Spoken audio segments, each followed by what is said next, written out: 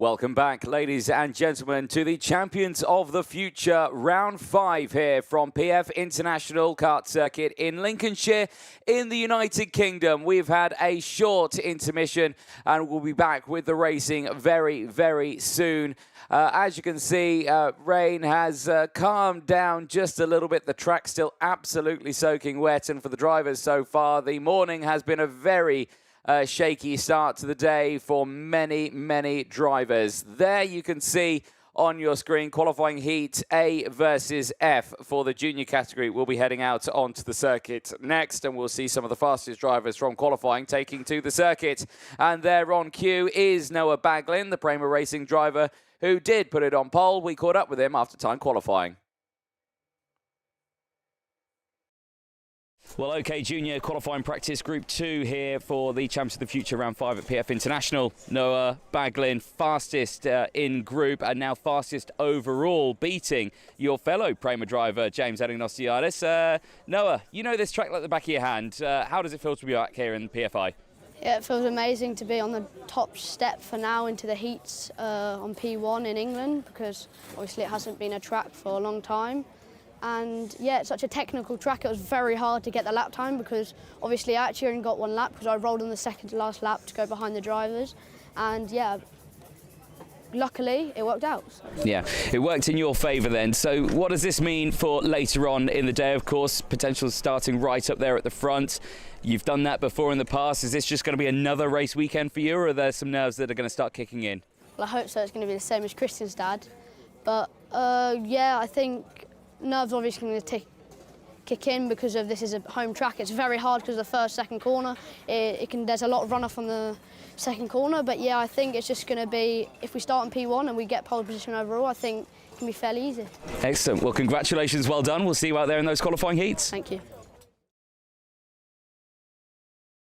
Well, great to chat there to Noah Baglin, who starts this one on pole position. We'll see what he can do from that inside line as we're moments away from getting this race restarted. There on your screen, Dean Hugendorn starting this on the outside of row number 1. Again, a driver who has impressed over the course of the weekend, but earlier on in his first heat of the day certainly did have a tricky one that he had to deal with. But his qualifying heat results so far this weekend have been pretty good. A win and a second in his first 2 races over the course of the first day of racing, but then earlier on today, a slightly different story for the junior driver. Hugendorn finishing just fraction lower in P4, but still a good result for him nonetheless. So again, we expect some good results all the way throughout this weekend. There is another look at the circuit from the other side of the track. This is from Bobby Game Corner, looking all the way down the straight, and you can see there that, well, the weather conditions not improving at all out there. There is Filippo Sala starting this one on the inside of row number 2, and Filippo Sala was caught out in an incident earlier on in the day in his first race, unfortunately for the Italian, dropping well down the order and actually finishing the race in P12 at the end of it, so certainly not the result that Filippo Sala definitely didn't want. For Noah Baglin, his result also kind of similar fate, another P5, so 3.55 for him. So a good result still, but not where he wants to be, especially after setting the fastest lap of the race. There is Jacob Ashcroft starting this one on the field, and again, really good stuff from him over the course. Tough day yesterday, better day today. In these wet conditions, and again he's looking to see if he can utilise that race result he got earlier on right now as well.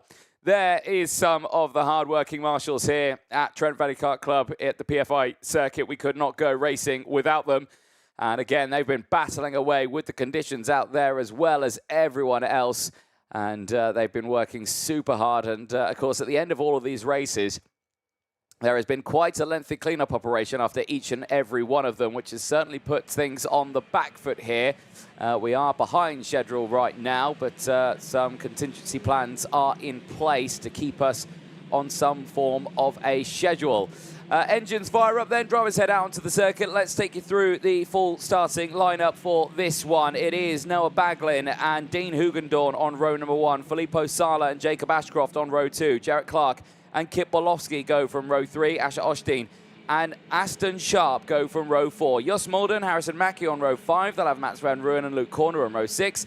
Levi Sangera and Oliver Rasmussen go from row 7. Meryl Peldis and Sky Parker on row 8. Mariana Lopez and Makar Savalev on row 9. Alexander Dahlstrom and Joel Pokela on row 10. They'll have Edward Kennedy and Filippo Pancotti on row 11. Row 12 sees Florentine Hattemer and Simas Bachuska. And then row 13 sees Michael McGowan from the USA and Thomas Gender. Then you see Marcel Mazalon and Theodore Tobal, who had a retirement before the race even started earlier on, did the Estonian. Let's see if this time around he can actually see a green flag at the start of this one. Roland Nagy and Sonia B go from row 15. They'll have Charles Loreto and Marcel Sabu on row 16. Maxim Bobashov rounds out the 33 cut field on the 17th row. And one driver isn't going to start the race. That is Levi Sangera, unfortunately, in the energy course.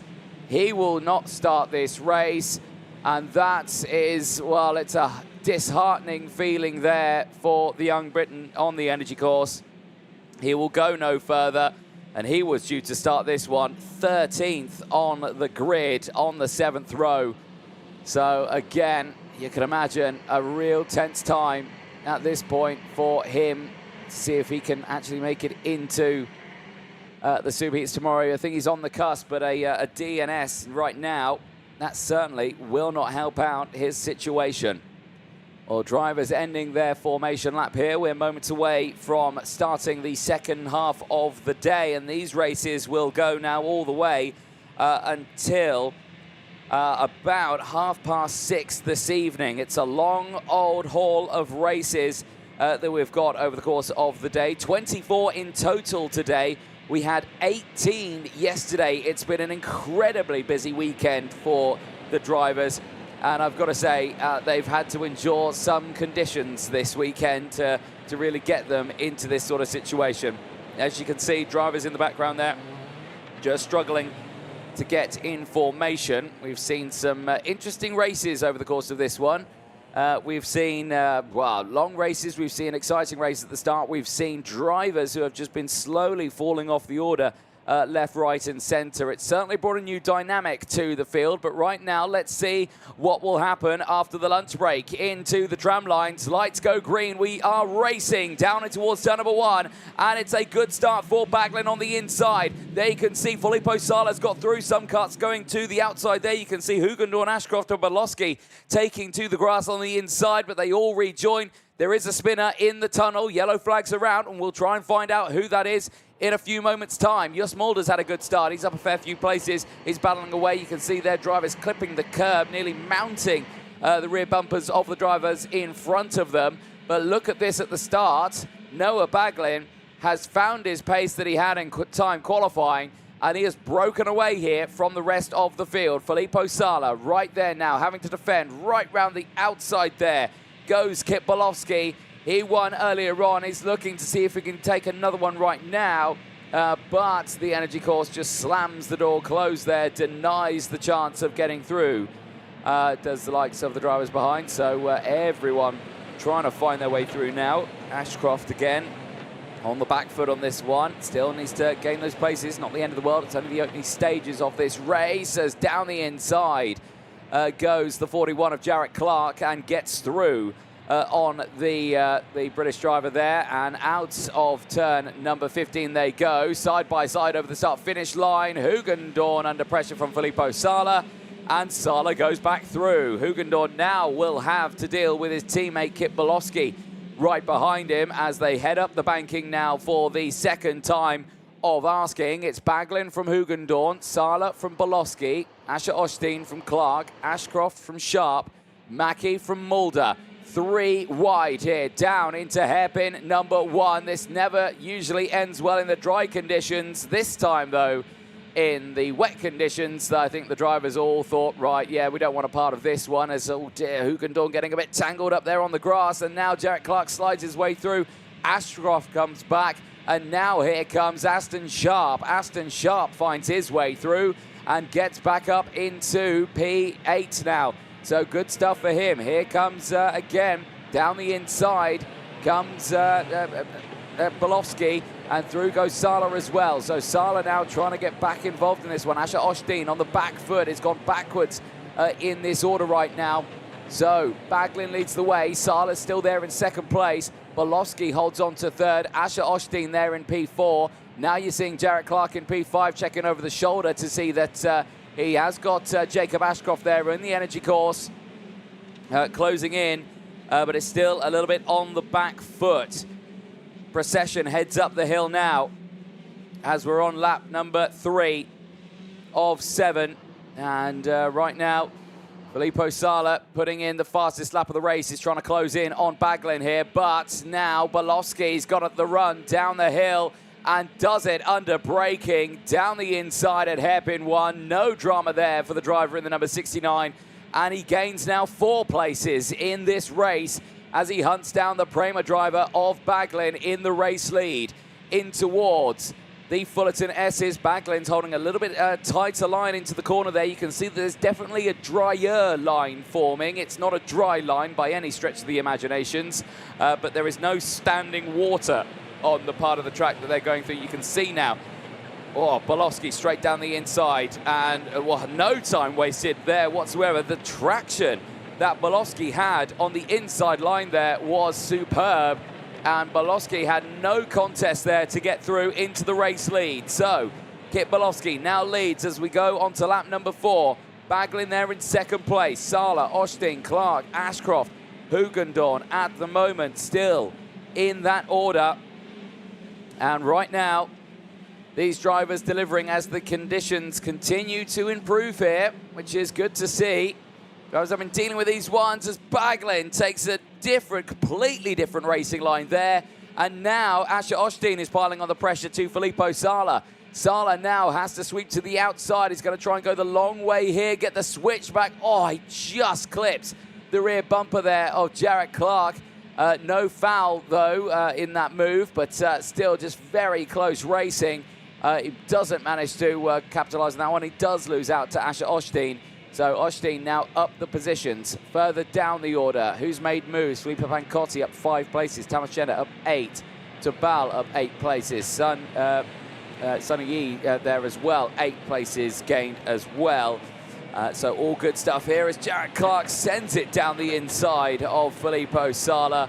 And Sala was not ready for that one there at all. He got squeezed out wide there at the entry of the Mike Wilson complex here as we go on to lap number 5. Dahlstrom's got a warning flag, so he needs to be careful here as they go across the line.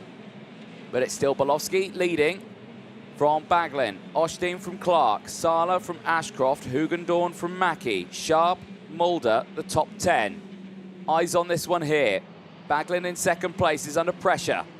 Oshdin, Clark, right on the rear bumper. Clark now is on the pressure here. Piling it on, down into hairpin number 1, looks to the inside, finds the gap, just finds the gap down the inside and squeezes his way through past Asher Oshdin, and the Forza Racing driver now gets up into third place in this race. Well, time very quickly running out in this one. Again, conditions improving as they go through the Fullerton S's. Down into the infield section now through Bobbygain Corner. At the back end of the circuit now, this is where it gets a little bit tight and twisty. This is the last place on the track that actually dries out naturally on the circuit, purely because of the tree covers and the banking that is so close. So if you can imagine, if the track dries out, that will be the last part of the circuit that will be dry. And a little bit of a direction change there for Baglin over the start-finish line there. Not sure what that was for. This is the replay of the start, and oh, wow, that was a close one there into the barriers. Not what you want to see at all. And unfortunately, that was a bit of a tricky one there for Mats van Rooyen at the start of the race. Out of it at the start, clearly frustrated, but yeah, lucky he didn't end up in the wall there. Another kart off the track, out of the view of the broadcast, but out my commentary box window I can't see it. But eyes on this one here as off the track goes Baglin, through goes Clark, and Baglin will not be happy with that one. Asher Ostin gets through as well. Baglin still an opportunity to retaliate here. Yellow flanks have cleared. It would have been into this sector here, into the Fullerton S's, as it looks like Sky Parker and Alexander Dahlstrom have tumbled down the order. So they've had dramas out there on circuit also. I think I can see Sky Parker out the commentary box window and the exit of the Litchfield Bridge where she has retired, which is a bit of a shame. We're nearing the end of this race. We're going on to the last lap this time. And for Bolowski, he leads the way at the moment, quite clear from the rest of the field. That is Alexander Dahlstrom's kart there being pulled out of the way. And Sky Parker's kart's just a little further down the road. On that one, the closing speed from Sala there. Absolutely astronomical into the back bumper of Noah Baglin. And Baglin, you can see the focus on his face there. Now that the visors are clear out there and the rain has disappeared a little bit, you can really start to focus in on the driver's eyes there on track. And so far, it's just a pure look of concentration. Here is Kit Bolowski. Bolowski looking for another qualifying heat win of the day. He caught one earlier on. A superb result for himself, gaining those positions. He's done it exactly the same job here as well. Another qualifying heat win is heading for the Young Britain's way. And again, in these wet conditions, and especially in this group, Britain again dominating the top classes here as Bolowski, Clark, Ostin and Baglin line out the top four at the moment. Across the line they go. It's Kit Bolowski across the line. Jarrett Clark will see second place. Asher Ostin from Noah Baglin, and Filippo Sala of Italy rounds out the top five. Jacob Ashcroft and Harrison Mackie finish in P6 and 7. Dean Hugendorn and Aston Sharp round out the next two, with Jos Mulder rounding out the top 10. But there on your screen, Kit Bolowski, another superb drive from P6 on track, delivers another superb result there in the second half of the day. Can be delighted with that one, and those results do help him out a little bit, but not in a deal I think he would like the most, because the results that he got in the first day of racing means that he still does not sit inside the top 10 in the intermediate classifications, despite the fact that he has got 2 now qualifying heat wins out of 2 over today. Let's have a look at the classifications at the end of that one. We've gone over the top 10. Joel Pokela finishing in 11th place from Luke Kornder, Makar Savalev from Oliver Rasmussen, Merrill Peldis rounding out the top 15. 16th place downwards sees Filippo Pancotti, Michael McGow from Tamas Gender, Theodore Tabal from Florentine Hattemer, Simas Bachuska from Roland Nagy, Sonia B and Marcel Totaro and Marcel Cebu on row 25 spots out on the track. Marino Lopez from Maxim Bobajov, and Charles Zorzetto rounds out the 28 finishers. Still a smattering of retirements in that one. Sky Parker, Alexander Dahlstrom, Edward Kennedy and Mats van Rooyen. Levi Sangara also a retirement. But there on your screen, Kit Bolowski, delighted with the results, and he can, I'm sure, have a nice big smile underneath that helmet. Another good chunk of points to his name, increases his chances of getting up into the top 10 in the intermediate classification. Let's have a look at the highlights from that one. You can see again on the outside line, Hugendorn getting squeezed a little bit. Same with Ashcroft, same with Bolowski at the start of that one. Baglin and Sala able to get into first and second, hold on to that one. Sala would go down the inside there through the banking, would actually take the lead for a brief moment. There was a spin in the opening stages of that race, and you can see there the CRG of Mats van Rooyen rotating at the start of that race. This was Baglin retaking the lead very promptly away from Sala in the opening stages of that one, and then he would have to start defending from the likes of the Fusion drivers behind. Harrison Mackie, Hugendorn at that stage, Kit Bolowski, of course, who started to close through the field there. Kipolowski as well, just sitting behind Hugendorn at this stage of the race. You can see here going all the way round the outside there and carrying the speed through the corner. A very unorthodox way of exiting out of the Litchfield Bridge, but however that may be, it worked for him, and through he would go past Asher Oshdin and Dean Hugendorn, and would take the lead of that second group behind. Then Hugendorn would have to deal with the likes of Jarrett Clark, who would squeeze his way down the inside in that latter stages. There again, Hugendorn going slightly wide there, out of hairpin number 2, putting himself in a little bit of a tricky spot at that point of the race, but he would certainly try and fight back at this point. There was Sala fighting his way back through as well, dealing with some very challenging conditions in this one. The Italian, obviously used to the dry conditions, has been struggling somewhat in the wet conditions so far this weekend, but still his results clarify that he's had some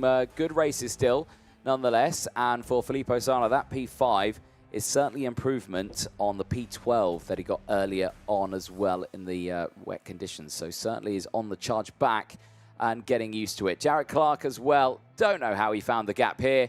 He managed it though, down the inside of Asher Oshdin. Superb kart maneuver there, and for Asher Oshdin, may have been a bit frustrated with that one, but he just left enough racing room at the start of that one. 3 wide on the exit. This is where Baglin got a bit caught out on the grass. There's a lot of ruts and bumps there as well, so you don't want to be caught out too long on the exit of that corner. There was the drama further back in the field later on. That looks to me like the 54 potentially, or the 64. I think that was Alexander Dahlstrom going off, and then it may have been Sky Parker in a completely separate incident. There across the line, though, Kipolowski would take another qualifying heat win today, and he will look, well, very good going into the next races a little bit later on, so stay tuned for those ones. We'll head over now to Groups A versus F for the senior category, and this one again, Noah Montero and Scott Lindblom starting it on the front row of the grid. And again, for Noah Montero, a superb time set in time qualifying. He was the fastest overall, and he actually set it in the first session of the day. Here's what he had to say after time qualifying. Well, qualifying is over for the first senior OK category here for round 5 of the Champions of the Future at PF International. Noah Montero, fastest in group. A brilliant time from yourself. How's the track feeling for you? Track's feeling much better now. The sun is out, not as cold, so the grip is arriving, which is good. First time we've been back here in the UK for quite some time. You've been used to European temperatures and conditions, and yeah, having to deal with it now for this one might be quite a challenge. But so far, qualifying, it's gone your way. Everything good with the team as well? Yeah, everything feels good. The go-kart feels good. Maybe some adjustments to do. It's going to be very exciting because a lot of change of conditions. Never race here in England, so it'll be fun. Well, first time here at PF is always an interesting one, but you seem to have taken to it like a duck to water. Fastest in session. Let's talk a little bit about the heats later on. Strategy, lots going to happen. Obviously, you've got more qualifying sessions as well. What are you hoping to happen in the next few moments? Hopefully, we take the pole overall. That way, we can start every time in the front row and pole position. And then we'll see. I've never raced here, so it'll be a new thing. For sure, it'll be fun. The track was very fun to have some battles, so let's do it. Let's see what happens. Congratulations, well done. We'll see you out there in the races. Well, great to chat there to Noah Montero after the first qualifying session of the weekend in his class. Kept that fastest lap. The driver of the 250 from Portugal certainly delivering over the course of the day. There is a view of the banking. That looks to me like the view looking over the Litchfield Bridge there. It's a prime viewing opportunity, and there you can see a lot of cameras being set up. There is Scott Lindblom.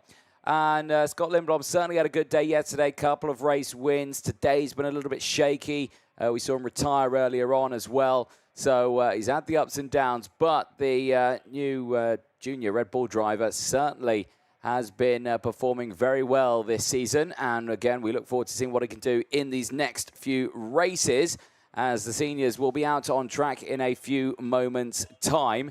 But again, a recall of what we can expect to see coming up later Of course, as the engines fire up, we've got Group C and D, C and E, sorry, B and F, A and D for the next bout of race groups that will be coming out onto the circuit after this one. But this is A and F, and the engines are fired up. And let's go over that starting order. Noah Montero and Scott Lindblom go from row number 1. Joseph Smith and Timo Ramekers on row 2. Miguel Costa and Luna Flusha, after that spin earlier on, is looking for a better result in this one. She starts on the 3rd row of the grid. Philippe Carras, who's had a couple of DNFs this weekend, needs the good results here. He'll have Guy Albag for company alongside. Gabriel Koenigsegg and Matteo Giaccardi on row 5. They'll have Matthew Higgins, who had a great race earlier on. Can he do the same? With Tiziana Monda starting on row number 6. Stilianos Kolovos and Guillaume Bouzard on row 7. They'll have Bernardo Benaldi and Austin Gale on row 8. Ana Garcia and Davide Bottaro on row 9. Jensen Graham and Louis Castellini on row 10. They'll have Peter Stiller and Jacob Kamenik on row 11. Leon Brunner and Maximilian Rafalik on row 12. Alexander Chartier and Arne Kiebel on row 13. Maria Neto and Matilda Itzkovic on row 14. With Yanling on row 15, 29-car field, and everyone is out on the circuit. Reminder of the intermediate classifications in the senior category. It's Joe Turney who leads it at the moment. He's had 5 qualifying heat wins out of 6, 250 points to his name. Jimmy Elias from Dries van Langendonk, Elia Kaczynski from Lewis Werrell, Salim Hanar from Loveway Sam Budler, Zach Drummond from David Cosmo, and Freddie Lloyd round out the top 10 in the intermediate classifications. There's a handful of points between them right now. But again, all the drivers will be focusing more on the job in hand in these races than thinking about points that they have to get to before the end of the day. But again, this order will determine who starts where for the superheats tomorrow. Of course, at the moment, Joe Turney looking to start on pole position for Superheat 1 tomorrow. He's got one more race to go, and he's got maximum points right now. So at the end of that one, I mean, I don't think anyone can catch him. I mean, Jimmy Elias is second in the points with 173. So he's quite some way behind. And then everyone in this race, the top-ranking driver in this, I mean, is quite far down, actually. I mean, I don't think we've got anyone, because I think they need to do an extra race right now to put themselves in that position. So it has been a tough day for this field with the rain, but with the clouds subsiding just a little bit there, everything looks to be a little bit better right now. But the track's still very much wet out there, and, well, back of the field is not formed up at all.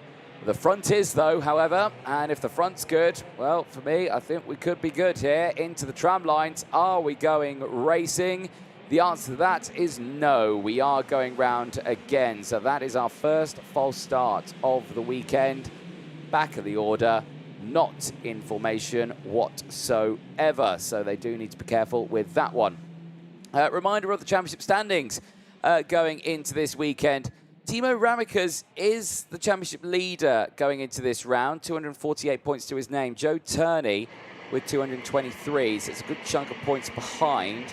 But of course, drop scores are going to be put into effect on this one at the end of it, and it brings it a little bit closer in the standings. But Timo Ramekers has not had a weekend to remember here, and right now in this one, he is in it, and he needs to try and battle away in this, because in the OK category, he has been tumbling down that order.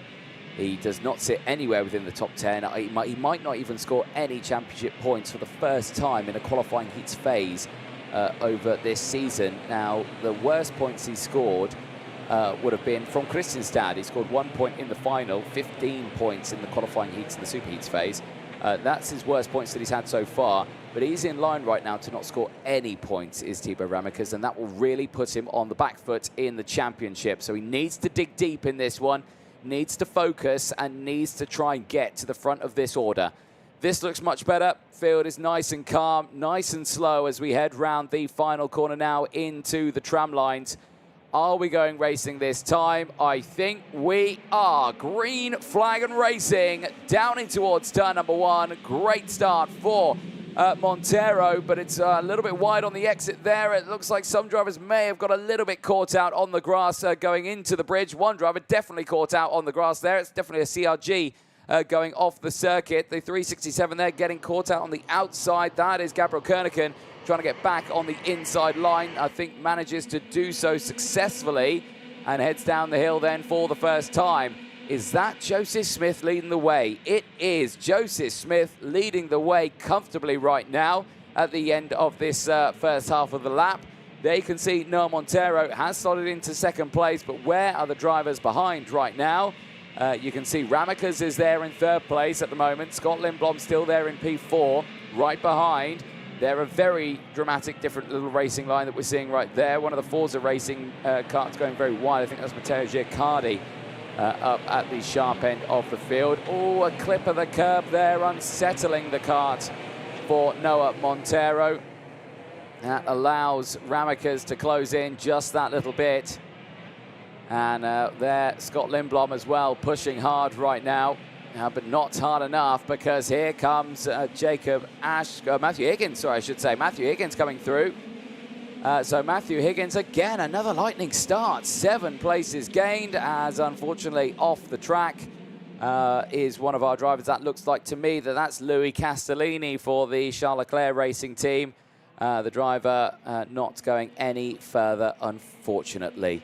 Well, the race continuing on to lap number 2, and Smith still leads, and by 2.3 seconds. Where has Joseph Smith found this pace?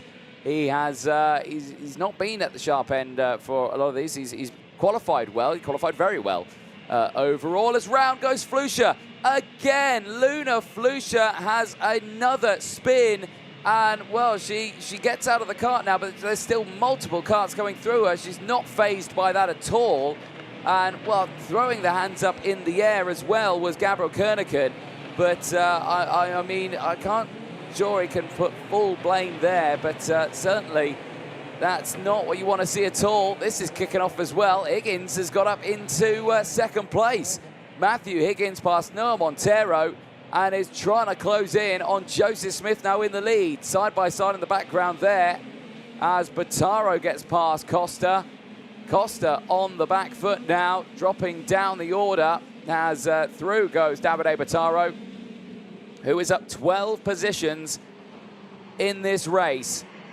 There, down the inside, Thibaut Ramekers. That was never going to work on Noah Montero. Amazingly, he's going to try and keep it going down the inside. Montero slams the door closed. Keep an eye, though, on Lindblom. Lindblom's going to try and get the switch back. Trying to get it on Ramekers. And Ramekers sends it down the inside. Now goes down the inside, does Lindblom. And Lindblom gets both of them. Does Montero fight back? Yes, he does. Montero gets back down the inside. Ramekers fights through as well. And Lindblom says think. Lindblom says think to Ramekers. Let's not push too hard. Let's try and close in. But, you know, Ramekers is one of those. He's not had the great results. Lindblom's going to go for the move again, though. And this is just the case. You're seeing these different racing lines. You're seeing the dry versus the wet racing line come in now. And Lindblom forces it through Pitts Bend. Now, we have not seen an overtake there at all this weekend. And through goes Thibaut Ramekers. More contact between the two of them. Ramekers and Lindblom take to the grass. That is as feisty as you'd like to get it. And Montero could capitalize on this one. There's an exhaust that's come off one of the karts over the start-finish line. That will be a technical flag if I've ever heard one. Sounds good, though. But down the hill, Lindblom retakes the lead of this group. Ramekers now back to P4. Montero there in P5. Bottaro's got a chance of closing in right here, as there's, again, yellow flags out all over the circuit for drivers just losing it on the road. And there again, we're seeing it. Just no turn-in there for Thibaut Ramekers. Losing touch now on Scott Lindblom. Lindblom breaking away at the sharp end. There's another kart grinding to a halt. It looks to me like a Tony kart there going backwards. Is that Maria Neto? It is, I believe. Maria Neto, the young female, out of this race, going no further. This battle here, though, still kicking off. Lindblom, Ramekers, Montero. There is Ramekers, Montero right behind now, as again, look at them twitching to see who's going to blink first into the turning zone of the Bruno Ferrari S's. Montero, Bottaro still there as well. Bottaro trying to get involved. That loose exhaust is still out on the circuit. I believe it's Alexander Chartier on the Paralin that the exhaust has come off. So they'll do need to keep an eye on that one. Here comes Bottaro, here comes Costa. Costa on the outside. Tries to get the switchbacks, not going to happen. Bottaro takes the tighter line. And is he going to try and go for the move into hairpin 2? The answer is no. Stays behind. Very sideways moment there for Ramekers. And Montero gets through. How on earth did Tiro Ramekers keep hold of that one? Fully sideways out of the hairpin number 2. And again, he's going to try and fight back in this one. Back to the inside, but now Bottaro's got a wheel alongside. Gets his nose cut across the front. Is denied the chance of getting through. And the 4 of them stay line astern now. Smith and Higgins, there's 1.6 seconds between of them. But they're 5 seconds clear from this battle here on your screen. Lindblom, Montero, Ramekers, Bottaro and Costa all battling away. And still, off the track, you could probably hear it on the cameras there. Still, it looks like Alexander Chartier has not come back into the pit lane. Right, here's Montero going down the inside. This was him on the outside. A little bit of wheel banging between the two of them. Lit up the rear axle and just kept control of it. Superb kart control there again. Bosch on the exit, but Ramekers holding on to that one superbly. Well, Smith, Higgins, Lindblom, Montero, Ramekers, Bottaro, Costa, Albag, Keeble. Harley Keeble, not said much about him in this race. 17 places gained for the Briton in the DPK kart. Is pushing through as again Ramekers finds a way past Montero. These two have not left each other alone this entire race, and Ramekers here, this is what we're talking about. He's had a couple of retirements in this race, a couple of bad results. Here's Bottaro down the inside through turn 1. Absolutely superb from Davide Bottaro. He gets up now into P5. Ramekers gets a hold on that one. In to the pit lane comes Alexander Chartier. And yes, that exhaust is not attached at all. And there you can see why. Great work from the camera crew down there to get hold of that one. But yeah, that was absolutely, it sounded fantastic, but performance-wise, I suspect it suffered a little bit. And noise-wise, I think we suffered a little bit with that kart out there. So that's a bit of a shame for Alexander Chartier out of this race. Now Montero's on the back foot here because Bottaro's got through his up 13 places now. There you can see Miguel Costa just behind, but Montero's going to fight back here. Oh, again diving down the inside. Here comes Costa down the inside now. No fight there between the two of them. Back here, though, with the race leaders, this is closed in and heated up. And I've got to say, I'm seeing a dry line out there, ladies and gentlemen, through turn 1. I mean, this is going to be a pretty tough call. I think it's still going to be wet for the next race. But if the conditions stay like this, we might see us switching to slick tyres. Here again is Alexander Chartier in the pit lane. And yeah, confirmation, no bueno on that exhaust. That is out of the race.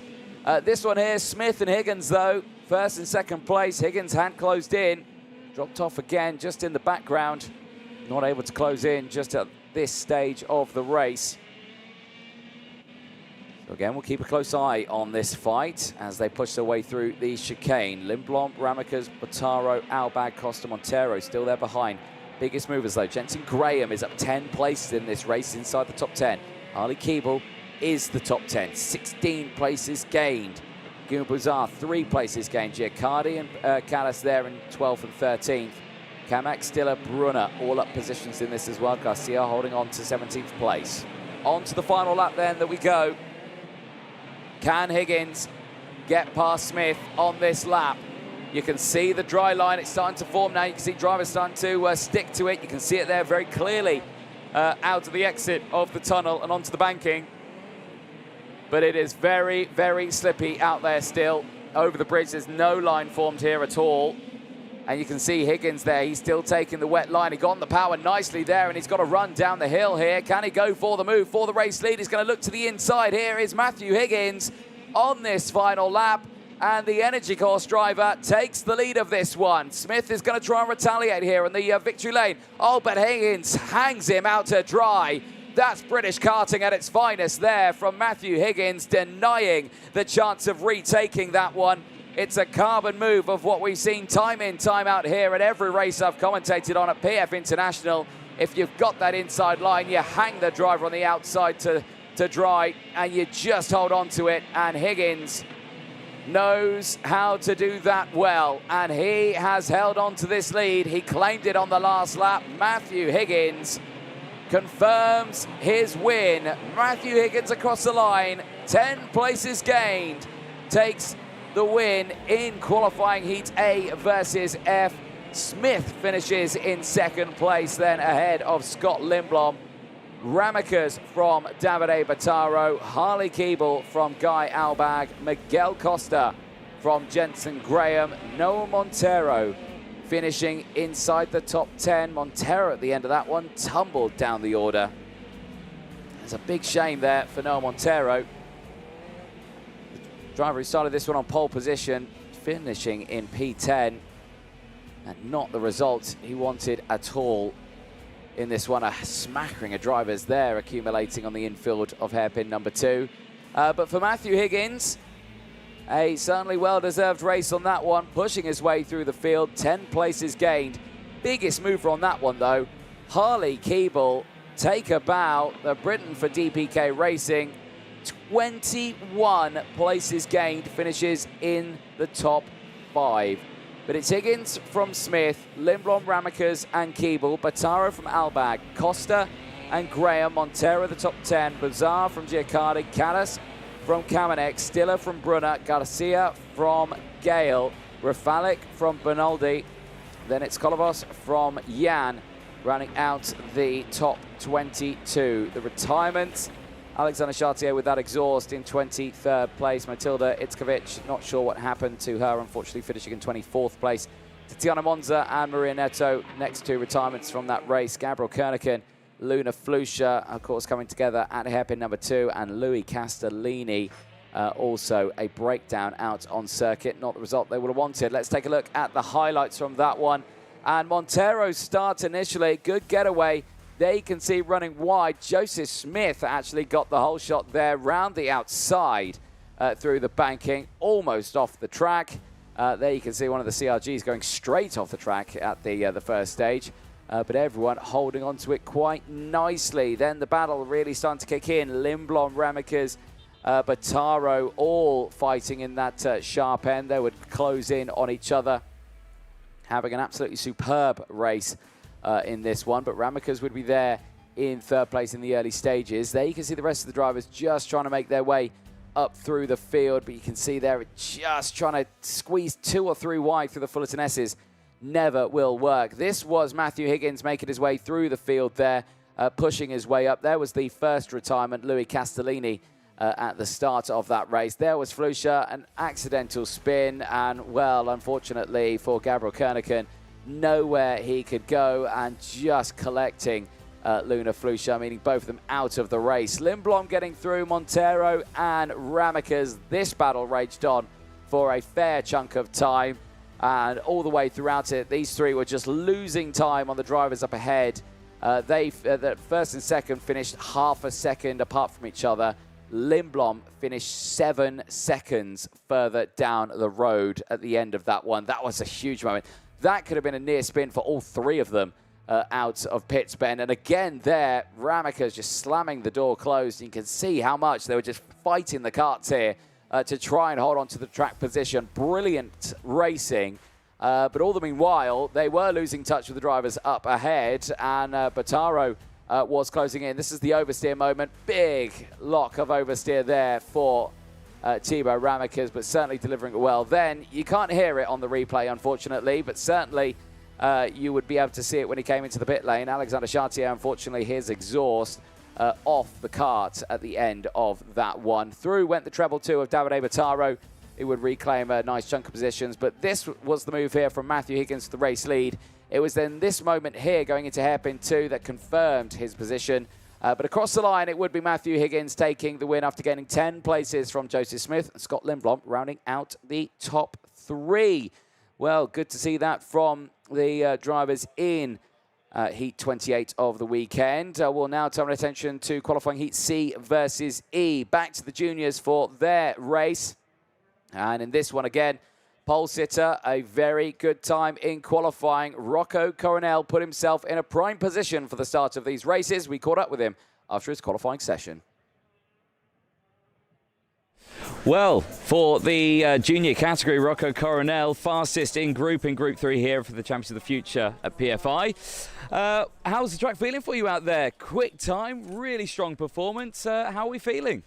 Yeah, it was a bit slippery because in the whole weekend I had a bit of a struggle at the rear because I was always sliding.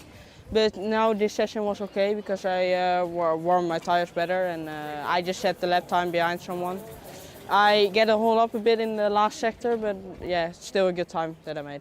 The weather here can play tricks on a driver. It's cloudy right now with a little bit of blue sky as well. But, of course, going into tomorrow, patchy rain as well. How are you confident in the wet conditions here? I did it one time here, one test, and it was quite okay, but I still need to find something. Excellent. Well, overall this weekend certainly seems to be going your way. It's not fastest overall in session, but still a very strong performance indeed. What can we expect to see from you later on in the qualifying heats? I hope it's going to be okay, but I don't have expectation. I just go fully flat to the first. Excellent. Well, congratulations. Well done, Rocco. We'll see you out there in the qualifying heats. Thank you. Well, there you heard it from Rocco Coronel, fully flat to the first corner, and see what happens. Well, we'll definitely see that in a few moments' time as the field will be heading out onto the circuit very, very soon. So make sure you stay tuned for that one. Banking around the circuit, of course, open to spectators here at the circuit. And as you can see, they are filling up quite nicely all around the circuit. But again, everyone looking to try and get the perfect view over the literal bridge. That's the one where everyone wants to see because that's the pinch point. Really at the start of it. There is Illy Christian for Canada starting this one on the front row of the grid. Again, up and down results for Illy Christian over the course of this weekend. But again, still has been a very talented driver over the course of this weekend here at PF International and is going to be keeping up that momentum, I'm sure, into this part. We're still on a cleanup operation out there, so we're going to take a short ad break. Do not go anywhere. We'll be back with OK Junior qualifying Heat C and E in a few moments' time.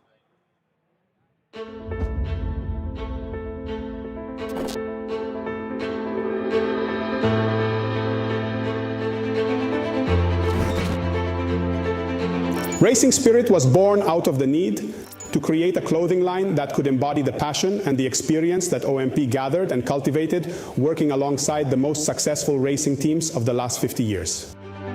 Racing Spirit garments are made by enthusiasts for enthusiasts. They can be worn every day in leisure time, but especially on race venues.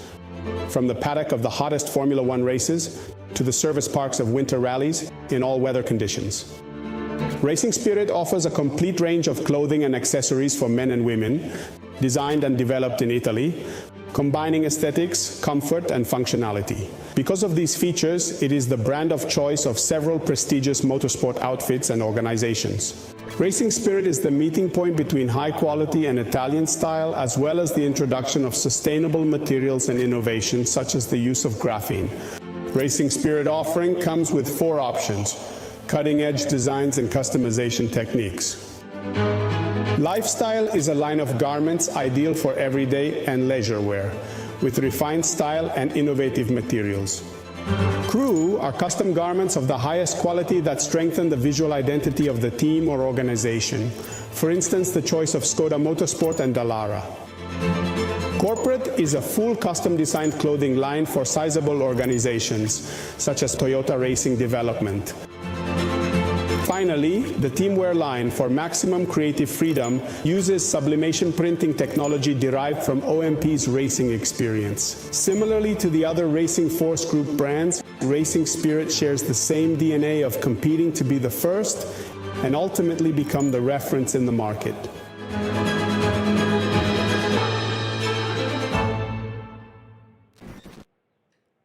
Well, Welcome back, ladies and gentlemen, to the Champions of the Future Round 5, live here from the PF International Kart Circuit in Lincolnshire in the United Kingdom. We are in a short break at the moment while the next race gets ready to head out onto the circuit. There you can see some of the drivers getting themselves sorted out. There is Riley Cranham starting this one on the second row of the grid on the inside. Going into the Bruno Ferrari S is definitely the place that you want to be. Just have to be a little bit careful for the drivers starting on the outside going through the first of the S's, but then because when you get to the second, well, they're on the inside, and then they have the inside line going up the hill. So you certainly have a little bit of work cut out against you in that one. Weather conditions. I want to talk a bit about it. I don't want to tempt fate out there at all, but I'm going to. It's up to 19 degrees.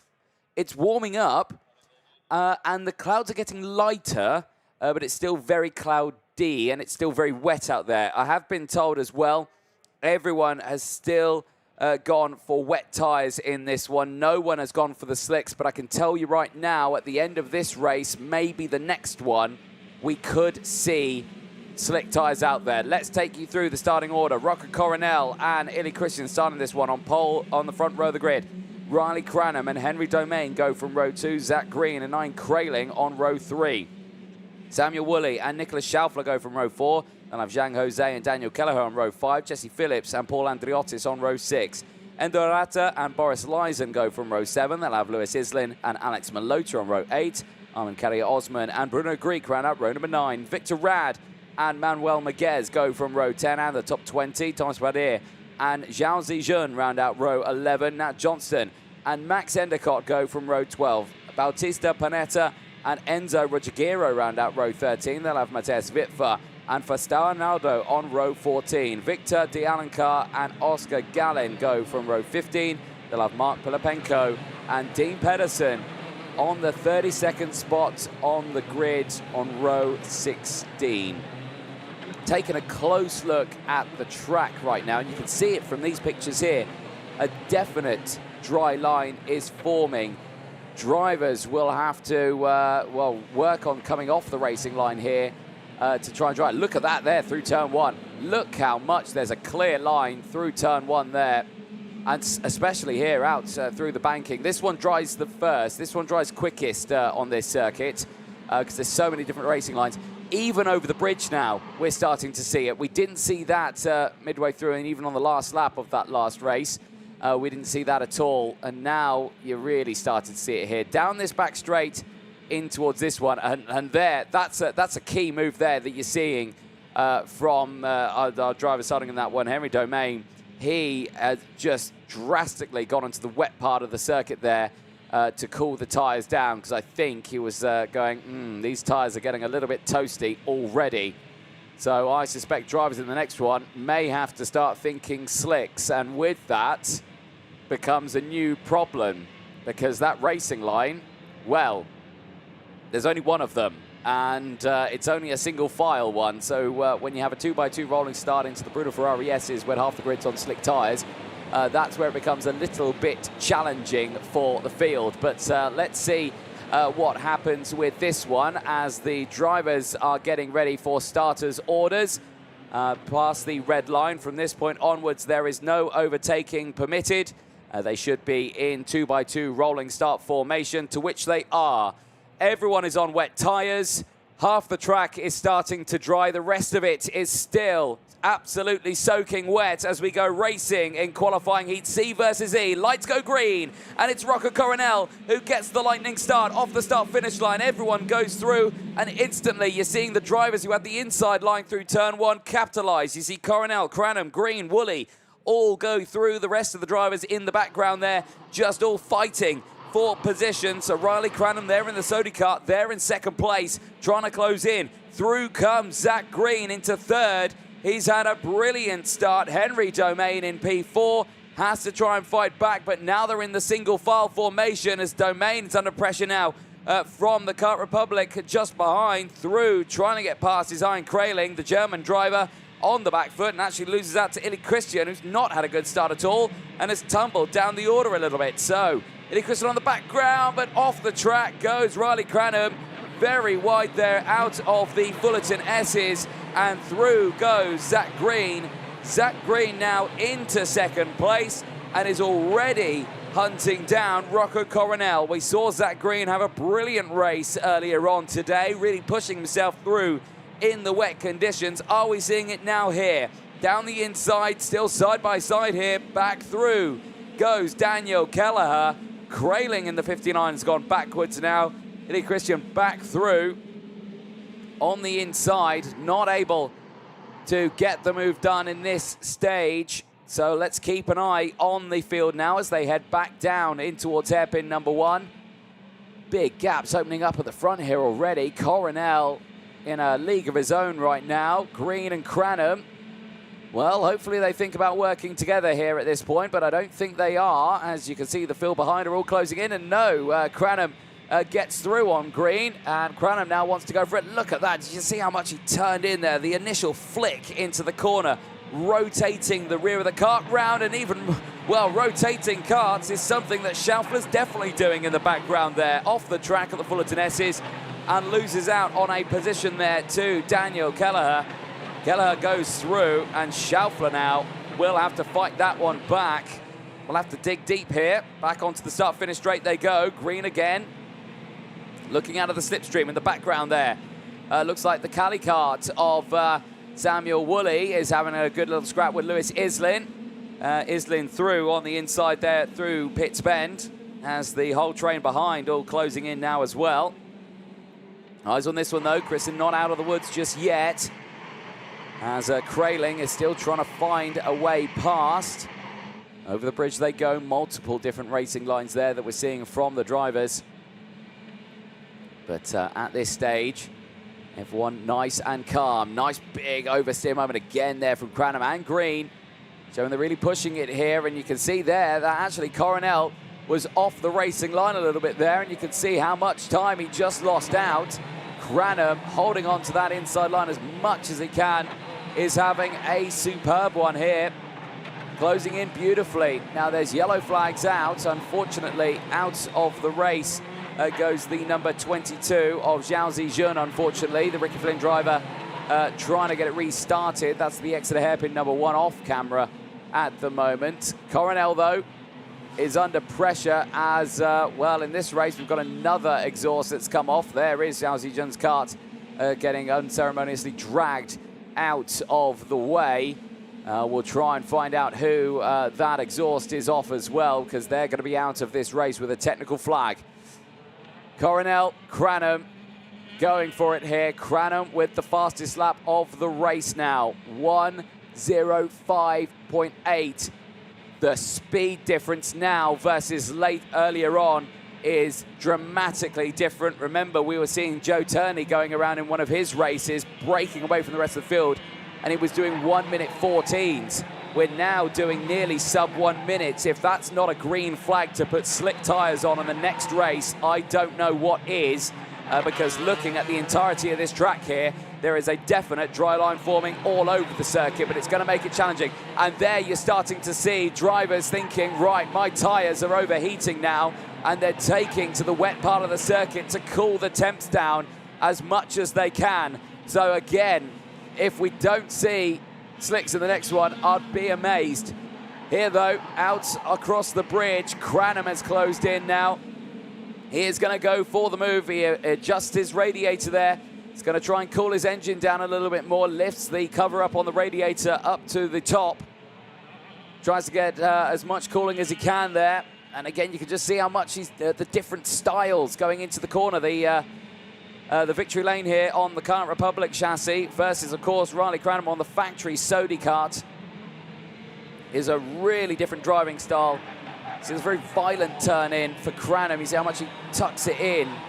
But again, he's got to be careful with this because with the track dry and on those wet tyres, he has got a problem that it might overgrip. He might turn it in, and then it might just drag him off the circuit. It has been done in the past. I have seen it happen. So drivers do need to be careful at this one. This is a tense moment for both Coronel and Cranham. Both drivers now looking very strong. I don't even see a wet line on the banking anymore. It looks completely dry over the top part of the circuit. Still a single line over the bridge. But definitely a dry line here in towards hairpin number 1. But again, it's a single file. You can see it off the racing line, how slick it looks out there. So if drivers do go for the slick tyres in the next one, they've got to really, really think about their track positioning in that next race.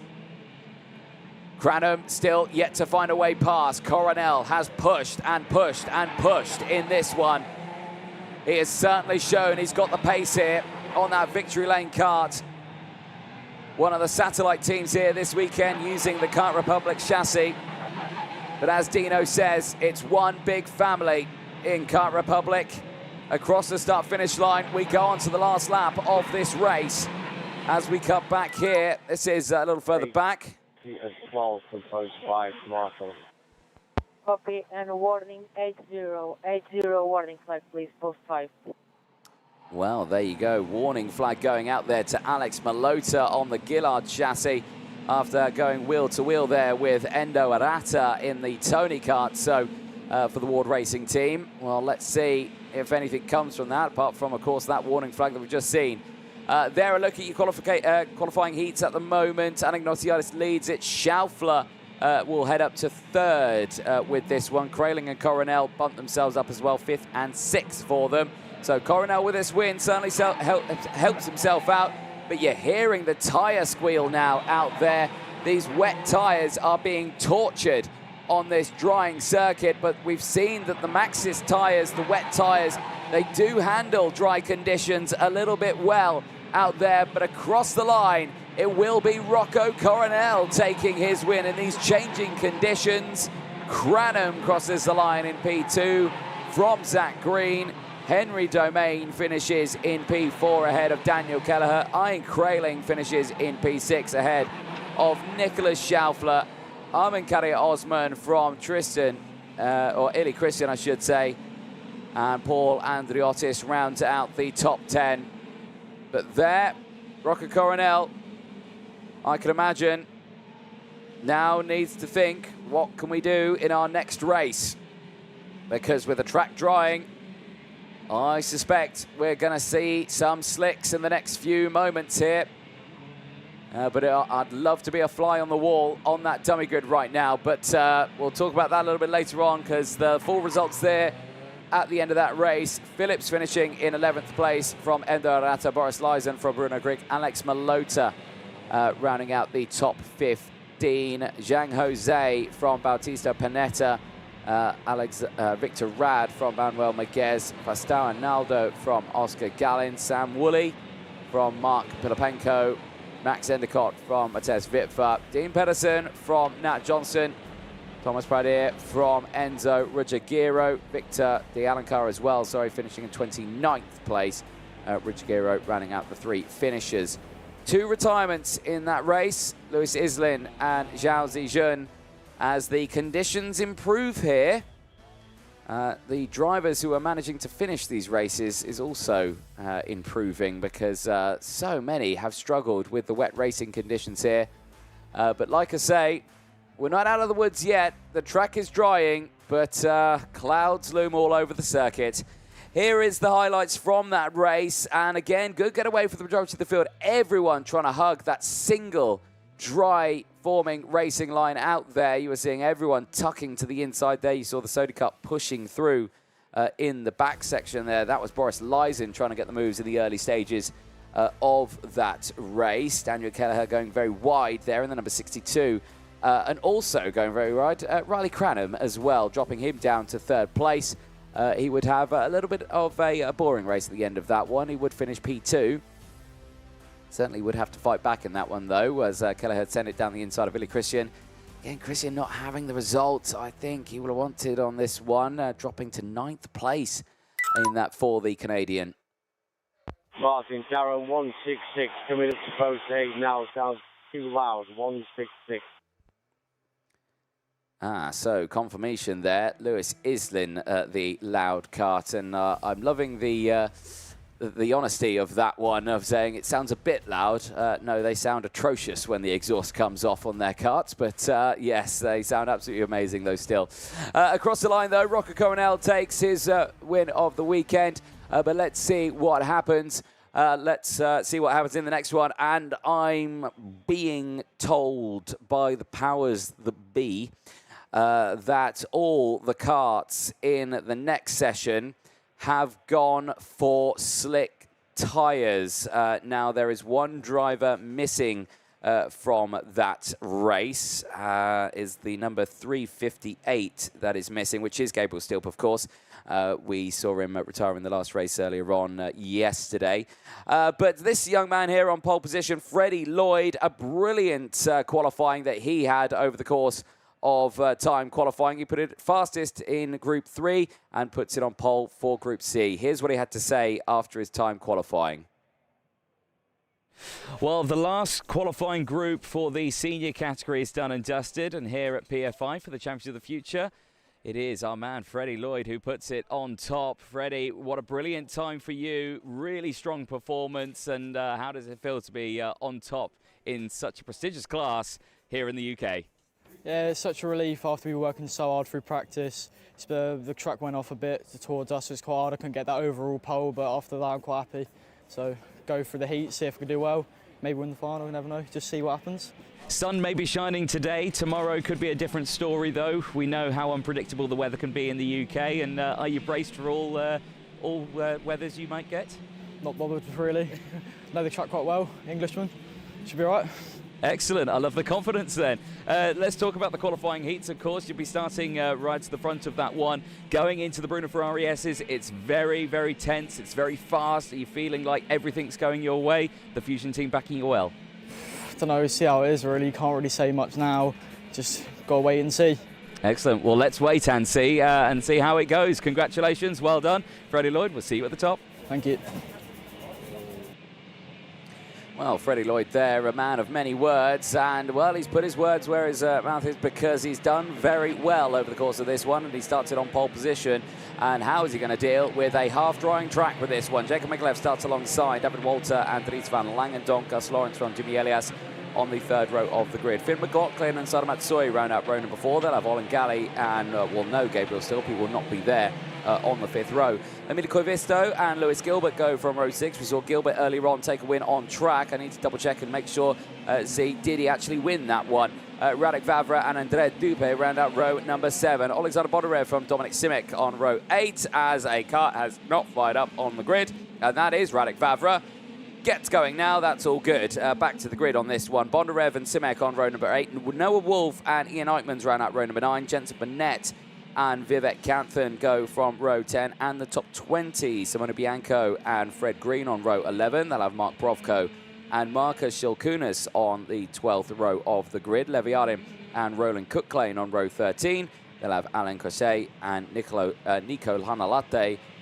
Leo Nilsson rounds out the 28 kart field. Of course, no Gabriel Stilp on the grid. All drivers now are on slick tyres. And there from that picture, as you can see, it's very slippery, and the 360 to going through shot there. Sada Matsui did go onto that wet part, rejoin, and then try to turn in, and it just didn't. So there we go. That's a sign of what we can probably be expecting in this one. Drivers who are getting caught out on the wet part of the circuit, understeering straight off. Here we go then into the tram lines. Lights go not green. We're going around again. It's a false start. Back of the grid not formed up. That gives a little bit more time for drivers to get temperature into the tyres. It also gives us another chance to take a breath because, of course, it's never a fun job going into turn 1 when you've got slick tyres on and half the track is wet. Usually you'll find a lot of drivers having to escape onto the grass. So if you're there on the sidelines looking at turn number 1, be ready for what is set to be a very dramatic start. I can imagine if we get a start going. There was Andrea Dupé running a little bit wide there at a hairpin number 1. Just trying to get back into formation at this point. There a look at the qualifying heats at the moment. Of course, Joe Turney on the maximum. He's not going to be back out yet until a little bit later on today. Actually, he'll be in the next group of drivers, actually, for this one in the senior category. So He's got the maximum points, 250. Jimmy Elias with 173. Van Langendonk with 170. Kaczynski from Werrell and Hanar running out the top 6 in the intermediate classification. So they are in position right now to be the front runners for the Superheats tomorrow. But let's see what happens in this one. Lights go green. We are racing down in towards turn number 1 of the Bruno Ferrari S's. Does everyone get through cleanly? Some karts taking to the grass, but everyone had enough temperature into the tyres there to make them get through the first couple of corners unscathed. Over the bridge now, and you can see the speed difference now that the track is dry. These drivers have been waiting for this all day, and again, drivers now are getting squeezed onto the wet part of the track to make sure that they don't have the traction into the next corner, and you're seeing that from some of them getting caught out wide there. There's some spins in the background at hairpin number 1. But the rest of the field gets through cleanly. And look at this at the front right now. Freddie Lloyd holding onto it. Oh, but David Walter gets caught out on that wet part of the track. And he cuts the chicane and tumbles down the order. And that is exactly what you expect to see in these sort of races with these conditions right now, as Lloyd goes absolutely sideways and there's a spin. It's Elias going round Jimmy Elias, and he's flat out on the throttle and it's not stopping. He has tried to get that going. He nearly went back into the oncoming traffic. That is as scary a moment as you could be for Jimmy Elias. And he won't go any further as round goes another driver into the bridge and into the barrier. And it's a big hit, and is that Ian Eichmans in the 216. Marshall's quickly on the scene, but that is a quick accident there, and he's up and out of his kart. Brilliant to see. There's another spin as well further beyond the banking. Marshall's again on the scene, but that's dramatic as it could be. Eichmans was the driver, and it was Dominic Simak, the other Forza driver, involved. But that's a scary moment there into the tunnel. And for Ian Eichmans, he is out of the kart. He's walked away, which is good. But that is such a fast part of the circuit. And again, unfortunately, something you do expect to see with these changing conditions and drivers on slick tyres. Double waved yellows out through the sectors. There's a kart stricken right in the middle of the racing line there. That is Dominic Simak's wagon. And he's left the kart all by itself. And obviously he's tried to get it restarted. It's not happened. And of course, the marshals were dealing with the incident under the bridge. So again, they've just had to prioritise on that one. And unfortunately, his kart's been left stranded with the whole field coming through shot. Back with this one, though. Lloyd leads the way, but now the conditions are dry. Oh, gone are those massive 10-second gaps because Mikalev is right there. This is the best start he's had so far today in the dry conditions. Van Langendonk's there in 3rd place. Gus Lawrence and Finn McLaughlin, they're back to come and have a good fight right now in these challenging conditions. Both of those drivers have raced on this circuit in these very conditions. So you expect these two would have a chance of really piling on the pressure here now, but don't rule out Van Langendonk. Do not rule out the others either.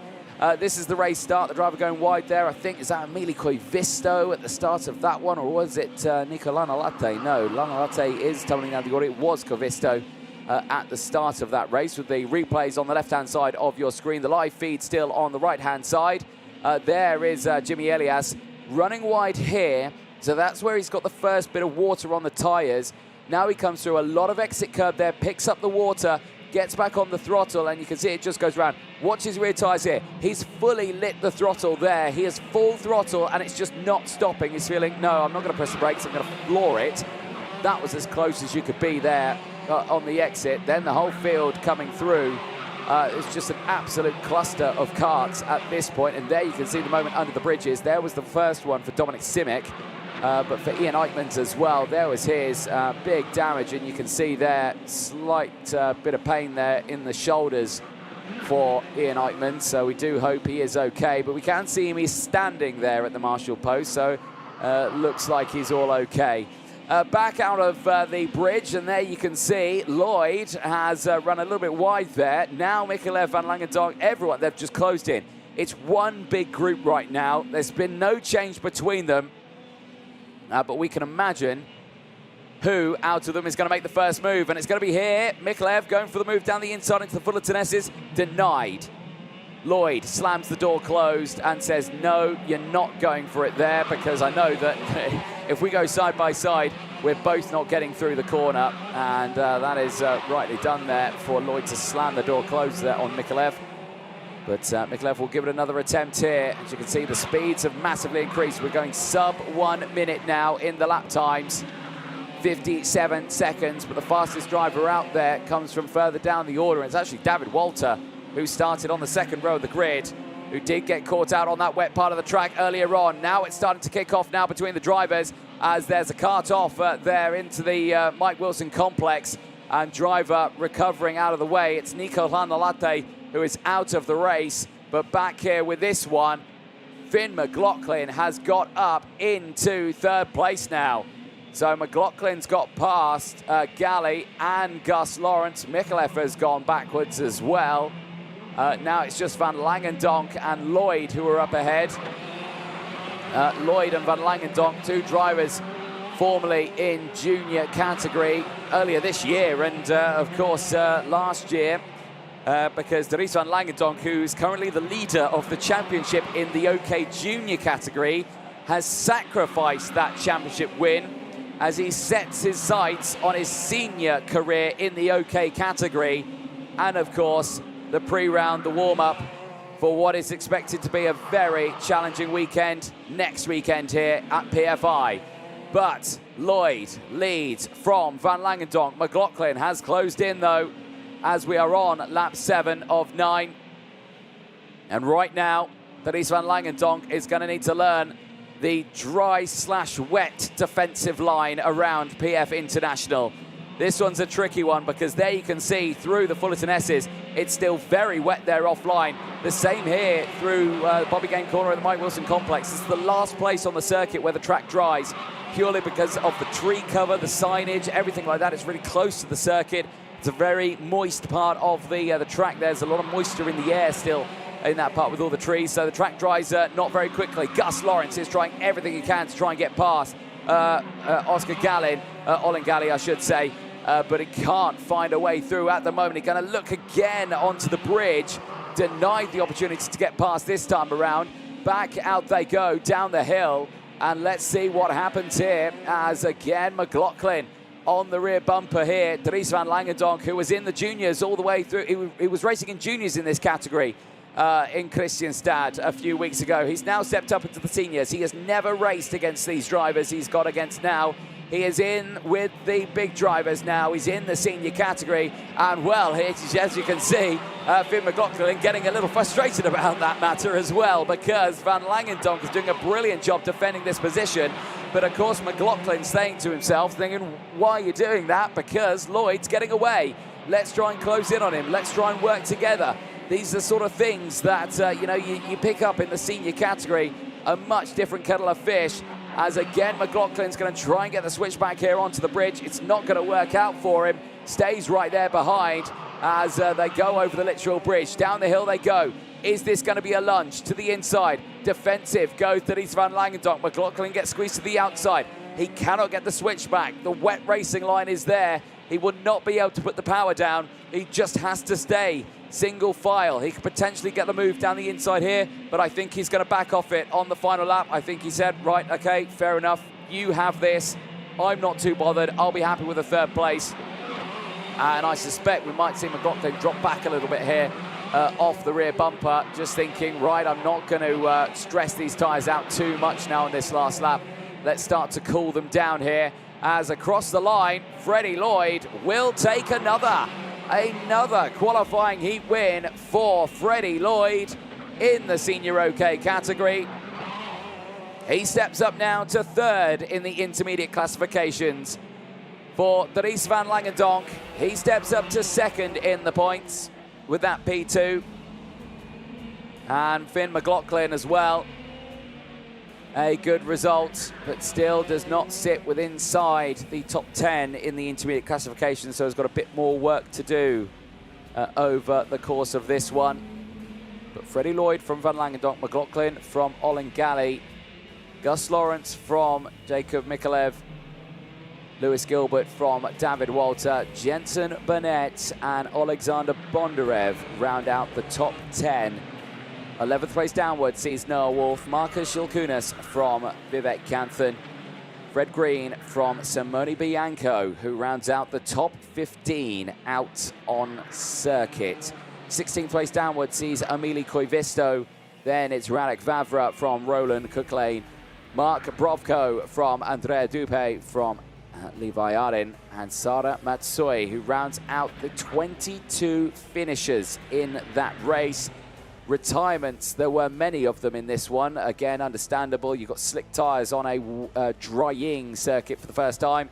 And those retirements are in the form of Nico Hlanalate, Dominic Simek, Ian Eichmans, Jimmy Elias, Alan Crochet, Leo Nilsson, the drivers who retired, and of course Gabriel Stilt, the non-starter. Let's have a look at the highlights from that one.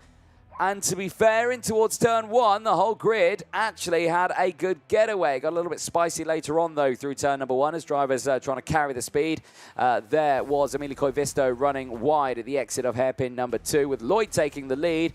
The mistake from David Walter putting backwards, a very brief yellow flag there for Walter as he'd gone off the circuit. He would recover, though. But this young man here, Jimmy Elias, certainly had his troubles stack up quickly. Sideways out of the Mike Wilson complex, Randy would go, and as soon as you get onto the grass, like you see there, how much the car sped up again on the wet grass, on those slick tyres, and he nearly went into the pack behind, all coming through. This one here, that would have been a very nasty one. Then the spins in the top section of the circuit. Round went Dominic Simek, and there Ian Eichmans into the barrier, just getting caught out. And there is Dominic Simek's kart. Now, yellow flags are out. He left the kart there because he couldn't start it and thought, well, I'm going to sit in a safe place here. Yes, the marshals were a bit occupied dealing with Ian Eichmann's incident there to see that Dominic Simek had left his kart straddled in the middle of the circuit. But for the rest of the... It makes life a lot easier out the track, so you don't have to worry about school and on-track performance and grades and all that sort of stuff. The school understands exactly what I'm doing. They understand, how important it is for me, and the schedule that they, created for me is really well balanced, and I really enjoy it. It's a very fine balance between his sporting career and also his studies. He doesn't have to compromise on either. I'm very happy that Meneva has supported us through this journey. The communication is great, and yeah, I'm enjoying it. I think MVA would help a lot of other races. A lot of people come into the track and asking about it. What do you do for homeschool? Like, how does it work? And I always say, Minerva, you need to contact them and get going with them because it's made my life so much easier.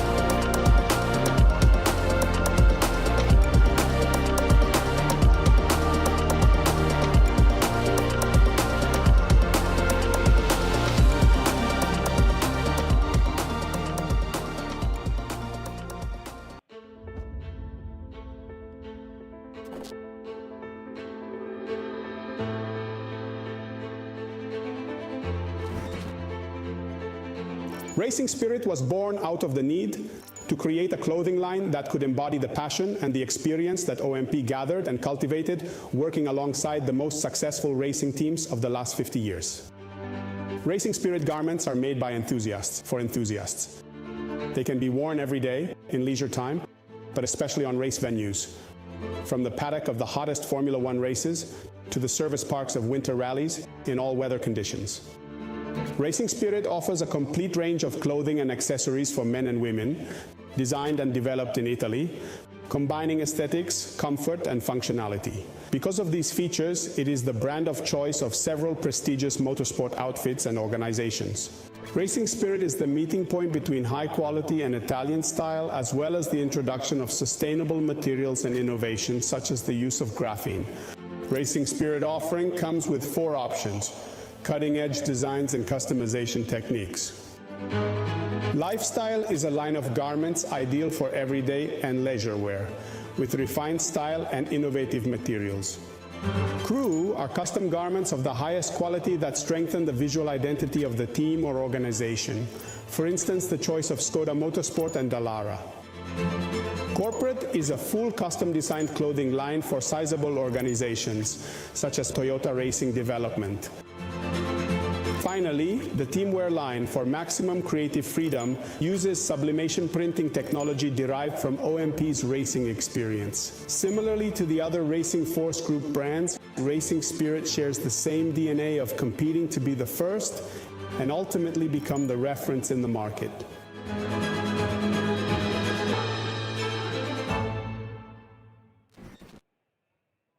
Well, welcome back, ladies and gentlemen, to the Champions of the Future, round number 5 here, and the final round of the championship, live from the PF International Karting Circuit in Lincolnshire in the United Kingdom. We have seen some terrible racing conditions this morning, with the rain falling thick and fast throughout the morning races, but that has subsided for the time being, and the track is now drying.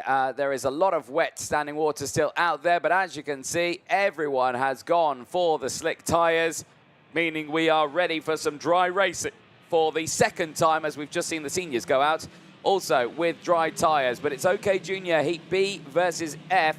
Let's go through the list. It's Anagnostiadis and Ugendorn on row number 1, Christian Kostoyan, Jacob Ashcroft on row 2, Kadir Fairhand and Kip Bolowski on row 3, Bosco Alias and Aston Sharp on row 4, Kenzo Craigie and Harrison Mackie on row 5, Casper Reipold and Luke Corner on row 6, George Edgar and Oliver Rasmussen on row 7, Archie Owen and Sky Parker on row 8, and have Sebastian Mins and Makar Savalev on row 9, Jagrat Troja and Joel Pokela on row 10, and have Marco Gast and Filippo Pancotti on row 11, Kanishk Rao and Simas Bachuska on row 12, with Remy Samchek and Tamas Gender on row 13. Mateo Rivals and Theodore Tubal round out running 14. Then it's Gustavo da Silva and Sonia B on row 15. Teo Polican and Marcel Sabu on row 16, with Marco Manson rounding out the field. 33 carts out on circuit. Marshall out there, hairpin number 1, picking up some debris off the circuit. So hopefully all is well, and that's not an important part of any kart out there. Drivers once again getting an extra lap to get temperature into the tyres. Let's have a quick look at the intermediate classifications, because James Anagnostiadis is back out on circuit. He's currently the leader of the intermediate classifications, leads it by just 11 points from Kenzo Craigie.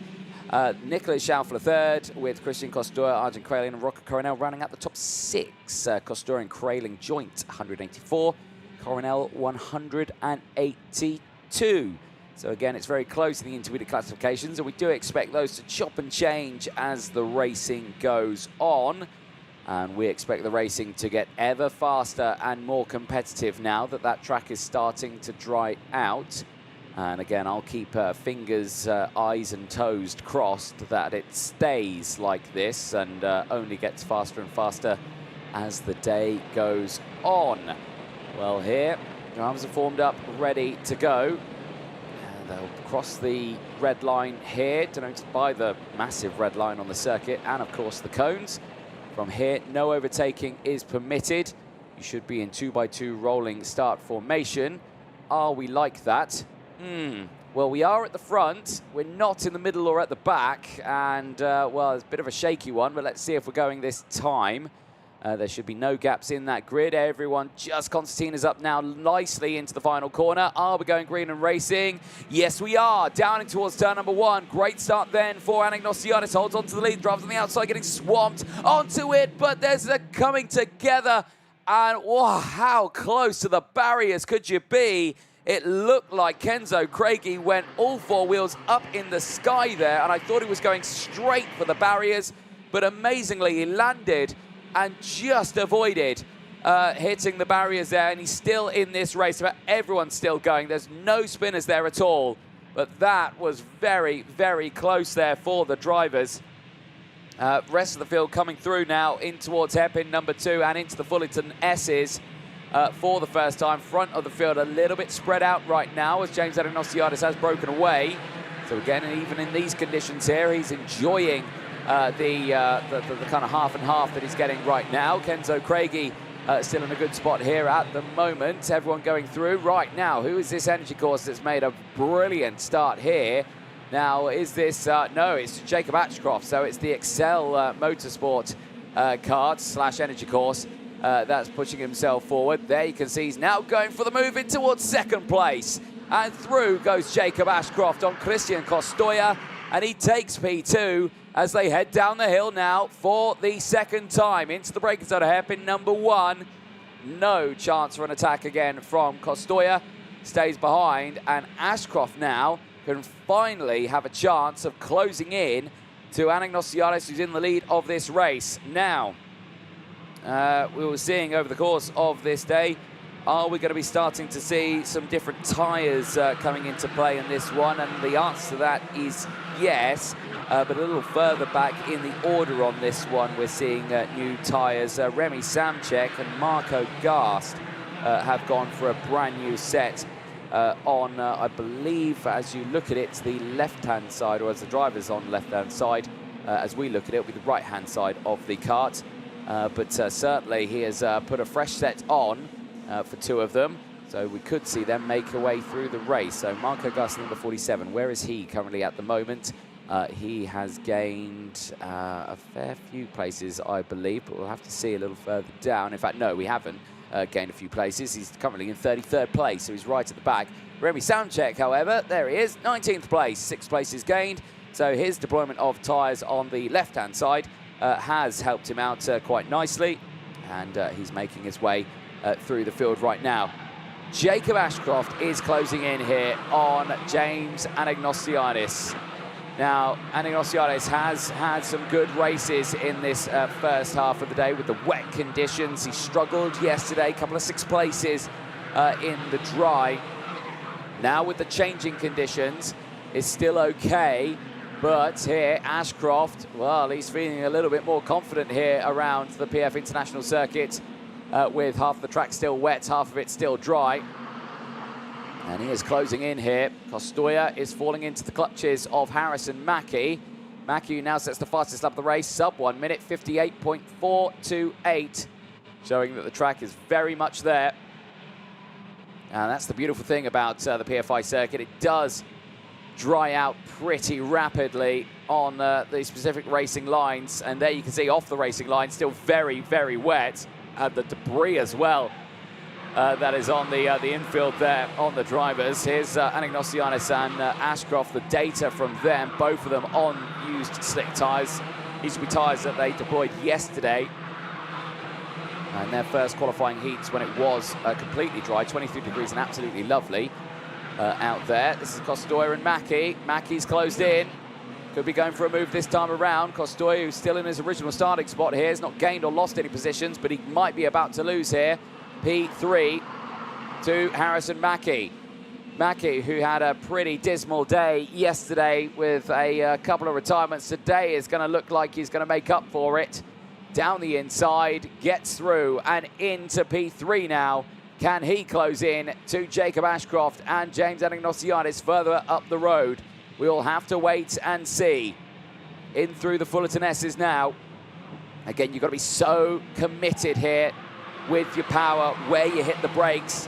One slight misjudgment and you will find yourself touching a slick tyre on that wet part of the track, and there'll be nothing you can do. As soon as it steps out, nothing you can do can control a kart on slicks on a wet track. It will just rotate.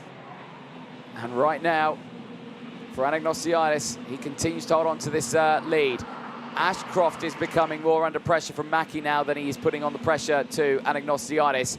Mackie now sub 58, 57.808. A very quick time there. And Mackie is the fastest driver on circuit. Yesterday was a day to forget for the young Briton. Today is a new day as he pulls through the Fullerton S's again once more on lap number 6. Last lap board will be out this time to the field. And Mackie will have just one more lap to try and get into P2. But so does Ashcroft. Ashcroft has one more lap to hold it. And he's got one more lap to see if he can claim first place in this one. Anagnostouliadis leads the way as Marco Gast, unfortunately, the deployment of the fresh slick tyres did not go his way. And he retires from this race as the Fusion driver. Back with the lead runners, though, and Anagnostouliadis, Ashcroft and Mackie still line astern. Costoya has closed back in, but none of them have managed to go for a move here. I think Anagnostouliadis is clear and dry in the front, but can Ashcroft hold on to this one? This would be his best result of the weekend so far, but Mackie's going to go for it. The lunge down the inside at hairpin 2, and Mackie gets through and holds on to it. Nothing that Ashcroft can do. He might have a chance here into the Mike Wilson complex, but that's going to be easier said than done as Anagnostouliadis controls this one nicely. In through the final corners they go. It is James Anagnostouliadis looking for another qualifying heat win today. Superb effort from the Australian. That's his 3rd win of the day now. And for Anagnostouliadis, he is certainly delivering. Mackie finishes in P2, a gain of 8 places from Ashcroft, Costoya from Hugendorn, Craigie from Sharp, Bolowski from Mins. Rasmussen rounds out the top 10 out there. But for these two, a really strong result there. And James Anagnostouliadis increases his intermediate classification lead. I don't think we've seen James Anagnostouliadis in a position like this all season in the Champions of the Future. But so far now, it's going his way here at PF International. Anagnostouliadis from Mackie, Ashcroft from Costoya, Hugendorn, Craigie, Sharp, Bolowski, Mins, Rasmussen, Kareferhan from Pokela, Reipold, Savalev, and the Troja, who rounds out the top 15. Sky Parker finishes in P16. That's a good run there. No positions gained or lost, but still a strong result. Archie Owen from George Edgar. Sonia B from Bosco Arias. Remy Samchek from Filippo Pancotti. Luke Cornder from Gustavo da Silva. Simas Pachuska from Marcel Sebu. Theodore Tubal from Kanishka Rao. Thomas Gender from Matera Rivals. Marco Manson from Teo Polican, running out the 32 finishes in that one. The one retirement, Marco Gast, but he retired back into Parc Ferme. There, though, James Anagnostouliadis, another qualifying heat win. Today is a drastically different day to what he had yesterday. And there again, a cool, calm, collected face. There, no stress on board. Here's how he done it then into turn number 1. The highlights.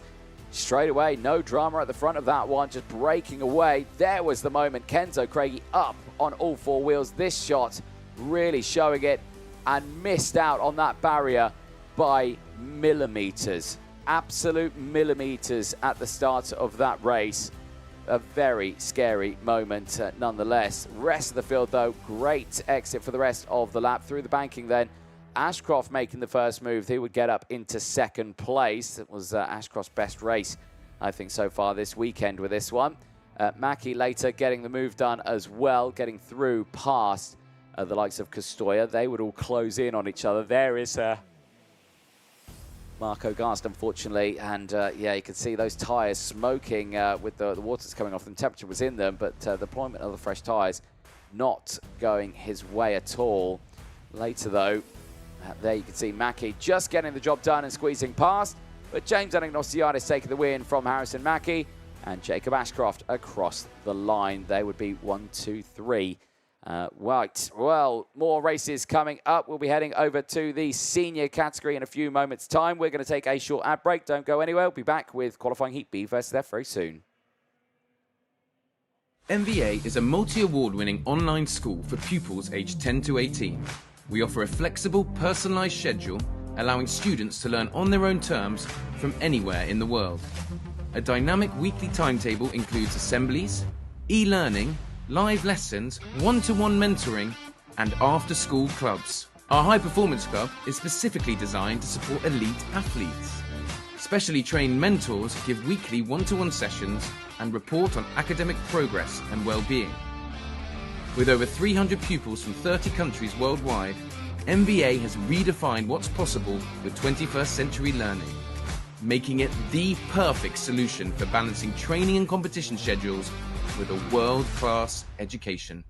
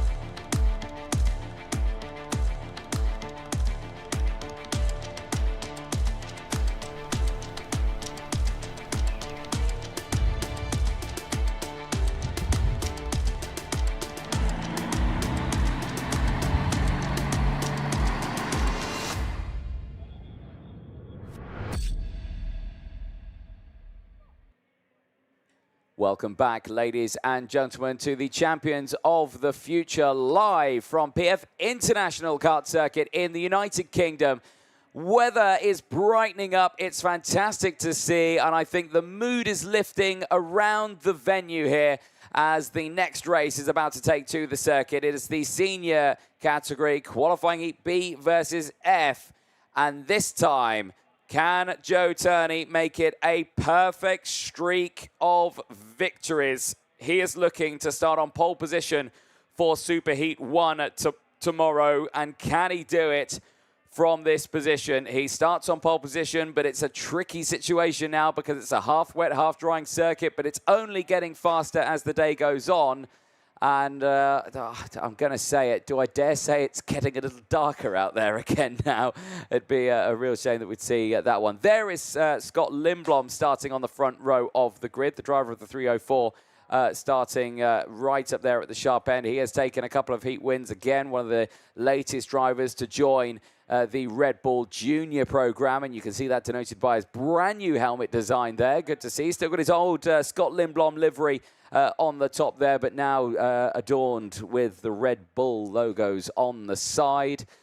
There is some of our hard-working, dedicated volunteer marshals out on the circuit. We could not go racing without them, and they've had quite the day of racing here at PF International this morning, dealing with the rain, dealing with the likes of all of the retirements that we saw because of that rain. It put us quite far behind schedule, but the team here has worked tirelessly hard to put us back on schedule, which is brilliant to see. There is Liverway Sam Budler starting this one on the second row of the grid. Up and down weekend for Liverway Sam Budler, but again, coming back with some good results. He had a brilliant qualifying. He was third in his group. He sits this one on the second row of the grid, as there you can see a flurry of officials all standing. In fact, a flock now, because another has joined. There you've got Ryan Manchester on the left-hand side, Martin Bean, Gonzalo Planta, Chris Lamprette, and then Daniel Ashton. It shows that they're all communicating, and I'm sure it's a very important conversation that they're having. Probably not. Timo Ramakas there on your screen, starting this one on the second row of the grid. And again, needs the good results in this one. Again, yesterday, really shaky day. Today needs to be a strong one. But now we're going back to dry racing conditions. And the young driver can certainly step up here and see what he can do. And you can see there a very tense moment under the shelter of the pre-grid here at PF International, hidden away under the main sort of clubhouse here, the veranda area here at PF International. Opening in 1994, a fantastic venue. The first major event it held in 1994, I think, was its actually own event, the Kartmasters weekend. Lewis Hamilton won the cadet race in that one back in 1994. So it shows that the pedigree is very strong here in the world of British karting. Right, engines fire up. Let's take you through the starting lineup for this one. Joe Turney's looking to make it a perfect streak in this one. Can he do it? From the front row of the grid, Scott Lindblom and Loveaway Sam Budler round out row number 2. Round out row number 1. Loveaway Sam Budler and Timo Ramikas round out row number 2. Elliot Kaczynski and Luna Flusha go from row 3. Luna Flusha in the last couple of races has had spins in both. She needs to recover back in this one. Starts on the outside of row number 3. Sebastian Corpeng and Guy Alberghino go from row number 4. They'll have Alpac Soy and Matteo Giaccardi on row 5. Anna Katsani and Tiziana Monza rounds out row number 6. They'll have Matthias Morgato and Guillaume Bazar on row 7.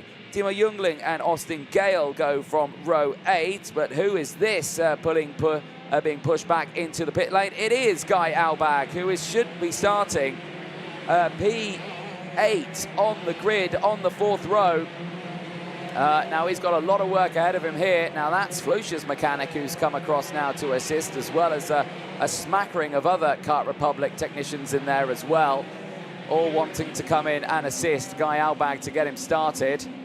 But let's see what happens. Look back further in the grid as well. Guillaume Bazar, Matthias Morgato, row 7. Austin Gale, Timo Jungling on row 8. Davide Bataro and Uthien Deng on row 9. Louis Castellini and Suleiman Zanfari out there. Jakub Kamenek and Harry Hannum. Maximilian Rafalak and Michael Adair. Harley Keeble and Ludovico Busso out on track. Matilda Itzkovic and Hugo Besson. Rylan Eschberg rounds out the field. Now, have they managed to get Guy Albag's kart started? And has he been able to join the back of the grid here? I do not see him out on track. And I do not see him clocking up on my screen. So I think Guy Albag, if that's another attempt and it's not started, he might be out of this race, which would be a big shame for the young driver. He's certainly delivered over the course of this weekend. But as you can imagine, pressure now starting to build up. Eyes fixed on this race as all the drivers make their way round into the final corner. Are we starting this one first time around? Into the tram lines. It looks good.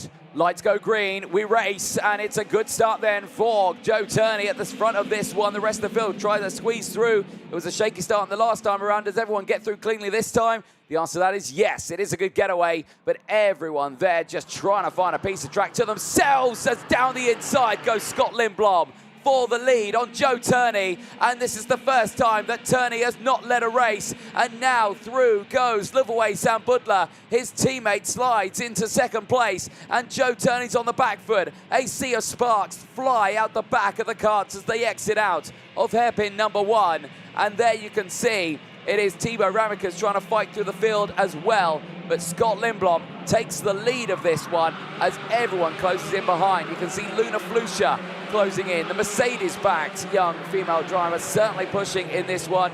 She is trying to get involved in this battle, but she's been plagued by spins earlier on in the races. What's going to happen now? Cook Lane a little slow out the corner there as one of the Fusion goes very wide. I think that may have been Alpac Soy going wide there at the exit of the final corner as Turney retakes second place. And Joe Turney back into that top spot now, but Luna Flusha is right there behind. Scott Lindblom has taken the lead of this one and has broken away, but it's only a gap of 0.4 of a second. Remember, in Turney's previous races earlier on today, he won both of them by a minimum of 10 seconds between himself and second place. Now here on your screen, that looks a lot less than 0.4 of a second, doesn't it? Joe Turney is on an absolute flyer here. He is determined to have a perfect weekend. Okay, it wasn't outright pole position. It was the second fastest, but he's certainly delivered in these qualifying heats. He has had 5 out of 6 qualifying heat wins. He's looking for 6 out of 6 here across the line. It is 1/10 of a second between the two of them. Turney, I'm sure, will go for the move on this lap, but Lindblom will defend it. This is where Scott Lindblom got the move done earlier on the exit of the bridge. Down the inside, pushing it through, anything in towards hairpin number 1. Yes, indeed, there's a little bit of contact between the two of them, misjudging of the braking zones there. But look at Flusha here. Flusha has found some ultimate pace, and now defensive goes Lindblom. Flusha risks it down the inside, but through goes Turney. Out of the corner, his power he could put down out of hairpin 2 there. Absolutely planted on the floor. And now Lindblom's on the back foot. Flusha is right there for the attack. Can she get a nose down the inside, out to the final corner, back onto the start-finish straight? And is that Lindblom looking down? He was looking down at his engine there, was Scott Lindblom. Has he got a slight mechanical gremlin on board there? Through goes Timo Ramakas in the background there. A sneaky send down the inside of Elliot Kaczynski. Gets that move done as Morgato's got the fastest lap of the race now. Morgato's closing in on this lead group here. Sam Budler's there as well, still in P4. Andy Consani is there as Flusha dives to the inside at hairpin 2. And Luna Flusha is back into P2 in this one and looking for maybe a qualifying heat win. She's not won a race yet this weekend. She certainly got close though with a P2 finish yesterday. Looking to capitalise on it again. A big mistake there for Lindblom. Lindblom through the Mike Wilson complex. He's lost touch now with Luna Flusha. She's broken away as through goes Andy Consani. I think Loveaway Sam Budler was caught out there by Scott Lindblom's mistake and thought, right, I've got to just sit back here on this one because he's making mistake on mistake, and then thinking about it, Consani just went for the move there. And now it's starting to close in on Lindblom himself. Turney with the fastest lap of the race, 56.2. That is a rapid time. Very quick at this stage of the weekend, especially with the conditions that we're seeing there. Again, the rubber is going back down on the circuit now, but look how wet it is off the racing line still. You can't put a single foot wrong in this race right now. And this makes it the hardest thing. Look at the big wet patch there as well. You go slightly wide there and you're done for. And again, as soon as you get on the grass as well, the grass is soaking wet there through turn 1. You can see a lot of the puddles still forming. All fine through the banking here though. Multiple racing lines has opened it up as a big hit into the barrier there, and that is Rylan Eschberg. Rylan Eschberg will go no further in this race, and he's gone straight on there by the looks of it at Bobby Gain Corner, and there he goes off the track, and that's what we mean by a wheel on the grass. And for Rylan Eschberg, he's out of this race. Thankfully though, it looks to me like a small contact with the barrier. Definitely will be shaken up, but I don't think too injured from that one, which will be good to see. Race continuing though. Yellow flag still out, of course, there with the marshals trackside and the driver as well being escorted out of the way. Good to see that Eschberg on his feet. Second place battle, though, still on. Consani has closed in. Andy Consani here for Sodikart is piling on the pressure now to Scott Lindblom. Lindblom again, who stepped up into the senior category this season. He's in preparation for next year, for stepping up, part of the Red Bull Junior program, like we've mentioned, and of course, sacrificing his junior campaign for the seniors. Here's a replay then on the left-hand side of your screen. Lindblom looking down there, not happy with something on the kart. He's getting through. And there as well, Loveaway Sam Budler just trying to get involved in the background. Now, Sam Budler's gone down to P8 in this race now. Sulaiman Samfari is having a great race in the VDK. is up 12 places, and he's just behind there, Thibaut Ramekers. Ramekers has got a large amount of real estate between himself and Luna Flusha up ahead. So, now let's see now, across the bridge, Turney leads from Lindblom. Sani from Morgato. Morgato there has had a brilliant race. He's had a quiet race, actually. He snuck up there through the field. Keep an eye on what he can do in this one. If Kansani's going to go for the move, you can guarantee that Morgato is going to tag along for the run. And the same with Luna Flusha. She's still right there as well in the top 5. Race is coming to an end now. Moments away from seeing the last lap board out for Joe Turney. May not be the 10-second advantage that he's had in the previous races, but it's still 2.1 at the moment, despite the fact that it being dry this time around. Joe Turney's pace around here has been exemplary. Mistake and wide out of the final corner for Scott Lindblom, and through will go Andy Kansani on the last lap of this race. Morgato is going to try and go for it as well. Can't quite get it done on the bridge, stays behind. Flusha is ready there to pick up the pieces. Morgato checks over the shoulder, so does Lindblom. No moves this time around, they stay line astern. Here though, Joe Turney, your race leader. Well, what a day for him. Maximum points he's been looking for, and he's going to deliver it. For Group B, their day is done before they're racing tomorrow, and you can confirm that this young man here will start on pole position for Superheat 1 tomorrow. It's Joe Turney for the United Kingdom. He wins here at PF International. Andy Kansani will take second place from Scott Lindblom. Luna Flusha finishes in 4th place ahead of Matthias Morgato. Thibaut Ramekers comes away with a P6 ahead of Luvoe Zambudla, Suleiman Zamfari from Matteo Giacardi and Elliot Kaczynski. But for Joe Turney, that is a perfect set of qualifying heats. 6 wins out of 6, maximum points, and he will take the 25 championship points, and they will get added to his tally. And wherever Ramekers has finished, well, Ramekers is in Group F, and for Group F, that's also there. No, they've got one more race to go. Group F will be out later on today, so Ramekers has got another race to try and get as many points on the board as he can to see if he can score championship points in that fight. But of course, if he scores less than that, he might have to think about deploying drop scores again a little later on. There's a look at the full results there. We've gone over the top 10. Sebastian Corpeng from Guillaume Bizarre in the top 12. Davide Bataro from Gale. Adir from Monza. Kamenek, Youngling, Keeble from Hanat. Deng, Aksoy, Busso, Castellini and Itzkovic rounding out the 25 finishes in that race. 4 retirements, Yuka Basson, Roland Eschberg, Maximilian Rafalik and Guy Albag. The retirements in the race. But there, Joe Turney now can relax for the rest of the day, and he can focus on tomorrow now for his superheats. Here is Guy Albag. Now, he wasn't able to get started. Looks like they're changing the spark plug there on top of the engine to see if that was the cause, but unfortunately, he did not even get to, I think, start the race, or he went out and didn't stay out on track long at all. Here's the highlights then from that one. Great start for Joe Turney, but watch the overtake here on the bridge from Lindblom. Bang, down the inside. Beautifully timed move there. Using a bit of that curve, I think, catching Joe Turney unawares, and then that allowed his teammate as well, Luvoe Zambudla, to get down the inside.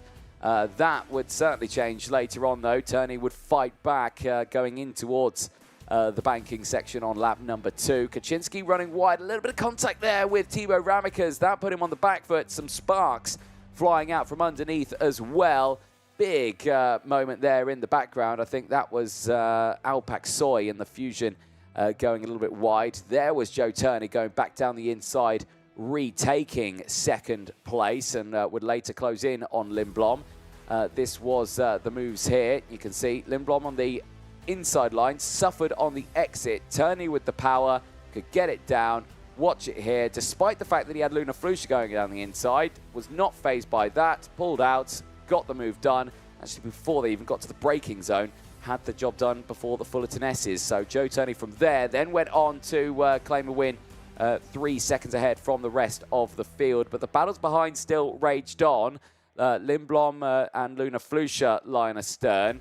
That allowed Sam Budler and Annie Konsani to close in. Konsani and the Sodi would close in, and he would get up into second place in the race. So, again, he was a driver that you did need to be careful of throughout it. That was the slight mistake there from Lindblom, just pushing that a little bit too hard in the exit of the Mike Wilson complex. And that allowed the likes of the drivers behind to change. And Loveaway Sam Budler slowly falling down the order. He came into the clutches of Thibaut Ramekers. Ramekers, though, was the only driver in that second group of karts to get past. This was Rylan Eschberg, I think a little bit dazed there after that incident at Bobby Gain Corner. Not fully with it there on our screens. But there you can see this was the change for second place. Anna Konsani straight back down the inside at the Bruno Ferrari S's, retaking second place. But once again, no one could catch the Briton, Joe Turney, who this weekend in the Championship of the Future at PF International is looking for a clean sweep. He will go into tomorrow with maximum championship points to his name and a pole position start for Super Heat 1. That's the last time we will see Groups B out on the circuit. We'll see them out later. Well, we won't see them out at all for the rest of the day, but we will see Groups F out at the end of the day. Qualifying Groups A versus D coming up next for the OK Junior category. And for this one, well, we're very much looking forward to seeing what could happen, because there on your screen, Noah Montero, fast in time qualifying. But the man, Scott Marsh, who starts this one at the front of the Group D, is the driver that we need to focus on for this one. Because again, in the Tony kart, he delivered over the course of time qualifying. He put it in a really strong position. And over the course of the day, he was quite surprised that he'd put it on pole position as well. We will catch up with him a little bit later on. But there you can see some of the spectators all lining up around the circuit, getting ready to go for that one. But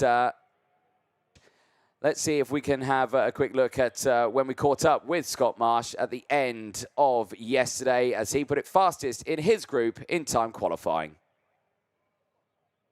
Well, the final qualifying group for the junior category has been done and dusted, and Scott Marsh, fastest in session. Congratulations. What an amazing feeling to have here at what is essentially your home circuit. Yeah, fantastic feeling. It's been so long since we've been able to have a good quali. In quali's been our main sort of problem this year. Haven't been able to get perfect, so I'm happy that we finally have been able to do a good quali.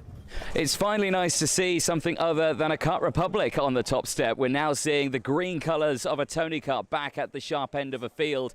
What does this mean going into the qualifying heats? Because, of course, you've got a big field of drivers behind you. You've got a lot of pressure on those shoulders. But are you feeling confident enough with that time? I'm feeling pretty confident. I mean, we've shown our speed by putting it on first in the group, so I think we'll be fine in the heats.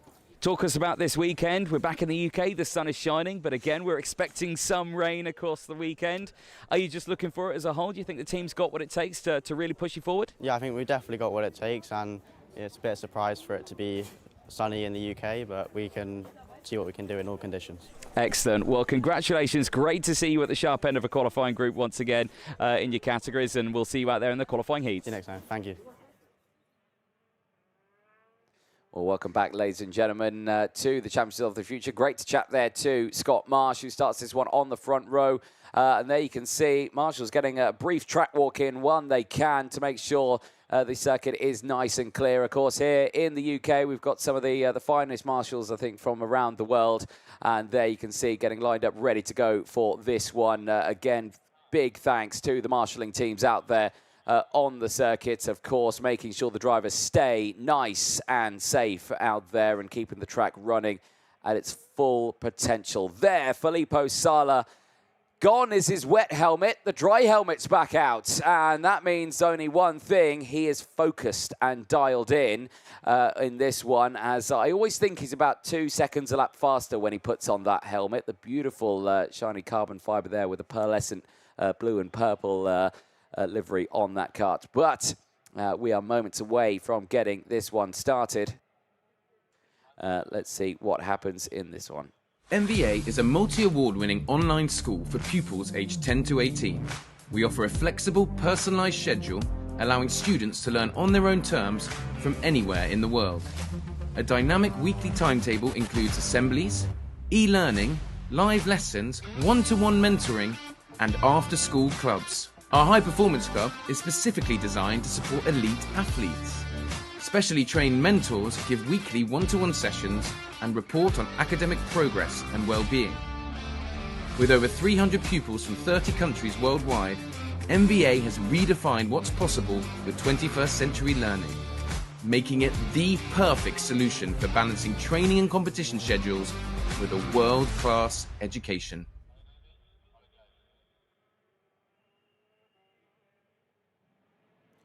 Well, right on cue. Welcome back for the start of qualifying heat A versus D that is now heading out on the circuit for the OK Junior category. Let's take you through the full starting lineup for this one, as it looks like one Ricky Flynn card is not pulling away out of the pre-grid there. Noah Baglin and Scott Marsh start this one on row number 1. Filippo Sala and Archie Lovett go from row 2. Jarrett Clark and Vladimir Ivanikov go from row 3. Asher Osteen and Iskander Solfakari go from row 4. They'll have Jos Mulder and Devon Waltz on row 5.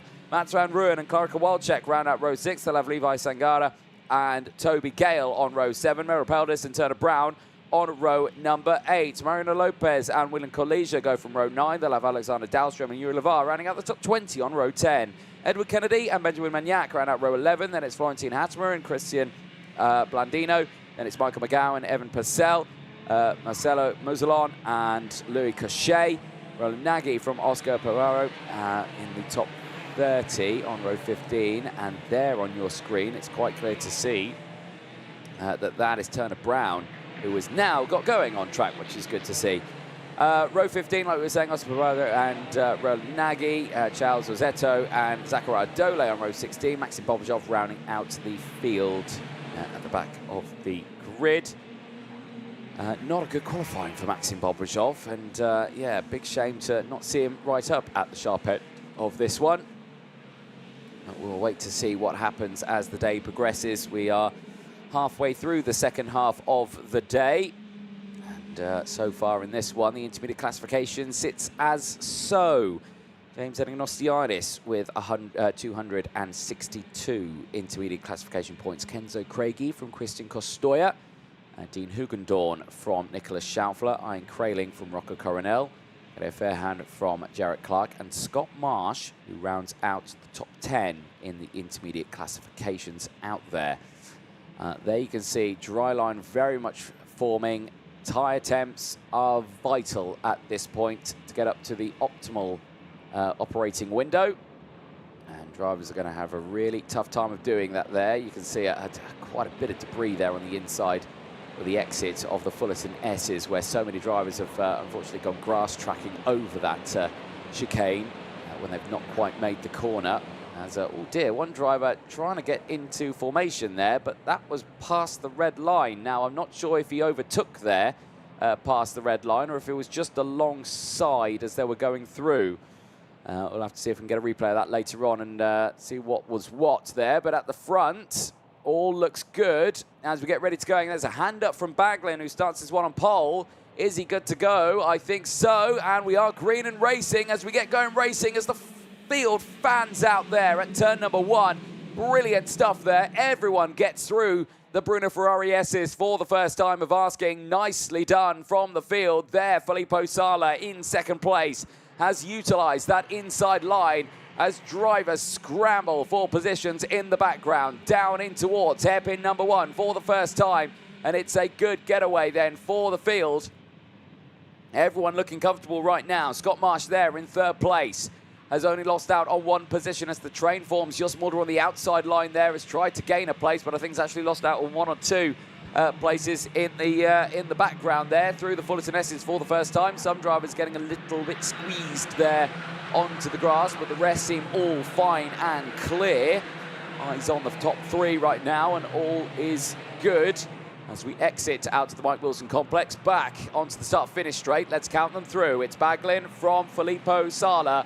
Then it's Scott Marsh from Lovett, Clark, Sulfakari, Osteen, Waltz, Ivanikov and Brown.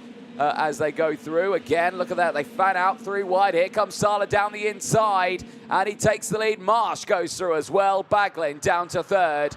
And Lovett, Clark and Zulfikari now close in. Clark pulls out of the slipstream. He's going to go wheel to wheel here with Baglin. Down the inside, they make contact. The front to rear wheels make contact, but Clark goes through. Baglin gets squeezed out, and he loses not 1, but 3 places at hairpin number 1, as all the Forza Racing trio all get through, and there's another one behind as well. There's 4 of them. You've got Jarrett Clark, you've got Archie Lovett, you've got Iskander Zulfikari, and Devin Waltz all there trying to get involved.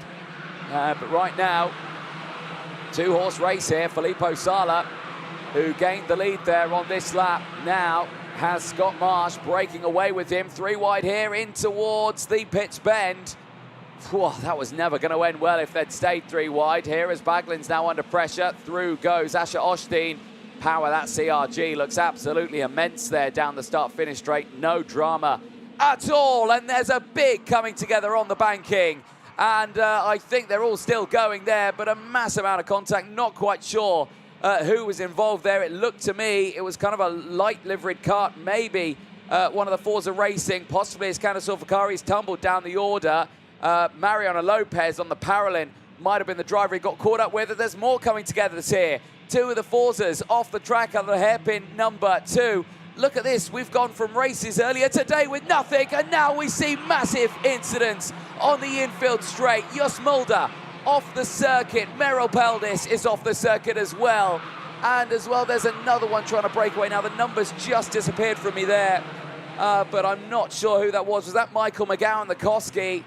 Jos Mulder looks to be a little bit shaken up. The marshal's quickly on scene. I think he's in a bit of discomfort there. That was quite an almighty whack he had for Jos Mulder, and I think he's a little shaken up right now. And, well, slow procedure has been called. So the race has been neutralized right now. This is the first slow procedure of the day. We did see a couple yesterday. Have the front runners seen that? They're approaching the incident right now. And yeah, I think they have. Now, Jos Mulder's been pulled off the circuit now. He's still sat in his kart. And yellow procedure has come out on lap number 3. Or on lap 4, I should say.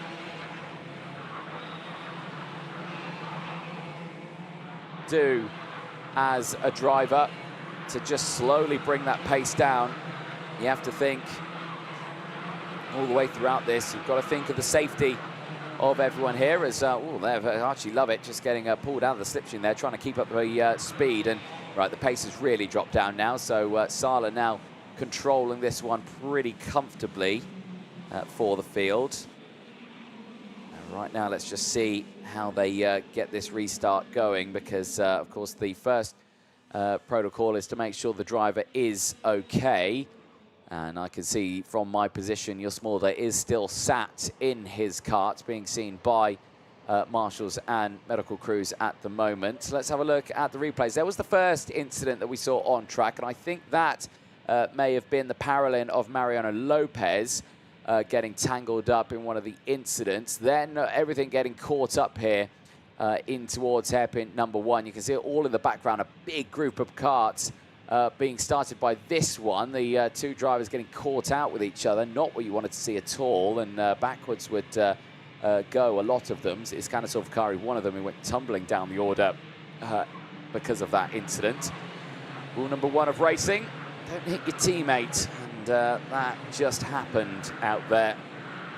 Well, race at the moment, if you're just joining us, is under slow procedure. We are watching qualifying heat A versus D. We've just seen an incident involving Jos Mulder, Merrill Peldis, and one other as well. Not quite sure on the other driver who was involved in that incident. He managed to get going again before I could see the number.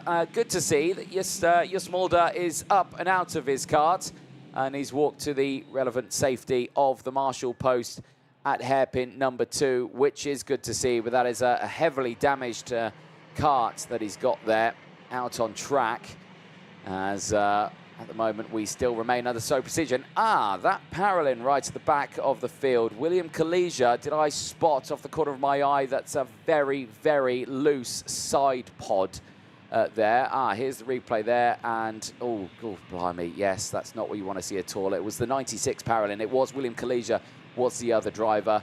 That's why he's at the back, and yeah, for Jos Mulder, a cart over the top of him there while he's got his hands, and yeah, I can imagine his hands have taken a fair beating in that one. That must have been incredibly uncomfortable for, oh man, Jos Mulder, and we do hope he's okay, and I'm sure medics will be with him. Yellow flags are still waving, slow position still out. We are going on to the last lap, so this race is going to end under a slow procedure. Never a nice way to end a race, but that does mean then that Filippo Sala will take the race win in this one, adding to his tally and really helping himself out in the intermediate classification. Here was that move again.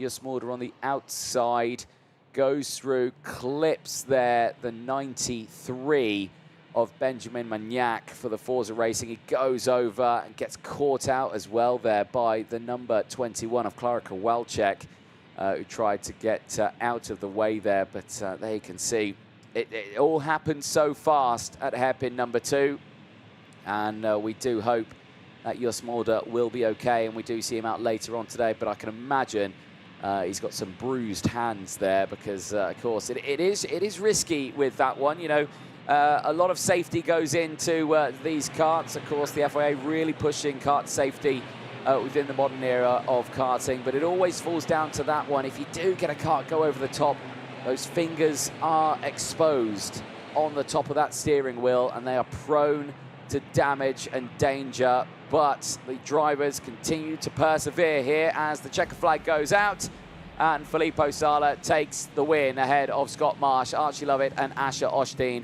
Baglin finishes in P5 ahead of Jarrett Clark. Vladimir Ivanikov finishing in P7 ahead of Brown.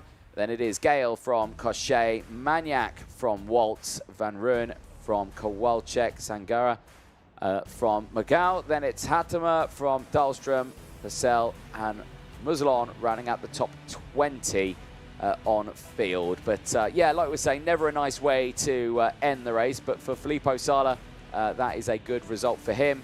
And after his race wins yesterday, he can add another one to his tally. Yeah, I do, again, I want to touch up on that incident a little bit more, actually, while these drivers make their way back in. It is one of those tricky situations that you have in karting. Of course, the karter is always exposed to racing out there. Of course, you saw, as the results pop up on your screen, you see that in Formula 1, you see that the halo was introduced, and that's protected the drivers a little bit more. But in karting, you can't really do that. Yes, you can have, you've seen in other countries, you see the rear bumper that comes up the top, kind of like the back brace that gets added. But again, everyone is a bit 50-50 on that one, thinking it doesn't really help at all, and seat belts in karts. But the worst thing that you could be in a kart is stuck to it. You want to be kind of released from it a little bit and try and get away. But the biggest thing, and I think the most underrated thing, is the safety of the driver's hands, I think, in karting in the modern era. Because, like I say, when you get that incident where a kart can ping up above you and it can land on the steering wheel, yes, you've got the NASA panel that can sit kind of just above it. But you can see here from Filippo Sala's kart, that NASA panel sits quite far forward and the steering wheel protrudes above that. So it comes to a line that maybe does something change to the NASA panel in modern era of karting, and we see stronger, firmer NASA panels that maybe cover steering wheels. We don't know. But that incident there is something to certainly reflect about. Here's the highlights from that one. Now there again, that kart going down the inside. Not sure who that was. Just a cheeky move down the inside there and seeing if he can try and get to position. Race start then. Initial getaway absolutely fine for the front runners. Filippo Sala certainly having a good getaway. This was Jos Mulder in the early stages of the race on the outside of hairpin number 2. Certainly having a good start there, trying to gain positions. Rest of the field as well, slotting through the banking. Baglin would lose out on the lead here as Filippo Sala would go through. Marsh would follow through as well and would get up into second place. Then Baglin really was on the back foot here. Lovett, Asher Osteen closing in, as well as Iskander Solfakari. A little bit gutted for Iskander Solfakari. He got caught out in that incident at this corner here as Baglin gets squeezed out wide. Literally moments before the slow procedure came out. He got caught out after he made a little bit of contact with his teammate. And there you can see the three Forza karts going wheel to wheel. Baglin finding his way back through, and then Asher Osteen finding his way back through as well. Baglin would go down the inside here of Iskander Zulfikari. That put Zulfikari on the back foot here, going wheel to wheel right now with his teammate Jarrett Clark, who still finished well. Clark with the inside line kept him in formation. That was the first incident in the background. I believe that could have been the Paralyn of Mariano Lopez getting caught out in that moment. Then the moments over the bridge caused concertina effects. This one here was the interesting run. Right, so you can see right the outside there, one kart into another. And that looked to me like it was the 188 of Turner Brown, who had trouble getting started at the beginning of that race. He went down the inside. There you can see just clipped, and unfortunately the two teammates making contact with each other. And unfortunately for Iskander Zulfikari, got massively caught out on the wet grass there. Then this scary moment here for Jos Mulder, over the top, being driven over there and very uncomfortable. And you can see straight away pulling his hands to his chest in a form of discomfort there. And I can imagine that was very, very painful for the young driver's hands. And there you can see walking away, medical crews and marshals with him. Slow procedure came out because of that incident, and the race unfortunately ending under that slow procedure, meaning that Filippo Sala would take his race win from Scott March and Archie Lovett the top three at the end of qualifying heat A versus D on circuit. Well, plenty more races to go. We head over to the senior category next for their Group A versus D. They'll be heading out to the track next as it's, again, getting a bit darker. Again, local time here. We're reaching 4 o'clock in the afternoon, so it's getting there a little bit in the evening. But qualifying heat A and D is coming up next. And for this one, we obviously saw from Noah Montero earlier on today when he put it on outright pole, delivered certainly in that one, but has struggled in these qualifying heats as he dropped back a little bit earlier on as well. Out, I think, into the P10. I think in his last qualifying heat for him there, as many more drivers starting to make their way back into their viewing spots out on the circuit. But for Salim Hanar, fastest in group for him in the early stages of time qualifying. Didn't get outright pole, but the fourth fastest driver overall, certainly putting himself in a good position. Here's what he had to say after time qualifying. Well, qualifying Group 3 for the Senior OK category is done, and Salim Hanar for the Prema team, fastest in group. Congratulations. A brilliant time for yourself. How is it feeling out there? Well, it feels a lot grippier the track compared to the warm-up, of course. We changed the chassis for the qualifying, and I think we did a really good, really good in the qualifying for this. I went out. To be honest, I was not ready, I must say, because yesterday and today in the warm-up I was like quite slow, but I have the hope in God that I was gonna make a good result. I just went out, nothing to lose, opened the gap, push. I completed my lap. I did my job. The team did his job, and I'm so happy. I want to thank the team, God of course, and my family, and we're in a good place for the heats, and we're going to push. Well, congratulations, Salim. We will see you out there for those qualifying heats, starting at the front of it. Well done. Thank you. Well, great to chat there to Salim Hanar, driver from Colombia, starting this one on the front row of the grid. We'll have Noah Montero for company from Portugal alongside. Well, we are getting through these races quite promptly now. This is the last time we will see Groups A and D out in this morning half. We'll then see them out a little bit later on. We see Groups A versus E later on, and then Groups D versus G being the penultimate races of the day. They'll be coming up a little bit later on. There is Joseph Smith starting this one on the second row on the inside as well. And there you can see there's some brand new slick tyres I see on board this kart. It certainly looks like it, and he's chosen there from his point of view. He's gone for the right-hand side of his kart. As we look at it, it's on the left-hand side of his kart. So be curious to see what he can do in this one. A good race earlier on as well. There is Lewis Francis getting himself psyched up, ready to go in this one. And again, you can imagine tension starting to build now. He's got his teammate Dmitry Matviev just behind him. A few words of encouragement from the mechanic to get ready in this one. And again, everyone lining up the barriers, getting ready to watch this. And again, I think most people choosing to watch over the bridge, the main pinch point there, part of the circuit where you can't actually see it from any other viewing spot other than there. And you can still see the rest of the circuit from there. So it's actually a prime viewing location for anyone who is thinking about coming down here and bracing the weather tomorrow here for the Champions of the Future. It is an open paddock. You can head down. Tickets on sale, of course, so you can jump on in and join the racing here this weekend at the PF International Circuit in Lincolnshire. Of course, those finals and superheats are going to be absolutely superb, but whether or not the weather is going to be superb is a different question. Yellow light flashing on the gantry, which means we are moments away from getting the green lights, and we start the engines. Let's take you through the full starting lineup for the senior qualifying heat A versus D. Noah Montero and Salim Hanar start this one on the front row of the grid. Joseph Smith and Lewis Francis round out row number 2. Miguel Costa and Dmitry Matviev go from row 3. They'll have Jesse Phillips. They'll have Philippe Carras and Lewis Werrell on row number 4. Gabriel Kerneken and Kai Rillarts on row 5. They'll have Matthew Higgins and Hugo Matti on row 6. Ciliana Skolovos and Marilla de Roca on row 7. They'll have Bernardo Minoldi and Yinish Peschel on row 8. Adam Garcia and Mark Domnitsky on row 9. They'll have Jensen Graham and Pedro Hilbrand on row 10. Peter Stiller and Blake Nash on row 11. Leon Brunner and Gerardo Peralta on row 12.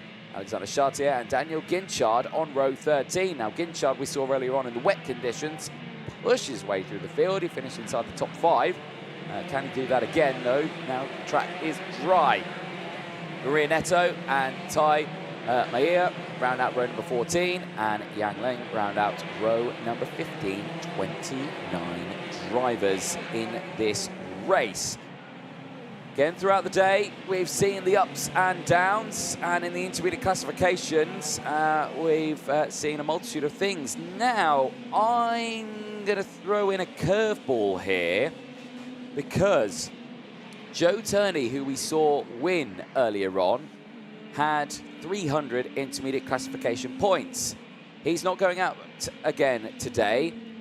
However, he's coming up on my screen as 288, which means a post-race penalty must have gone Joe Turney's direction then, and he's lost out on his full win streak. I'll have to look at the race results for that one to see what exactly happened there.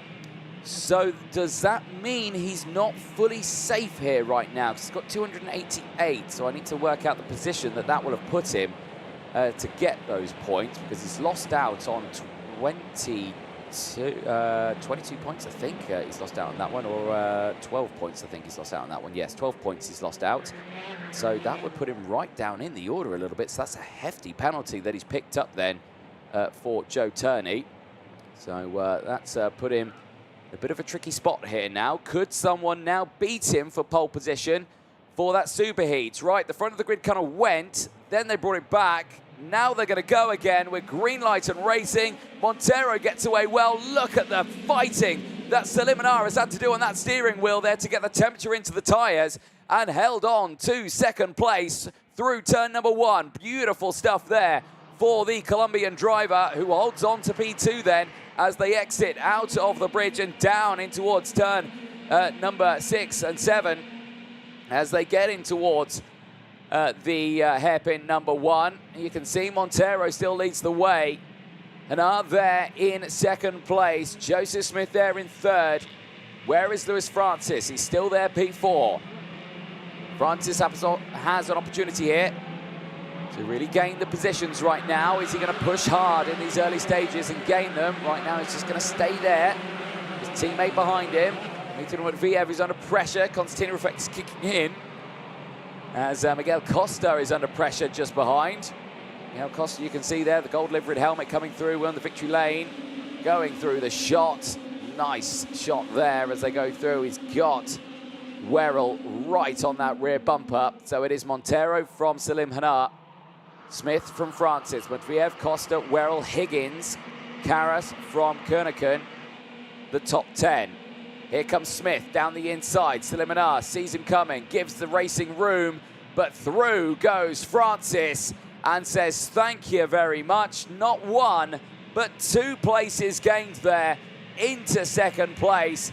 And where has Siliminar dropped down to now? All the way down to P7. Lost out 5 places in that one move alone through hairpin 1. And now Matveev is there in P4. Werrell's there as well. Little mistake from Werrell there, trying to get down the inside of a gap. Never going to work there. And Werrell now checking down at the engine, see what's happening. Seeing all is well. And back under the bridge now again, behind the slipstream of Matveev. Looking to the inside there. No, not close enough. Stays behind, but Costa's close enough. He goes for the move on Siliminar. And now Siliminar is just getting ping-pong down the order here as Philippe Karas and Gabriel Kerneken get through. Siliminar trying to hold on to this one, but it's now down to P8.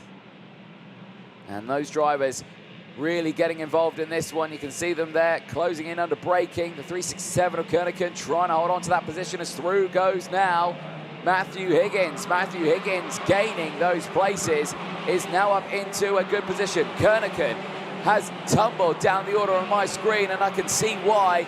Gabriel Kerneken is out of this race at the Fullerton S's. He'll go no further.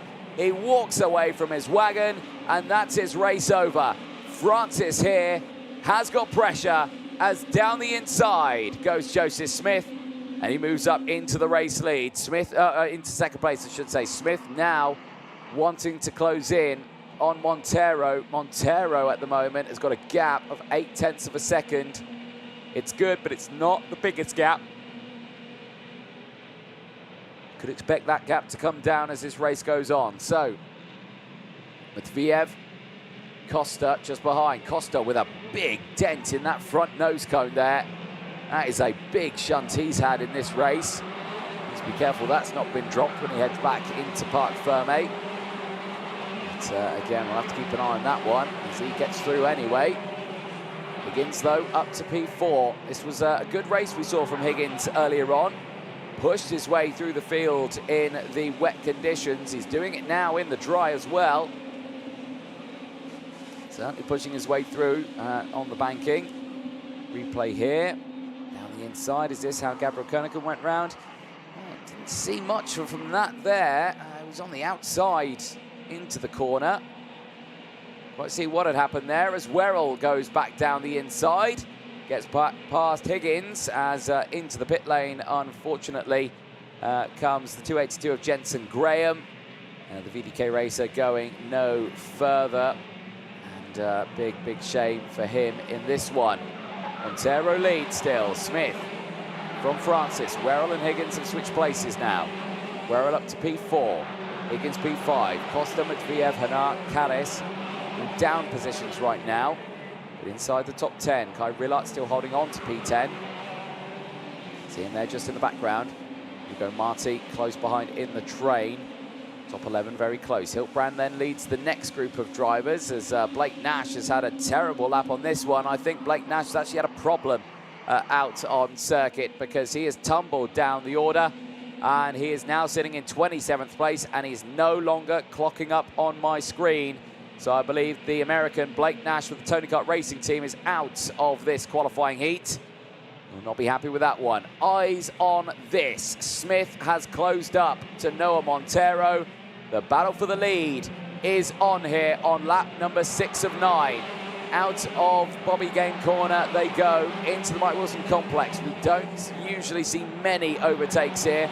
We have seen overtakes here, but in the dry conditions, drivers now are just trying to think about holding that optimal racing line. Now, what happened here? Salim Hanar down the inside, getting past Dmitry Matveev. Nicely done there, and that's a position gain there for Salim Hanar, moving back up into P7 as Costa sends it down the inside of Lewis Werrell, and Werrell's now back down to P5 here as he's going to try and fight back here. He's going to go defensive from Salim Hanar behind, who's on the recovery drive back after starting on the front row. there. Higgins just behind as well. So Higgins now starting to fade just that little bit here. Karas still there as well. Matviev and Rilarts all involved. Karas to the inside. He's going to try and go for the move, and he does get the move done. Moves past Dmitry Matviev and up into 8th place. Eyes on the front runners here, as this was the replay from Costa, but that nose cone, I suspect that big dent in it might cause maybe a 5-second time penalty. While we were watching that, this has changed around because it's Joseph Smith who now leads the way as they go up the banking on lap number 8.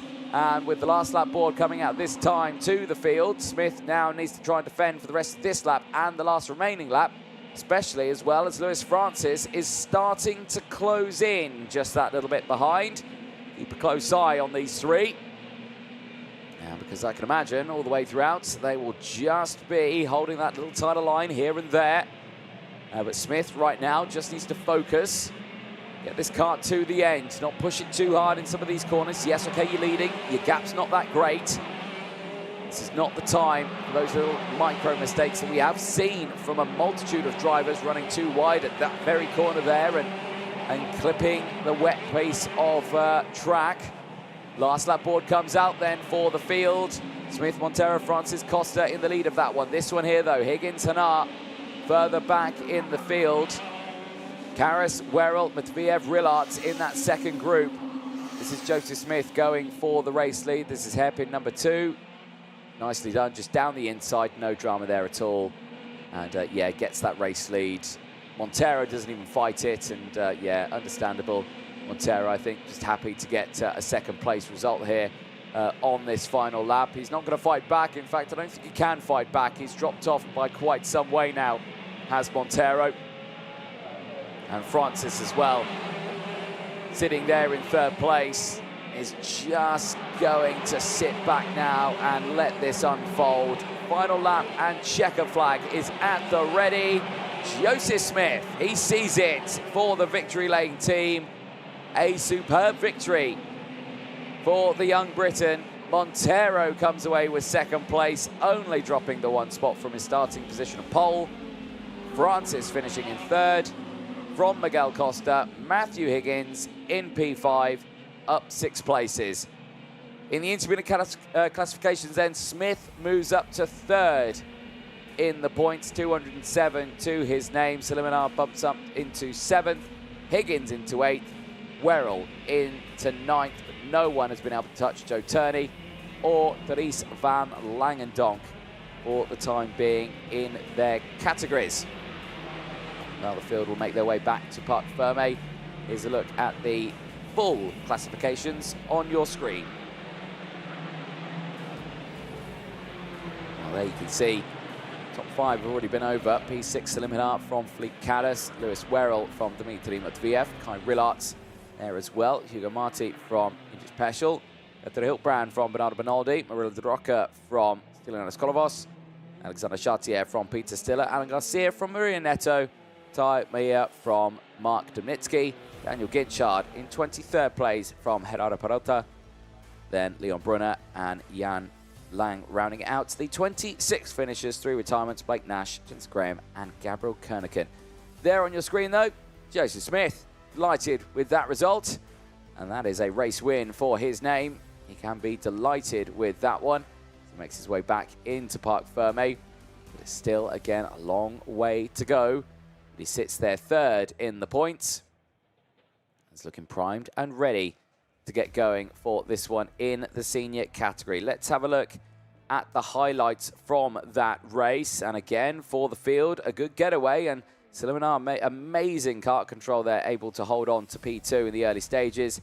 Joseph Smith, though, sending it down the inside, would get that move done. Siliminar would get squeezed just that little bit as he would tumble down the order. Costa getting through as well. Costa at that point, I think, already had the massive dent in the nose cone there. So I think that may have been from purely the start procedure. Werrell, big oversteer moment there as he got squeezed out wide from Matviev. Then the group behind all closing in now and getting a little bit too close for company. Bernardo Bonaldi in the fray of that one. Here was Higgins diving down the inside of both Matviev and Werrell. Werrell losing out on not one but two places as round, unfortunately, would go Gabriel Kernigan. His race would end. And Werrell being very vocal here to Matthew Higgins. The two British drivers here bickering amongst themselves, thinking, right, go for it, go for it. Well, if you're not going to go for it, I'll get past you and then I'll do it. Costa later on would close in and he would push himself forward, getting past Higgins there. And then Silimanar getting back past Matviev, who was on a good recovery drive there, was Silimanar. Obviously dropping down from the front row, finishing a little further back in the field, running out the top 6 actually at the end of that race. There was Smith's change for the lead. That would stay the same. Smith, Montaro and Francis would be the top 3. And there they were across the line. Pretty line astern. A close finish for the field.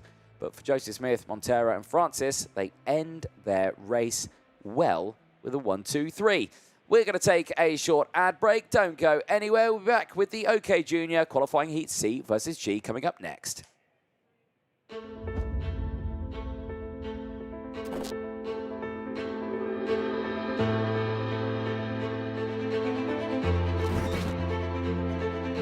Racing Spirit was born out of the need to create a clothing line that could embody the passion and the experience that OMP gathered and cultivated working alongside the most successful racing teams of the last 50 years. Racing Spirit garments are made by enthusiasts, for enthusiasts. They can be worn every day in leisure time, but especially on race venues. From the paddock of the hottest Formula One races to the service parks of winter rallies in all weather conditions. Racing Spirit offers a complete range of clothing and accessories for men and women, designed and developed in Italy, combining aesthetics, comfort, and functionality. Because of these features, it is the brand of choice of several prestigious motorsport outfits and organizations. Racing Spirit is the meeting point between high quality and Italian style, as well as the introduction of sustainable materials and innovation, such as the use of graphene. Racing Spirit offering comes with 4 options: cutting-edge designs and customization techniques. Lifestyle is a line of garments ideal for everyday and leisure wear, with refined style and innovative materials. Crew are custom garments of the highest quality that strengthen the visual identity of the team or organization. For instance, the choice of Skoda Motorsport and Dallara. Corporate is a full custom-designed clothing line for sizable organizations, such as Toyota Racing Development. Finally, the Teamwear line, for maximum creative freedom, uses sublimation printing technology derived from OMP's racing experience. Similarly to the other Racing Force Group brands, Racing Spirit shares the same DNA of competing to be the first and ultimately become the reference in the market.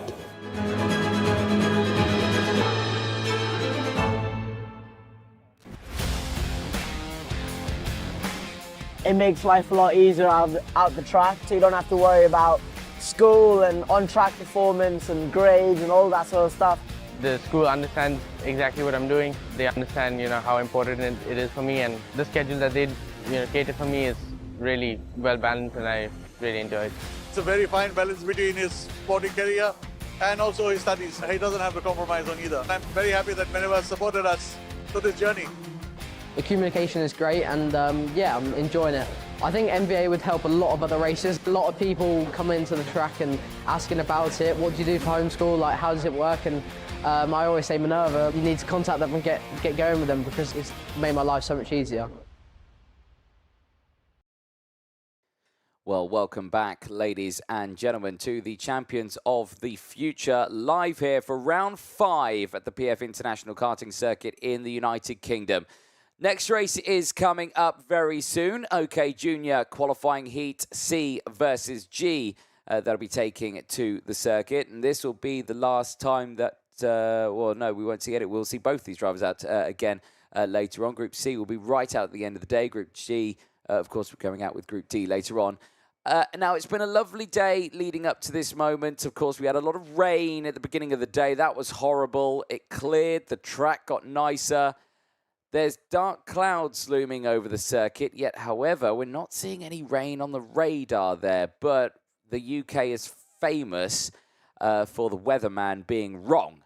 So I'm going to blame it on the weatherman. And I'm being told here that it is actually raining out on the circuit. So those dark clouds that are looming are now starting to release their precipitation onto the circuit, which means that that dry racing line is ever becoming a little bit more slick right now. And speaking of slicks, there you can see on Rocco Coronel's wagon, brand new set on the right-hand side of his kart. He has deployed a new set of tyres there. There is Jacopo Martinez. I can't tell from that angle because it's a little bit dark on my screen if he has deployed a new set on the right-hand side, but it looks like he may have done. But he starts this one on the outside of row number 1. And yeah, this is where it starts to get a little bit interesting. We are seconds away from starting this race. The rain, once again, is falling out on the circuit, and everyone's on slick tyres.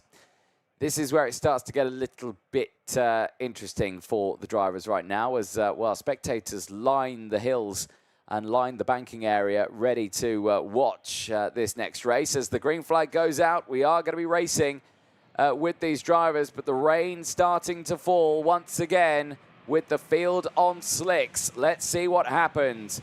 Let's say through the starting lineup for this one, Rocco Coronel and Jacopo Martinez starting it on the front row of the grid. Riley Cranham and Andrea Mani going from row 2. Zach Green and Ludovico Mazzola round out row number 3. They'll have Samuel Woolley and Roman Kamiab for company on row 4. Zhang Jose and Drew Waltz round out row 5. They'll have Jesse Phillips and Jack Iliff on row 6.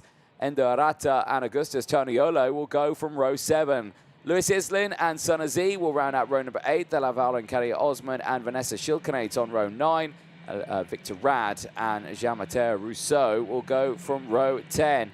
Thomas Pradir and Kian Bernard round out row 11. You'll have Nat Johnson and Alex Brunner on row 12. Bautista Panetta and Gilles Herman go from row 13. Mateusz Witwer and Matvey Duganov round out row 14. You'll have Victor De Alankar and Amir Sabarov on row 15. Mark Pilipenko and Lev Krutilov round out the field of 32 karts. That's 16 rows of drivers. Rain at the moment is very fine. It is raining. So drivers right now will need to get temperature into the tyres. In fact, you know it must be raining because Ryan Manchester, our start grid marshal, has decided to deploy his raincoat. So that gives a good indication. There is race control, head of race control, Joanna Falcao, joining on the left-hand side or in the foreground, and race control, Mikkel Reddin, joining us there in the background, keeping an eye on the 70-plus cameras out there on the circuit. And, well, there you can see it's actually quite substantial droplets now that are falling out on the circuit. It is fully raining out there, and already we're seeing drivers struggle there. The 138, that's Mateusz Witwer from the Czech Republic out of this race. They'll have a chance to get it restarted. It's an uphill battle, but he's got it done, which is good to see. Now, slick tyres and a greasy track now. This is going to be interesting because obviously these drivers can do as much as they can of getting temperature in the tyres, but that cloud is looming over the circuit pretty nicely, and the rain continues to fall here at PF International. And that dry line that the entire field had worked so hard on getting cleared has now all been for nothing. As we head into this race, back with the juniors, C and G, and the rain continues to fall once again. Front of the grid's lined up, ready to go. Back of the grid, a little bit shaky as the temperature into the tyres needs to be maintained here. A sea of slick tyres on a track that's slowly starting to get wet. Lights go green. We're racing. How's it going to be in towards turn 1? It's a little bit slippery there, and straight off the track goes Jacopo Martinez and a handful of others. And already we've got drivers out of this race as the rain is falling here, and there off the circuit, the 94 and the 56 going no further. Sunazi and the 56 as well of Amir Sabrov will go no further. They will try and get it restarted, but that's a losing battle. That is the wet grass. You've got no traction to get it going, and now look at the tentativeness of these drivers. Change of surface flag is out for the field. The yellow and red striped flag there, and look at this. The pace is just non-existent right now. Drivers can't even get the power down. Green managed to get the power down, but he's gone into the corner, and oh, it's a bit skittish there under braking. Amazingly manages to hold on to it. This is a pure test of a driver's skill right now as the Cali kart tries to go for it. Down the inside, a big send for Sam Woolley. Samuel Woolley then gaining the position there. Yellow flags out at turn number 1, plus the change of surface flags. And already this is a really tense moment for the drivers because they just cannot get temperature into these tyres. And every corner is a new challenge for them. Through they go into the banking. There again, Coronel still leading the way. Different racing lines there being formed. Martinez taking the inside line. Trying to get back past Sam Woolley. Manages to do so. Sam Woolley again. We might see him make the moves, but look at that rain that's falling down now. The track is just getting wetter and wetter, and these temperatures in the tyres will be getting colder and colder. They will just not have the traction out there. This will be the slowest race I think we'll see this weekend. Slick tyres going out, and already we've got some more karts going off the circuit there on the bridge. Looks to me like Mateusz Witwer and Ludovico Mazzola may have got caught out in an incident. They've tumbled down the order here now as well. There's Gilles Herman, who is right at the back of the grid here. Actually, no, tell a lie. Gilles Herman, where does Gilles Herman currently sit on my screen? Well, he's kind of in the mid-pack, I think, at the moment, is Gilles Herman, but he's there, clearly looking like he's going to be lapped here at this point. So, well, oh my me, that rain is really coming down now. That's not just a gentle pour, that's absolutely smacking it down with water right now. And this race, well, it's far from in control here. All drivers are on slick tyres as the rain has come down. You see them putting the power down and how much it's being skittish over the track. Bernard sees a warning flag in this one, but I think the biggest concern for this is just trying to keep these karts on the road right now. The temperature is just disappearing there. Again, you can see Green and Coronel doing their level best of trying to stay at the front of this one. This is a true test of a driver, and there's only one real way that you can really learn a skill like this, and that is honestly going to your local rental kart circuit on a rainy day and going out on the slick tyres and just going hell for leather out there. And that's the best way to learn how to drive a kart on slick tyres on a wet track. And a lot of it is a case of doing just that, what you've just seen. Going super slow, hugging the wheels on that inside curb and getting through. Down the inside, Endo Arata gets the move done. Does he make the corner though? Question to that is yes, as this is the slowest overtake for a race lead I think I've ever seen in my commentary career. Zach Green takes the lead of this one, but Coronel's going to fight it back. Both scrabbling to find any sort of traction out there, but Green amazingly takes the lead of this one, and there you can see hugging that curb, but there he suffers on the Pitts Bend corner because he misses the apex, but he's comfortable with getting the power down. The kart seems very settled, but how on earth do you judge where to hit the brakes on this one? Because again, you can see all the karts, they're skittish under power, they're skittish under braking, and Gilles Herman here, well, he's just getting squeezed out of the way right now. I don't think he's part of this race because we saw him get caught out earlier on. He's currently P11. He's apparently up 15 places in this one, but he's tumbling down the order once again in this. So Green leads from Coronel, Camyab from Martinez, and Dorata currently in P5, up 8 positions in this one. Cranham from Zhang Jose. This is Zhang Jose, the Sam Woolley and Andrea Mani battle. Andrea Mani right on the rear bumper. Woolley and Manny taking that inside line. This is Martinez closing in here on the drivers behind. And Dorata trying to get the move done. The driver from Japan knows how to drive on slick tyres on a wet track. Got that power down beautifully. Sold the dummy there to Jacopo Martinez. Pushed himself right through. Well, drivers very cautious here on the lap, which I believe is why the race was still going. Of course, all drivers were straight into these conditions on slick tyres, so the speed never got to a high speed, as unfortunately, I think Sam Woolley in the Cali kart, unfortunately now has had a problem because he's tumbled down to 24th on my screen. And the same for Alex Brunner. He is out at hairpin number 1, and is the Cali kart there as well? I'm not too sure. But both of them are out of this race, definitely in contention, no more.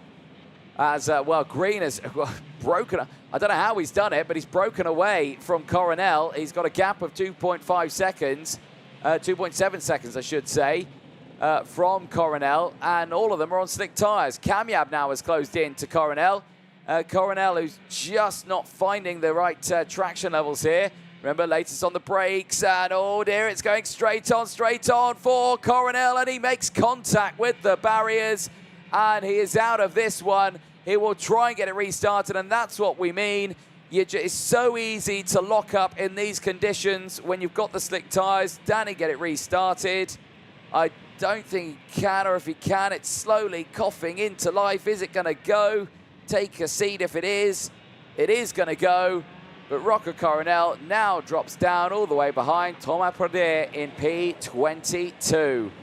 Well, Coronel out of this one. He won't be happy with that, but that is just a case of he was so committed in trying to defend that position. He misjudged the braking zone and tumbled down the order.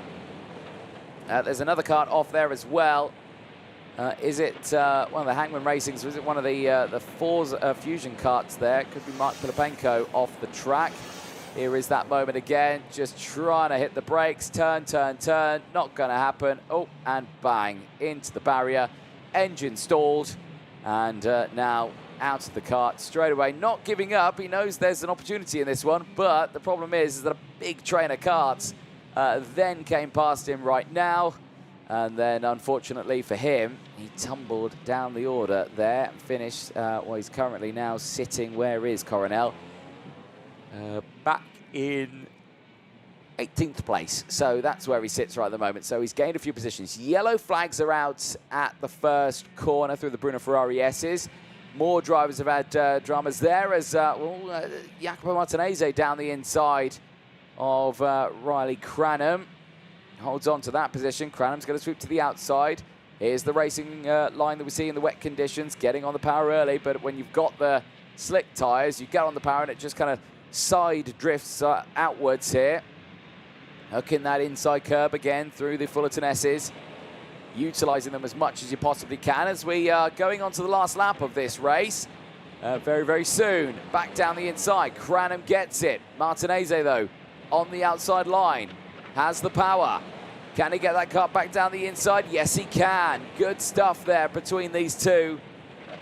But again, though, some of the slowest battles that we're going to see this weekend, I suspect, with drivers getting caught out on the slick tyres. Last lap board comes out.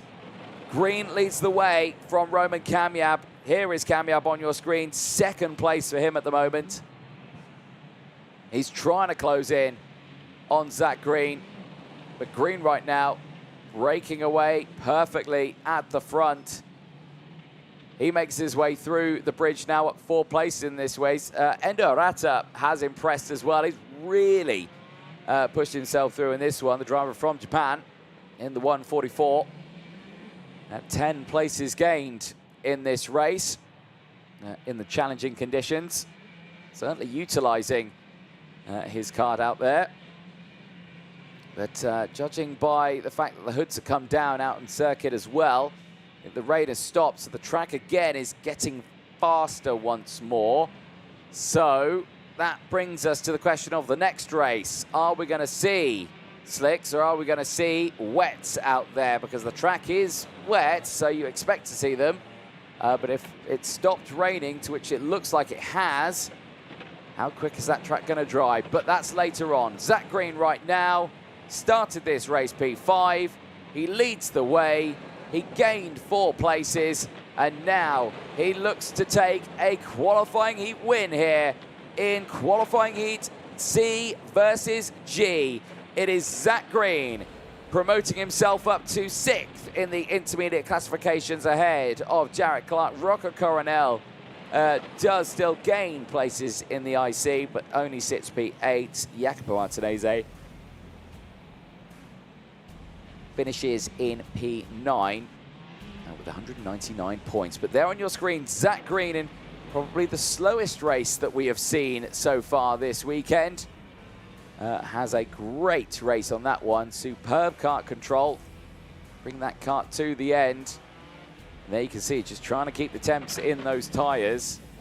You can see going into the corner, you throw all the lock on, understeers on, then it grabs, then you get the power on. Here's the results. Green from Kamyab, Endo from Cranham, and it was Martinez from Zhang Jose. Woolley, Manny, Islin, Krutilov, the top 10. Lev Krutilov, 22 places gained on slick tyres on a wet track. Absolutely superb. He is certainly pushing himself through this field. Armin Osman finishing in 11th place from Jesse Phillips. Victor Rad from Gilles Herman. Jean-Matteo Rousseau from Keen Bernard. Drew Waltz from Rocco Coronel. Matvey Duganov from Bautista Panetta, Victor De Alencar, and Vanessa Shilkanate with Matej Vitva rounding out the 23 finishers. Understandably, with the wet conditions and slick tyres, we have got a fair few retirements. The latest of them being Nat Johnston and Thomas Pradir, Mark Pilapenko, Alex Brunner, Augustus Toniolo, Ludovico Mazzola, Jack Iliff and Sana Z. Amir Sabarov finishing in 32nd place. Here is the highlights from this one, and oh dear, that's what we're talking about. Going into a corner, slick tyres, not going to work on a greasy track. That was Matej Vitva before the race even started. This was the race start, and actually wasn't too bad. You can see here Martinez turning in, turning, nothing's happening. Gets on the wet patch, goes on the curb. Rest of the drivers behind all follow in sympathy, and for some other drivers, it ended a little bit worse for them. As there you can see Sanazi and Amir Sabarov out, and both of them retiring from the race. Not what they would want to see at that point. Rain really started to come down at this point of the race, and Rocco Coronel looked to be the driver that was just going to break away from the rest of the field here. Certainly not in a position to really worry about things as Green slowly started to close in. Zach Green at the end of that one did take the win by 4 seconds, but it was how he closed in and managed to get that job done.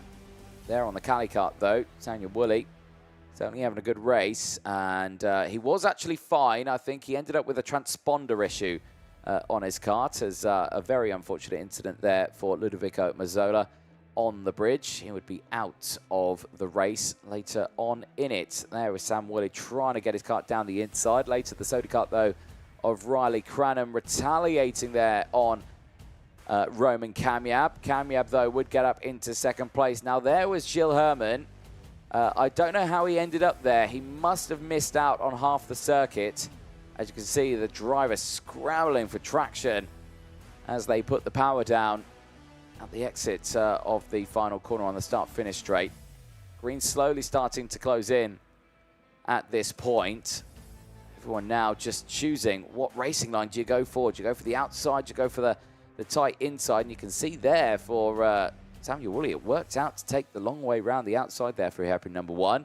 This was the change for the lead and the slowest battle I think we'd ever seen in modern karting. And there you can see Green managing to squeeze down the inside. A little bit of contact between the two of them here. You don't want a lot of contact at all if you're rubbing wheels out there on a wet track on slick tyres, because trust me, you can find yourself in a spot of bother. There's Gilles Herman again off the track. Through would go Lewis Islin. Islin finishing that race in P9, gain of 6 places. Lev Krutslov, though, just behind him, it came into 22. That was the moment Coronel, unfortunately, felt the barrier for the first time this weekend, dropping down to P18, but managing to stay in the race. Drops him down to 9th in the intermediate classification, but still in a strong spot. This was Jacopo Martinez battling away still with Riley Cranham. Cranham again getting squeezed out wide. That's understandable, of course, because he just couldn't turn in to the corner. But Zach Green would take the win across the line from Kamyab, and Endo Arata coming away with, I think, the best result of the weekend for the Ward Racing driver from Japan. Well, cleanup operation is underway. There you can see the trailer is already full and there's still carts out there, meaning there's going to be a little bit of a wait before we get going with the next race. But as you can see, the next race will be the OK qualifying heat C versus E. And again, begs the question, slicks or wets, because if it stops raining, which at this moment I don't think so, it could all be wet tyres for the drivers for the next one, but we'll find that coming up a bit later on. As at the moment, yeah, there's quite a lengthy cleanup operation happening out on the circuit, which is a big shame. Spectator watch is happening, and if they're paying attention and they spot the big TV screen, which they're not, I think they're all focused on their mobile phones. I can't imagine what they're looking at on there. That's so important. We're going to take a short ad break. We'll be back in a few moments' time. Don't go anywhere.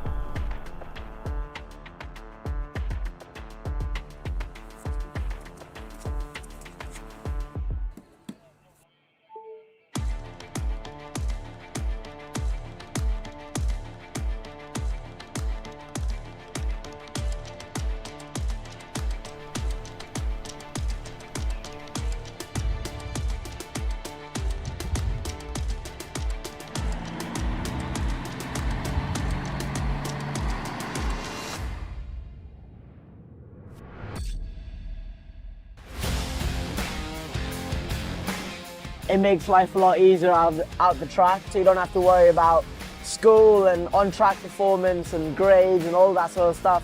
The school understands exactly what I'm doing. They understand, how important it is for me, and the schedule that they, cater for me is really well balanced, and I really enjoy it. It's a very fine balance between his sporting career and also his studies. He doesn't have to compromise on either. I'm very happy that Menewa has supported us through this journey. The communication is great, and yeah, I'm enjoying it.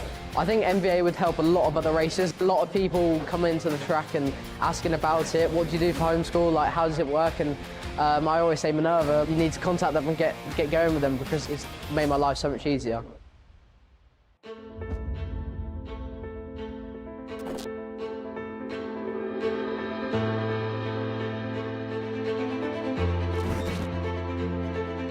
Racing Spirit was born out of the need to create a clothing line that could embody the passion and the experience that OMP gathered and cultivated working alongside the most successful racing teams of the last 50 years.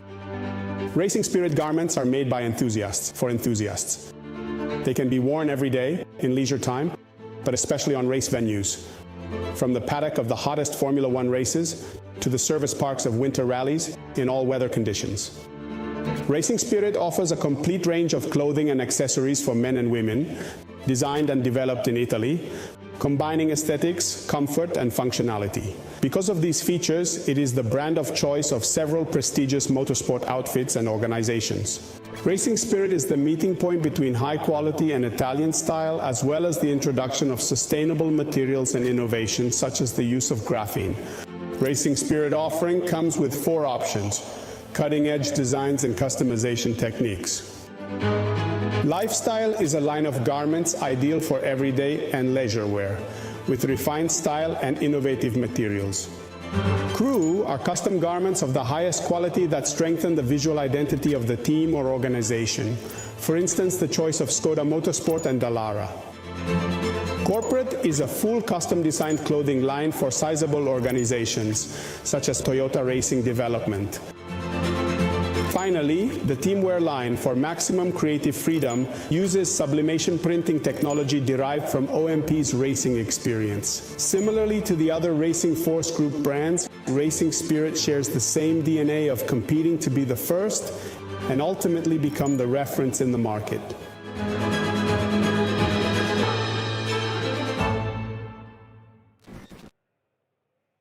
Well, welcome back, ladies and gentlemen. If you are just joining us, we are moments away from starting qualifying heat C versus G for the senior OK category. That'll be heading out onto the circuit in just the next few seconds out there. There you can see smiles there on the exit of some of the corners as the engines get fired up. Drivers are making their way out onto the circuit. Let's take you through the full starting lineup for this one. Freddie Lloyd and Zach Drummond on row number 1. David Walter and David Cosma on row 2. Gus Lawrence and Tom Dussel go from row 3. They'll have Finn McLaughlin and Matt Corby on row 4. Olin Galley and Vengar Clementson round out row number 5. Emily Koivisto and Tom Luye go from row 6. Radek Vavra and Anatoly Kavalkin go from row 7. Alexander Bondarev and Santino Panetta go from row 8. They'll have Noah Wolf and Austin Lee on row 9. Jensen Burnett and Cole Hewitson on row 10. Simona Bianco and Augustine Sepulveda round out row number 11. They'll then have Mark Brovko and Oscar Repetto on row 12. The final 3 rows sees Levianin, Zavadi Avramides, Alan Krosh, Mika Lamassoure and Leo Nilsson on the track. That kart there is a Forza Motorsport kart. And the Forza Motorsport kart on my screen that's not clocking up is Austin Lee, the German driver in the 362, is stranded on the pre-grid right now. And he will have, well, he's been given a very long run-up opportunity out there. And I'm going to quickly check and see what's happening in terms of tyres. Can confirm everyone has adorned slick tyres, wet tyres out there. So everyone choosing the safer option, which is understandable, but no one thinking they're going to risk slick tyres, thinking if it improves during this race, they might be able to sneak through. But yeah, I don't think it is going to dry out very quickly at all here. Whoa, gets it going. There we go. Burst into life. Good job there from the mechanic, and nearly grabbed onto it, nearly went with it. So good to see there that Austin Lee is on track now, albeit he'll be right at the back of the grid, and he was due to start this one, well, not too far up, P18. He might have time to get into position, but like you say, it's a little bit slick out there to try and close up quickly in this. Drivers now ending their formation lap. They'll be heading into the red line, and from this point onwards, no overtaking will be permitted. They will have to stay in 2x2 rolling start formation, no overtaking permitted, and nice and slow, keeping the field all bunched up. However, we're not seeing any of that from the field here at PF International. They are a little bit spread out. Now they're starting to slow it down. This is good to see. So let's see if we're going around again or we're going this time, because, well, the front looks to be in formation now, but the back of the grid is not formed up at all. Are we going around again? No, we are green and racing. It was deemed okay. One driver, I think, out of the tram lines there in the middle of the track. You'll have to be careful with that one. You've got to wait until the lights go green before you can move out of the tram lines.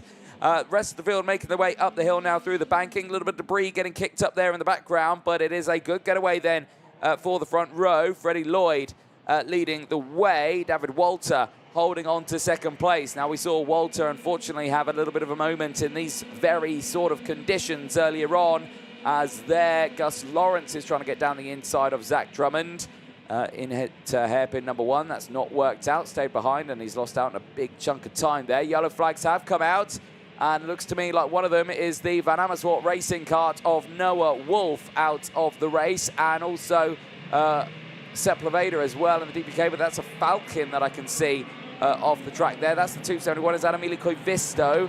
I believe it could be out of this race. Yes, it is. Emilio Coivisto in the 271 out of this race. He's trying to get it restarted. Does one attempt. Marshals are quickly on the scene to say, no, you only get the one.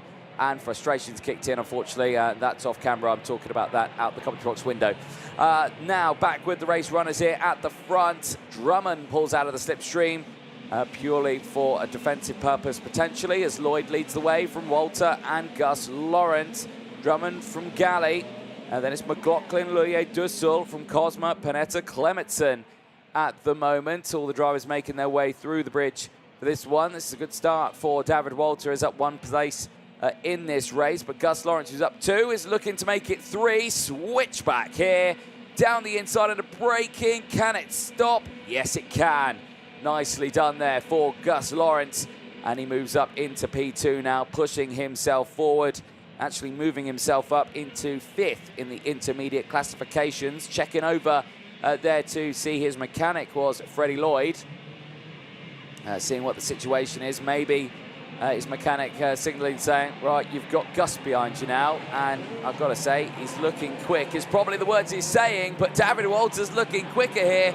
Gus Lawrence tries to hold it around the outside, but David Walter, that was a cheeky move down the inside. We did not see that one coming. I don't think Gus Lawrence saw it either, and he steps back up into P2 now. This allows Zach Drummond to close in. This allows Ollie Gallin to close in as well into the banking. Any lunges here? Everyone taking the same racing line right out wide on the exit, then cutting in for an early apex. Big hit of the curb there for Zach Drummond as Lawrence sets the fastest lap of the race. 1:13.5 just shows that the pace has immediately massively dropped down again in this one. And technical flags coming out in this race. 271, Emilio Coivisto seeing that. That was the rear bumper, of course, that we saw. But Emilio Coivisto now out of this race. Now, Lawrence back through past Walter, back up into second place through the Fullerton S's. So, what can Gus Lawrence do here now? This is where he got past the last time. This time around, no such problems. Has opened up a nice, comfortable gap between himself and David Walter just behind. In fact, David Walter under pressure from Zach Drummond just behind now. Drummond starting to put on the pressure. A little bit of an oversteer moment there as the two top and tail, and through they go. Walter slams that door closed, but Drummond still finds the gap and gets through into P3. Now, I think that was just the early initial turn in for the corner. He was expecting understeer to kick in there, and he just didn't see it. So, again, for these two, they hold position now, and Walter is down to P4 now. Galley is on the inside. Not able to do anything here on the entry. Can he do something on the exit here? But he will have to be careful because McLaughlin will look to the inside, but no. McLaughlin chooses the outside line here as Olin Galley just holding on to position there in P5. Drama at the banking. We've got drivers off the circuit, and who is tumbling down the order? Well, actually, quite a few are tumbling down the order. Sepp Leveda, Leviarin, Matt Corby, Radek Vavra are all tumbling down the order. I think Matt Corby and Radek Vavra may be the drivers caught out there at the banking on this lap. Lloyd and Lawrence. Well, Lloyd's lead is fading here. That gap is down to just under 0.4 of a second. Now the yellow flags are out here. No overtaking permitted. Green flags back out over into the Litchfield Bridge. So now overtaking is permitted once more. Out to the bridge, down the hill they go. And still, Lloyd leads the way. Replay on the left-hand side of your screen. Is this the reason why we see the yellow flags out? Oh dear, yep, round he goes. And that's not what you want to see at all. One of the monster Ks going around, that's Radek Vavra. And I think the VDK there, Matt Corby, just getting caught out. They're trying to get it restarted. Oh, that was close there. I think that was Noah Wolf trying to go for that one. Wolf's still in this race, just further down the order. Getting caught out at hairpin number 1 earlier on. Eyes on this battle here, though. Lloyd and Lawrence pushing their way forward right now. Lawrence goes for the move, straight down the inside there, through the Mike Wilson complex, but Lloyd fights back. Lloyd, who has been rapid today, certainly doesn't want to lose out on another qualifying heat win in these rainy conditions. Gus Lawrence, who I think is still waiting for his first qualifying heat win, is eyeing one up right now. As through goes the drivers.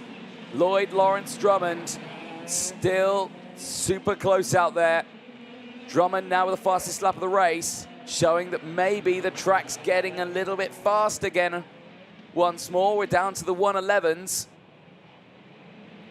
So Zach Drummond looking very quick in 3rd place, closing back in on these lead 2.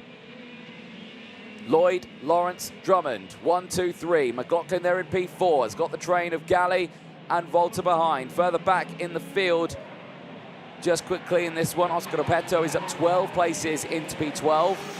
Mika Lamassuere is up 15 places into P13. This was, the look at the curbs there, the sparks flying out underneath Gus Lawrence's kart. And you do have to be careful with that curb here as Lawrence is battling away with Drummond right now. Lawrence back up into P2. So how did that happen? We were watching the replay there of Lawrence with his sparks out the bottom. While we were doing that, Drummond managed to get into 2nd place. And now both Lawrence and Drummond have fallen way off the rear bumper of Freddie Lloyd.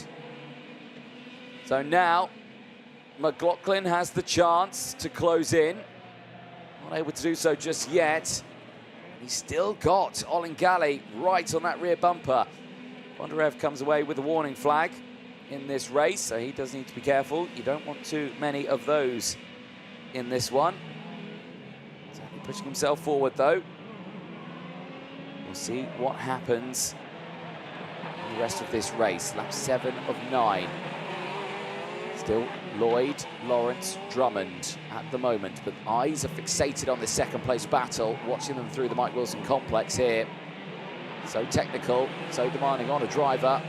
Look how much he's riding that rear bumper right now, and each knock he gives Lawrence, you know, it just shows that it's an extra pile of pressure he's putting on him, because he knows that he's still there behind me. I know that he's there because I can feel him hitting the rear bumper of the kart as Sepulveda retires from the race, the driver from Chile, going no further, unfortunately. And a big shame for him now. Again, race pace is increasing here. Track conditions once again improving. We're nearly sub 1 minute here. 109s on the wet tyres. So again, track is getting faster and faster right now. Begs the question, what does the next group do? I think it's still going to be wets out there. But when we get to the next races, again, chopping and changing, we might have another switch of tyres once more. Here's the rain radar. And there you can see pockets here and there. Nothing really an immediate threat to us. Last lap board is out then. Here's your race leader, Lloyd at the moment, leading the way 1.3 seconds. Lawrence and Drummond McLaughlin, though, is the battle that we want to watch on this last lap, because they are nice and close out on circuit. Olin Galley is there as well, closing in, but Lloyd at the moment looks comfortable. Just get to the end of this one. Lawrence now has retaliated, 109.6, now sets the fastest lap of the race. Is starting to break away from Drummond. I don't think there's going to be anything Drummond can do here. Drummond will stay there in third place for the time being, but for Finn McLaughlin closing in, you can see how his race has gone. Started this one P7. He currently sits there in P4 as now, here goes Lawrence defensive into the Fullerton S's. That takes him off the optimal racing line. Now where does Drummond go? Drummond's going to go for it in the background there. We look at Lloyd, but what happens in second place? Because at this moment, they're all heating up here. There's McLaughlin, 3 wide into the Mike Wilson complex. Drummond hold on to it. Lloyd's going to win the race. That's fine. But it looks like Lawrence could hold on to second place. It was 3 wide into the Mike Wilson complex. It's side by side across the line. But it will be McLaughlin finishing in third place ahead of Zach Drummond. Olin Galley, despite all of that, stays in P5. David Walter finishing in P6 ahead of Alexander Bonarev, Tom Louier and Tom Dussel. Mika Lamassoure finishing in 10th place, 18 positions gained. That is a superb drive for the Australian, finishing ahead of Vanguard Clementson, finished in 11th place. There on your screen, Freddie Lloyd adds another one to his tally. Steps up now, second in the intermediate classification. But that is not the last time we see Group C out on track. Lloyd's got another race to go. Lloyd can beat Joe Turney here if he can get another race win. That's going to be interesting here. Lloyd could have a chance of actually outscoring Joe Turney in the point standings. There's a look at the full classifications. Gone over the top 15. Cavalcon rounding that one out. Simona Bianco finishing ahead of Xavier Avramides. Santino Panetta from Jensen Burnett. Alan Crochet from Leo Nilsson. Noah Wolf from Mark Brovko. Cole Hewitson from Levi Allen rounding out the top 25. Let's have a look at the highlights for this one. And again, initially, good getaway at the front. No drama there for Lloyd. David Walter getting a good getaway as well. Drummond, Cosma and Dussel, of course, being stuck on that outside line, certainly had it all to play for. There was Bondarev getting all sideways and tangled up over the bridge. But let's see what happens as that race went on. You can see they're just going to squeeze big sparks out from underneath there. Huge one for David Cosma. Got to be careful with that one. Too many of those, you might find that your chain might ping off if it's, especially on the engine side of the kart. And for them there, it was the engine side at the exit out of hairpin number 2. Gus Lawrence having some good runs in that one. That sneaky dive back down the inside from David Walter. Very cheeky move there, but he would end up dropping back to the end in P6 for David Walter, but still a very strong performance for him nevertheless. There was Drummond going through. Still a very strong run in that one as well. Just see there the wheel banging there, line astern next to each other through turn number 1. And let's see how that went on. There was the spin later on in the race. The Monster K and the VDK going off. Radek Vavra and Matt Corby. There were 2 retirements out of 4. Sepulveda was 1. He pulled into the pit lane. And Emilio Visto, who was a retirement, out on track as well. So the cleanup operation underway at the moment. As you can see there, Matt Corby walking away from his kart. So still not the full results he will have wanted. But unfortunately, for the rest of the field, they had to keep going, and there you can see how close it got for the front runners. More sparks from out underneath the bottom of Gus Lawrence, as then he had to battle away with Drummond on the dying stages of that lap. Straight back into second place, but they weren't able to close up to Freddie Lloyd. He would break away from the rest of the field when this battle happened. McLaughlin trying to get back down the inside of 2 of them.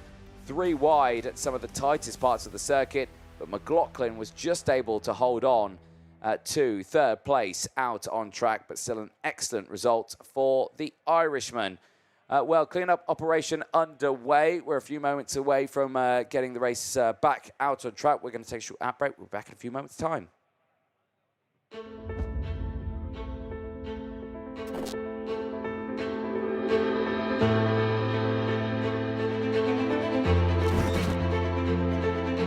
Racing Spirit was born out of the need to create a clothing line that could embody the passion and the experience that OMP gathered and cultivated working alongside the most successful racing teams of the last 50 years. Racing Spirit garments are made by enthusiasts, for enthusiasts. They can be worn every day in leisure time, but especially on race venues. From the paddock of the hottest Formula One races to the service parks of winter rallies in all weather conditions. Racing Spirit offers a complete range of clothing and accessories for men and women, designed and developed in Italy, combining aesthetics, comfort, and functionality. Because of these features, it is the brand of choice of several prestigious motorsport outfits and organizations. Racing Spirit is the meeting point between high quality and Italian style, as well as the introduction of sustainable materials and innovations, such as the use of graphene. Racing Spirit offering comes with 4 options: cutting-edge designs and customization techniques. Lifestyle is a line of garments ideal for everyday and leisure wear, with refined style and innovative materials. Crew are custom garments of the highest quality that strengthen the visual identity of the team or organization. For instance, the choice of Skoda Motorsport and Dallara. Corporate is a full custom designed clothing line for sizable organizations, such as Toyota Racing Development. Finally, the teamwear line for maximum creative freedom uses sublimation printing technology derived from OMP's racing experience. Similarly to the other Racing Force Group brands, Racing Spirit shares the same DNA of competing to be the first and ultimately become the reference in the market.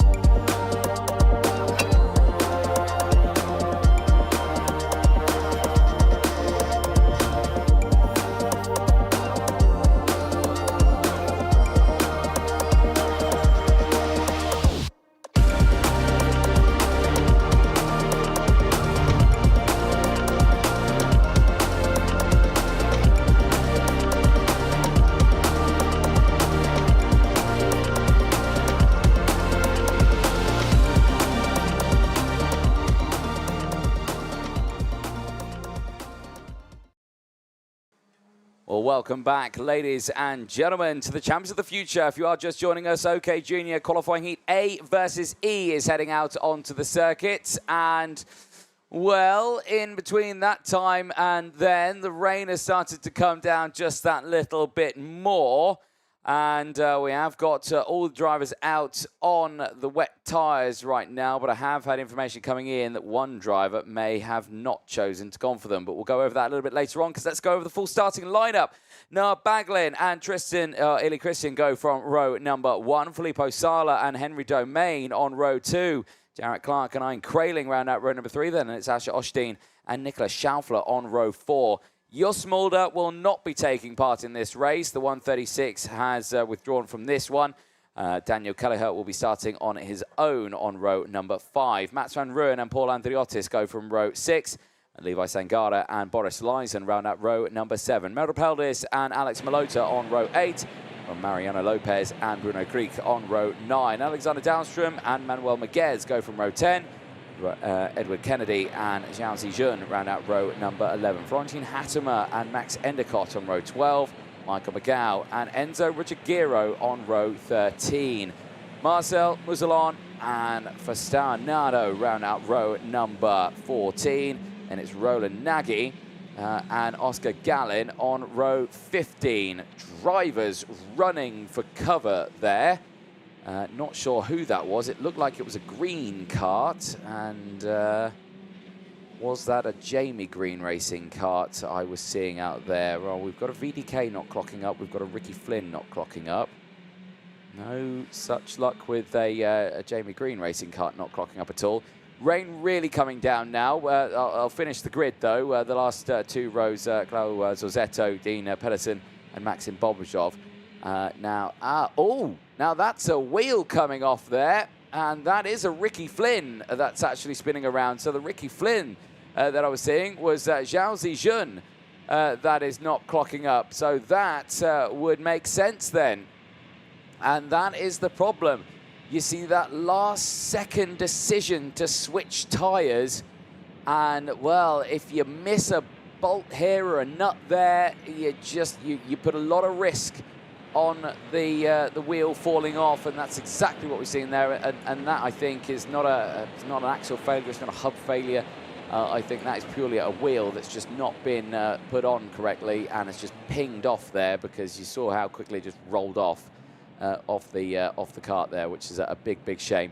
Rain radar, that band did come down, and it's just clipped us. It is raining once again out on circuit. Which means for the one driver that thought it was a good idea to maybe switch to slicks for this one, might not have been his way. We are green and racing, though. Everyone on the wet tyres bar 1 as they all make their way through turn number 1. Schaufler taking to the curbs there on the outside as the spray is kicking up tremendously there through the banking as everyone makes their way up over the literal bridge for the first time. How do they fare across the bridge? Everyone taking that inside curb on the exit. It's a fantastic shot to see, but it's a little bit feisty there in the back of the pack. But at the front, all is calm at the moment as everyone's got themselves through. And it's a good start for the field. But where has Filippo Sala gone? Sala down there at the moment behind Ian Kraling. Not had a good start. Baglin leads. Got a big lead here, actually, from the likes of his drivers behind. Henry Domain in the number 84 is up now into second place. Schaufler holding on to third. Ian Kraling just behind. Sala trying to get through. Here comes Kraling down the inside. Sala trying to follow. Schaufler holds it round the outside. Beautiful car control. Sala goes through, and so does Jarrett Clark. He tries and fails. Stays behind Ian Kraling, so Kraling only loses out on 1 or 2 spots here as the rain continues to fall back here in the Lincolnshire countryside at the PF International Karting Circuit. End of lap number 1. Baglin leads from Domain, Schaufler, Sala from Kraling, Clark, Kelleher, Osteen from Chrisen, Andriotis, the top 10. Spray really starting to kick up now. The rooster tails that you can see coming out the back of the wagons as they head down the hill now. Here goes wheel to wheel, Schaufler and Sala. Sala to the inside line. Schaufler's going to take the long way round. Can he get the switch back here? He might be able to do so, but Sala's got the optimal power out of the corner, and he takes that spot. A little clipping of the curb there for Schaufler, just to see if he can try and hook it in. Failed to do so. Yellow flags are out as I believe Florentine Hattemer, Marcelo Muzzolon and Alessandro Dahlstrom may have had a coming together out on circuit. Hopefully they're all okay and they can get restarted in this one. Eyes on this one though. Domain is holding off a big train here as through. Double overtake right now. We've got Sala on Domain, we've got Clark on Schaufler. And now the 2 Forza drivers sit line astern. Seeing if they can try and close in on the drivers up ahead. Baglin leads though, 3.1 seconds clear from Sala. Domain, Clark, Schaufler, Kelleher, Kraling and Osteen. At the moment, there you can see a stricken kart on the exit. That is the CRG of Marcelo Muzzolon. Another driver there just in the way of the gantry. And you can see there another retirement. Big check over the shoulder there for Domain. Clark looking for the move. Sideways under braking. Braking. Can it stop? Yes, it can. And Clark gets up into P3. A nicely timed job there under braking. So easy to get it wrong. So easy to misjudge a braking zone in the wet conditions here. As into the pit lane, into Parc Ferme. And out of this race comes the number, is that 64 there? No, it's not. It's the, I think it's the 84, or maybe it is the 64 of Alexander Dahlstrom, not going his way. Oh, there's Meropeldis. Meropeldis out of this race, the driver, the number 29. And, oh dear, that locked up a little bit there. That was the first push, and then it looked like the compression valve just dropped down, and that's where you see the axle locking up. So you can only really get these started with the compression valve up. And, yeah, that's just not gone his way at all. Another driver out of this race. Well, we're on lap 4 of 7. Rain continuing to fall here once again at PF International as the sun starts to set on a busy day of racing. We are 5:30 local time here in the United Kingdom. And of course, for a lot of these drivers, they've had to only have to adjust 1 hour from their racing out in Europe. Here's a look at the start. Please, can you check number 84, if overtakes after red line? Well, having a look at the number 84 there for overtaking past the red line. Now, the number 84 is Henry Domain, and Domain is there. You can clearly see he's behind Filippo Sala. Now, he's supposed to due to start alongside Filippo Sala, so there's no problem getting alongside someone that you're racing with, but it's only the overtaking, as these two here are going overtaking, as Sala and Clark are battling for second place on track. And Filippo Sala has to concede the spot and goes down into third place. Jarrett Clark now on the attack in this point and is pushing his way forward. But that's a lot of real estate between himself and Noah Baglin. Baglin, who has certainly delivered in this race, has come alive in the rain and has certainly been utilising this one. Close battles, thick and fast all the way throughout the grid as karts scramble for any traction out there.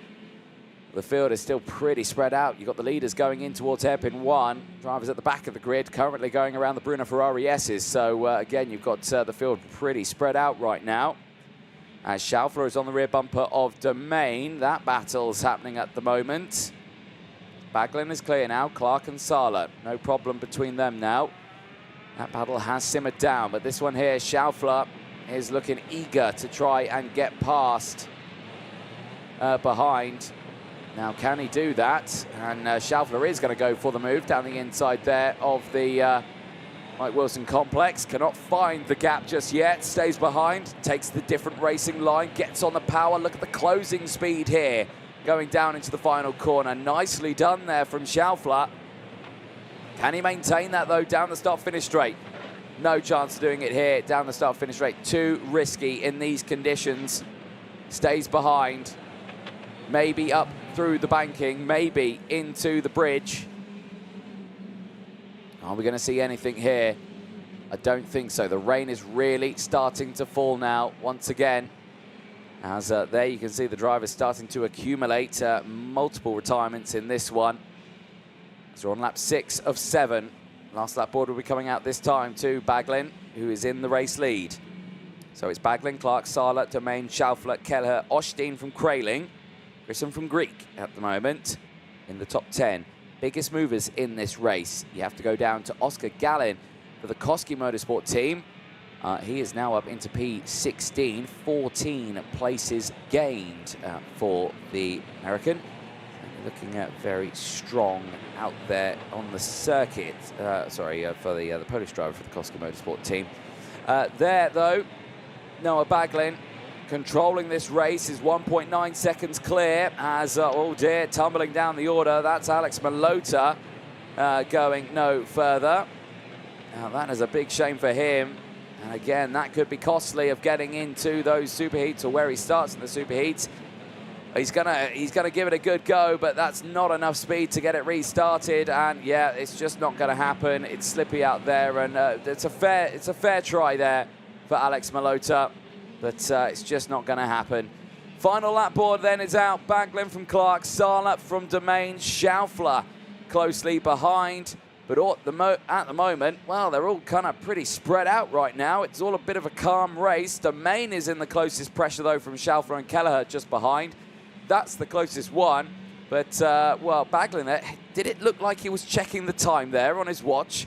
But he's saying, what time is it? There we go. leading the way in this one. Comfortable lead, 2.1 seconds for Baglin. This is more like what we expect to see from the young Briton. Certainly delivering this one, taking the normal line through the final few corners. It's a flag to flag then for Baglin. For Jarrett Clark, who's currently in second place, it's a gain of 3, but it's a good run nonetheless. But for Baglin out of the corner, he helps himself out. He moves up to 4th in the point standings, and he does exactly what he can do. Sala finishes in second place in the points. Clark 3rd in the points. Baglin 4th, but on track it's Baglin from Clark, Sala in 3rd place, Domain from Schaufler, Kelleher, the top 6 out there. The biggest mover is Oscar Gallin, 15 places gained in this race. There's a look at the points. Anagnostiadis, who at this moment in time leads those points, 262. We have seen him multiple times out today. I don't think we are expecting to see him out again today. Is James Anagnostiadis in the junior category. I think he is done, but I will confirm that. He is part of Group B, and yeah, Group B are done for the day, so he's not going to be able to score any more points, and he is only less than 10 points ahead from Filippo Sala. And Sala, who is in Group A, that was his last race of the day, so he is not going to be able to catch up to James Anagnostiadis, but I suspect for others they might be able to, because Craigie, who sits on 235, I believe does have another qualifying heat to go today in this one, but again, not too sure. I will double check my forms in just a moment. As drivers make their way back into Parc Ferme, Baglin there taking the win. The full results you've just seen on your screen there. 15th place downwards, Oscar Gallin, Michael McGow, Verstappen, Max Endicott, Roland Nagy, Dean Pedersen from Levi Sangara, Edward Kennedy from Mariano Lopez, Al Zoretto and Maxim Bobrajov, Enzo Richigiro running out the 26 finishers, multiple retirements, including that young man there, Zhao Zijun, for the Ricky Flynn Motorsport team. That wheel saying bye-bye, and, well, the field there nearly clipping it as they were heading through. Highlights from that race.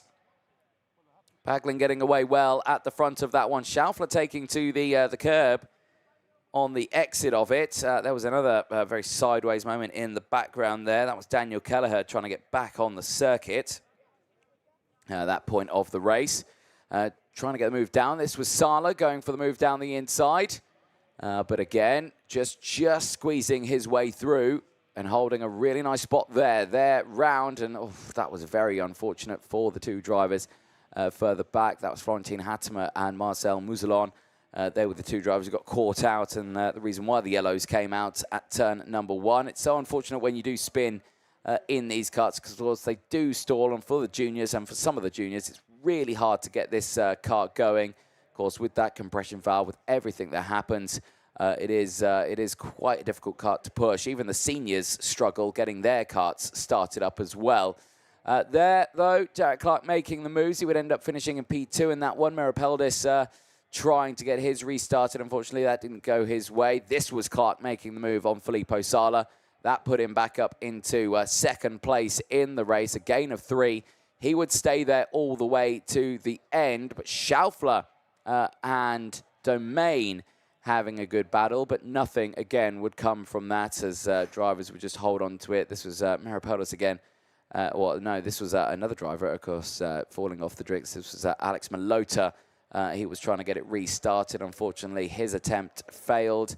Again, he tried to get the compression valve up. It was started going, and then as he got a really good push on, it just locked up there, and yeah, unfortunately, trips over his own kart. Checker flag then came out. Baglin takes the win. A nice win for him. Bumps him up to 4th in the intermediate classification. But at this moment, James Anagnostiadis still leads it and is looking to start on pole position for Superheat 1 tomorrow, but we have still got many more races to go. There you can see the cleanup operation is underway with the next race coming up very, very soon. It will be Groups A versus E for the senior category. They are coming up next. 9 laps at 12.5 kilometer race distance, and it starts with Noah Montero and Jakob Mikulev starting on the front row of the grid. But there you can see the floodlights have now been turned on here at the circuit, and well, that means it's getting a little bit dark out there. The clouds have loomed over once more. Like we're saying, local time here is only 5:30. It's not that late in the evening, and amazingly, we still see people wearing shorts. I don't understand it. It's freezing out there. It's raining, but however, we still have people in shorts. There is Jakob Mikulev starting this one on the front row of the grid. Was that a transponder that I was just seeing being put on the kart there for Jakob Mikulev? That is a very interesting one there. That definitely should have already been on the kart before that headed out onto the circuit, as umbrellas are up thick and fast throughout the sidelines there. And the clean-up operation still underway. Fair few karts left to be picked up at the moment. There's still 2 karts off at hairpin number 1, as the marshal's doing a brilliant job over the course of this one to get sorted out. But of course, without these guys, we could not go racing. So we do take our hats off to the marshalling team, who have been working tirelessly hard over the course of the day. The same as the camera crews out there as well. They've been battling with the weather conditions, so they've had to deal with all of that throughout it. And the 3 camera guys out there, we've got Chris, we've got Patrick, and we've got Jeremy out on the cameras, and Oleg, who's behind the camera of this one, has been battling away with the weather conditions, so good work from them. Plenty more racing to come. Obviously, we've got Group A and E coming up next, and then we head in towards Group D and G, C and F to round out the day. We're not far from getting this going, but I suspect our recovery vehicle's got a whole nother lap to go before we're going to be starting this one. There, Dries van Langendonk, a little further down in the order, P4 for him. Clear visor affixed on his helmet there. He wants full vision of this racing as we start racing under the lights here at PF International. A very interesting one. For the first time this season, we have seen that, but certainly a very dramatic one. There we go. There we can see that that last car being pulled into position there. Alex Malota's wagon that he was unable to get restarted just in the way. But right now, as we are moments away from that one, there is Miguel Costa. He is certainly wanting to capitalise on this next race under the lights here. But we are a few moments away from getting that started. We will take a short ad break. Don't go anywhere. We're back in a few moments' time.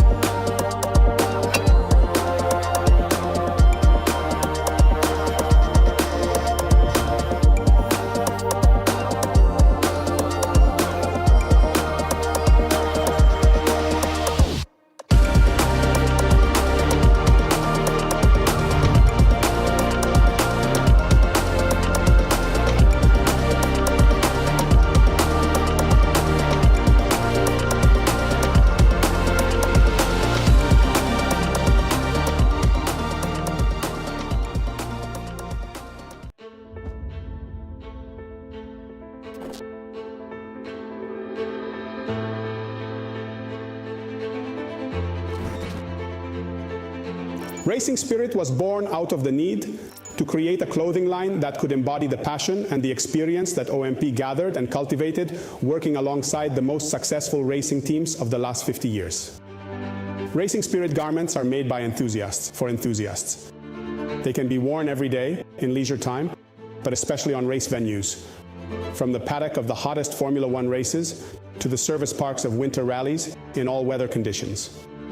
Racing Spirit offers a complete range of clothing and accessories for men and women, designed and developed in Italy, combining aesthetics, comfort, and functionality. Because of these features, it is the brand of choice of several prestigious motorsport outfits and organizations. Racing Spirit is the meeting point between high quality and Italian style, as well as the introduction of sustainable materials and innovations, such as the use of graphene. Racing Spirit offering comes with 4 options: cutting-edge designs and customization techniques.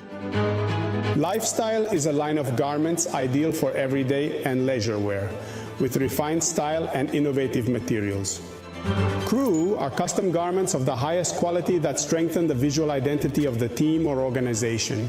For instance, the choice of Skoda Motorsport and Dallara. Corporate is a full custom-designed clothing line for sizable organizations, such as Toyota Racing Development. Finally, the teamwear line for maximum creative freedom uses sublimation printing technology derived from OMP's racing experience. Similarly to the other Racing Force Group brands, Racing Spirit shares the same DNA of competing to be the first and ultimately become the reference in the market.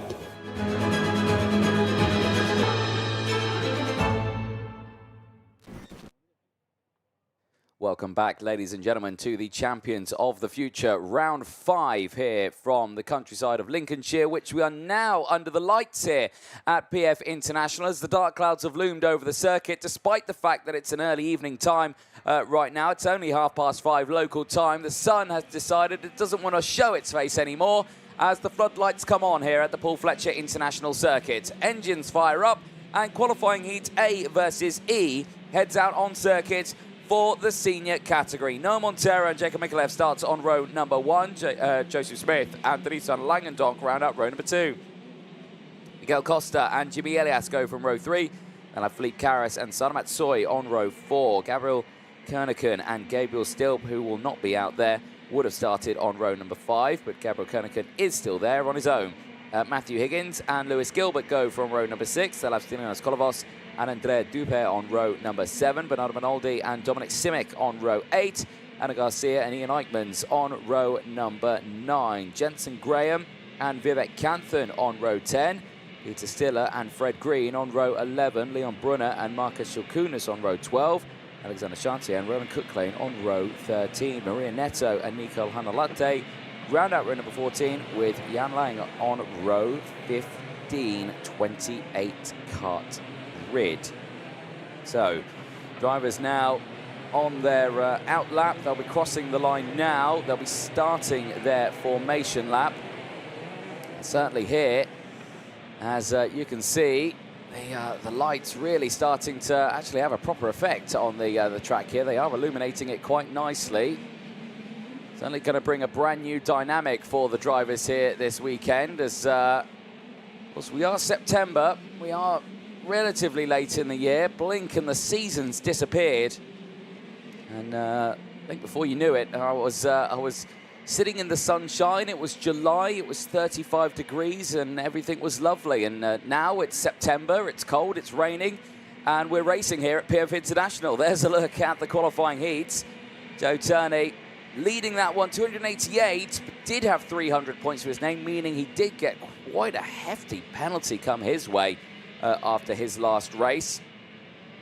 Does put him at risk in this one because, well, you've got Scott Marsh, Jacopo Martinez, Archie Lovett, and Andrea Mani. I don't think any in this race can have an effect on Joe Turney, but they can certainly do some damage in the intermediate classification, so we will keep a close eye on the points as the day goes on. We are only a few races away from the end of the day. Now, there's the red line.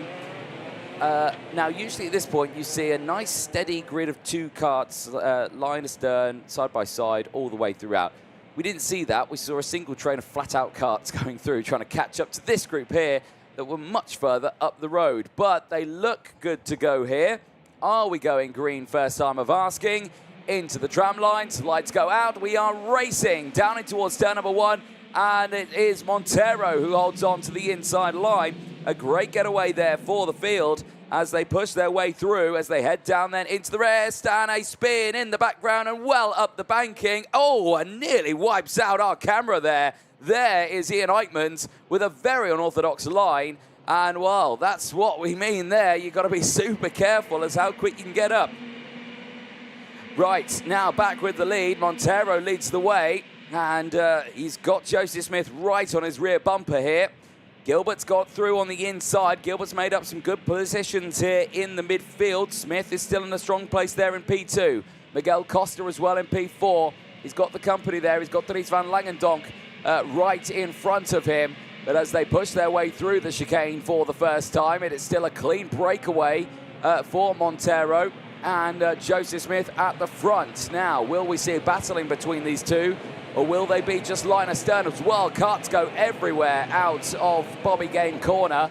They all scramble to find traction out there as, again, it's getting a little bit cooler out there. I mean, the air temperature is still saying it's 20 degrees out there, but it looks like it's -5 degrees. I'm not going to lie. It looks absolutely horrible out there, but the drivers are persevering as Smith takes the lead, gets past Montero through turn 1. Nicely done. And now, let's see if he can try and break away from the rest of the field. We saw Montero couldn't do it. Can Smith do it? Van Langendonk still there in third place, has closed in. Costa right behind him as well, but is under pressure from Lewis Gilbert. Gilbert's got through in the background on the Kraft Motorsport kart. He pushes through the Diamond of Dalrai, certainly delivering here and pushing himself forward. And right now, we'll keep an eye on this one. Higgins there in P6. Is ready to pick up any pieces as well that comes his way. And, well, there you're seeing Joseph Smith. Now, was he trying to lift up his cover on the radiator there, or was he trying to push it down even more? Because right now, I think his rad is fully covered right now, which means his engine's not getting any air whatsoever, or if it is, it's getting minimal air, which means the temperature of that wagon will be getting pretty high. Has he got time to push it down now? He's trying to push it down. Oh, he's got it a little bit down now. There you go. That's the risk that they take in that one. They're holding one steering wheel as they're going at least, you know, pushing up to a good lick of around 60, 70 miles an hour in towards turn 1. And you see going one-handed and round. Is that Dries van Langendonk?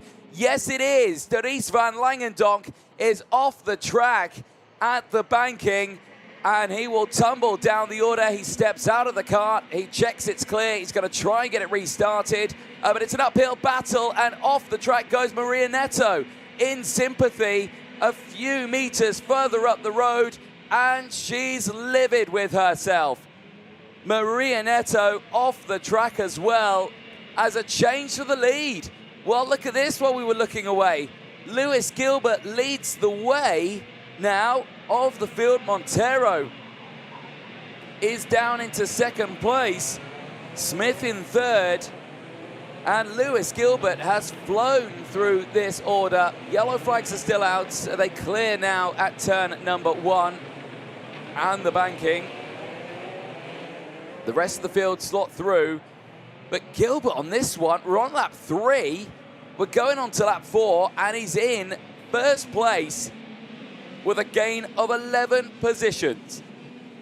Absolutely superb drive then for the Scotsman who leads the way. Gilbert looking in control here and setting a new fastest lap of the race. Big hit of the curb there for Montero, and Higgins trying to follow through as well. Higgins trying to get involved in this battle.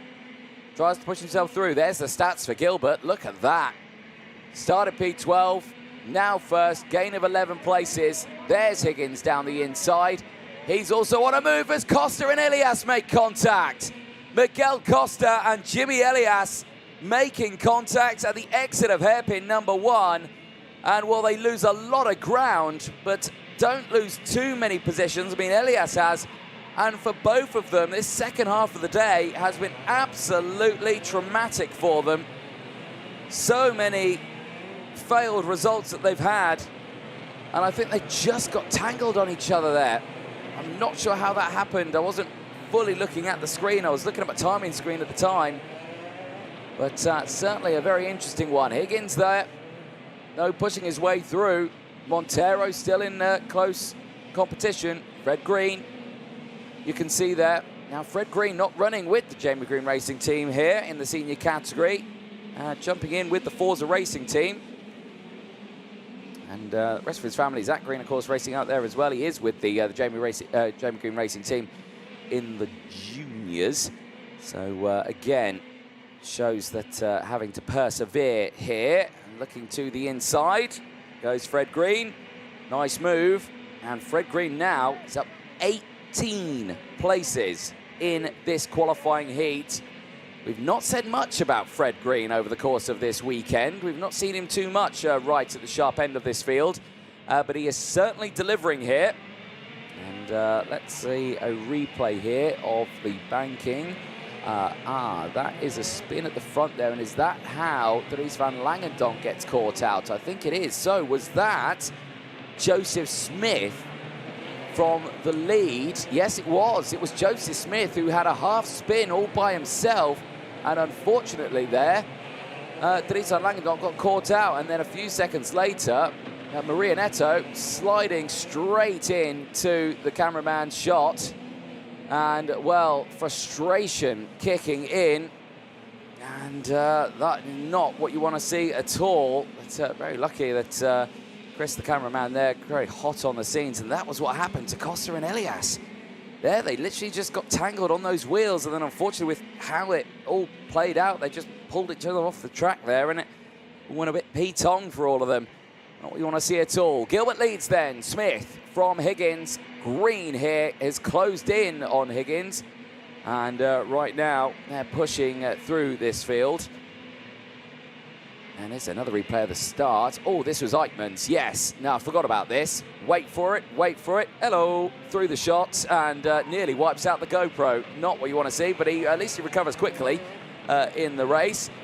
But certainly a very dramatic one at that point. And here is another replay. Just the drivers going through again. Yet Smith and that half spin there.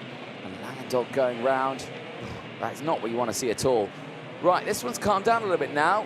Green's dropped off the back of Higgins. And it's not pushed up too quickly. So, again, stays behind.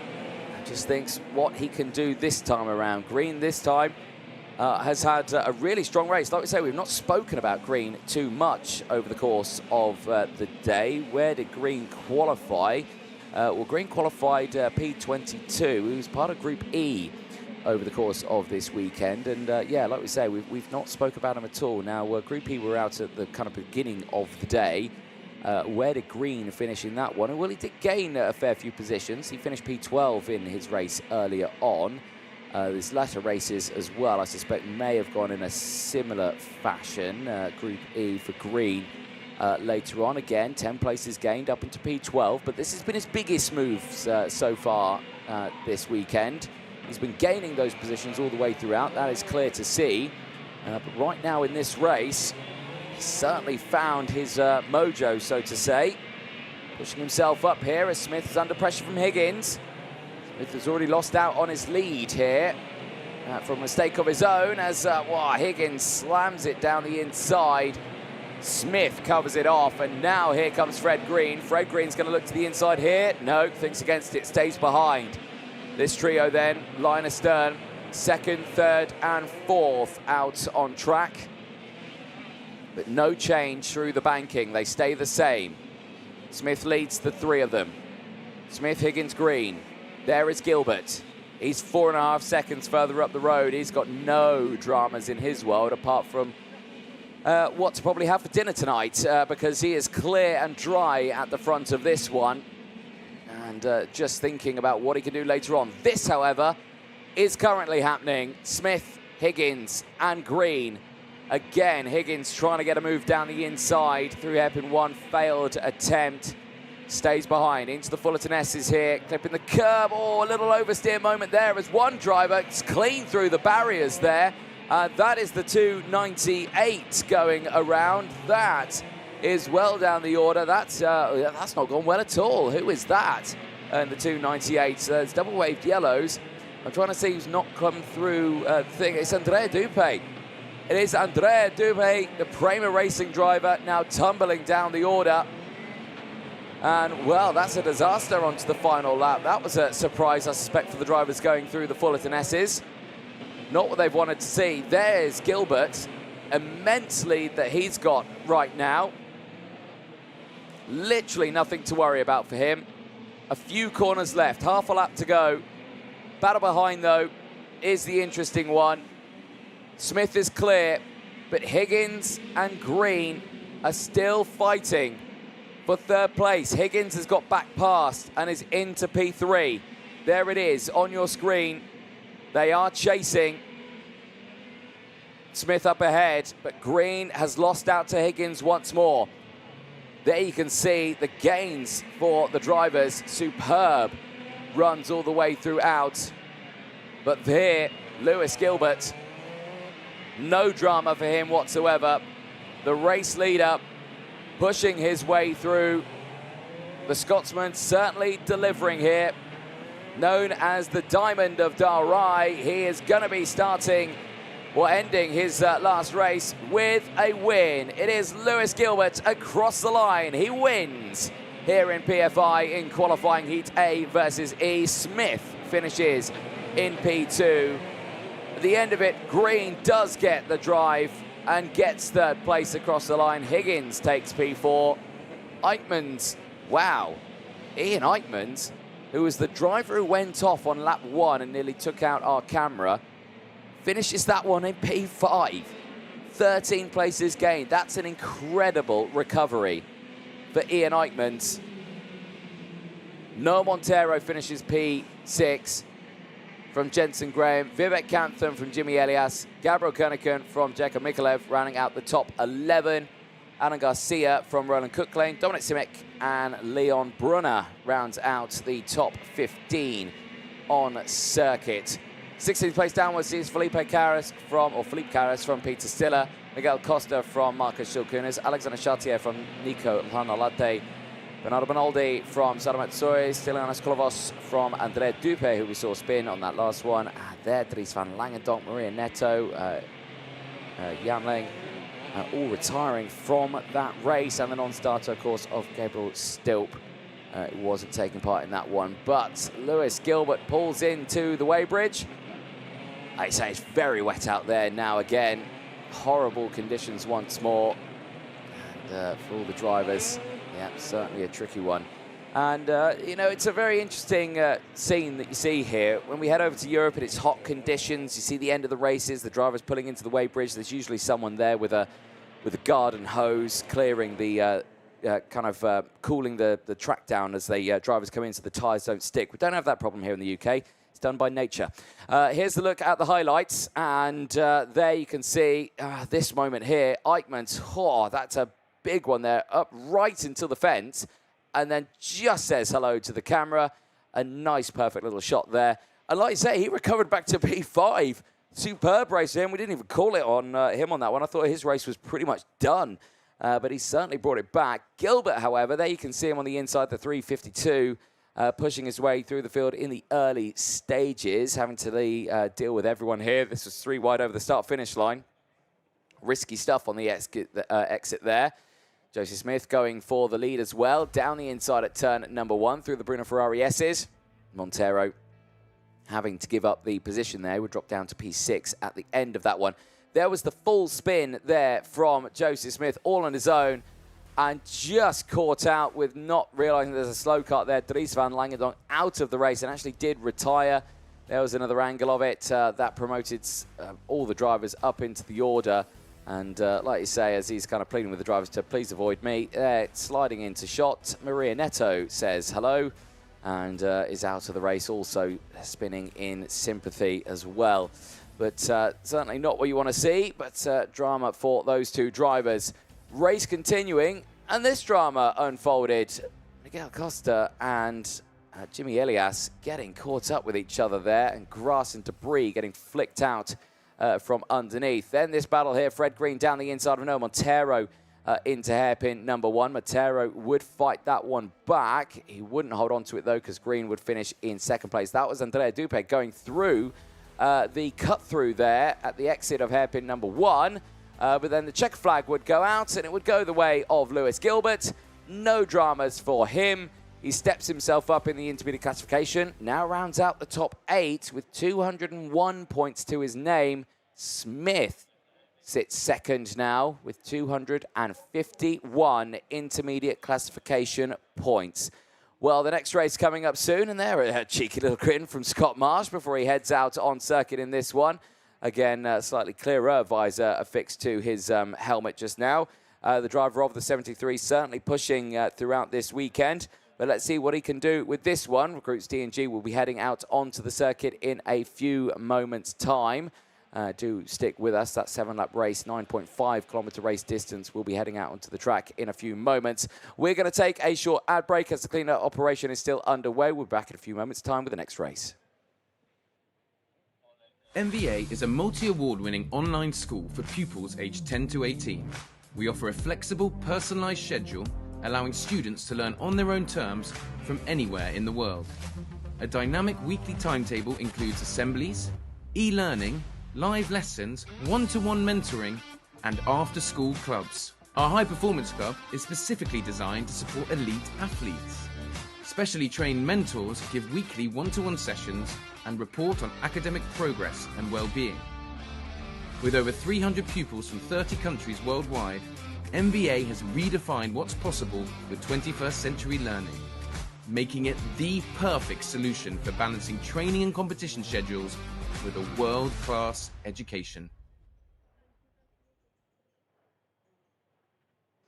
Well, welcome back, ladies and gentlemen, to the Champions of the Future. And there you can see the last carts have just been pulled off the circuit, been recovered after the last race we've just had, which was the Senior OK qualifying heat A versus E.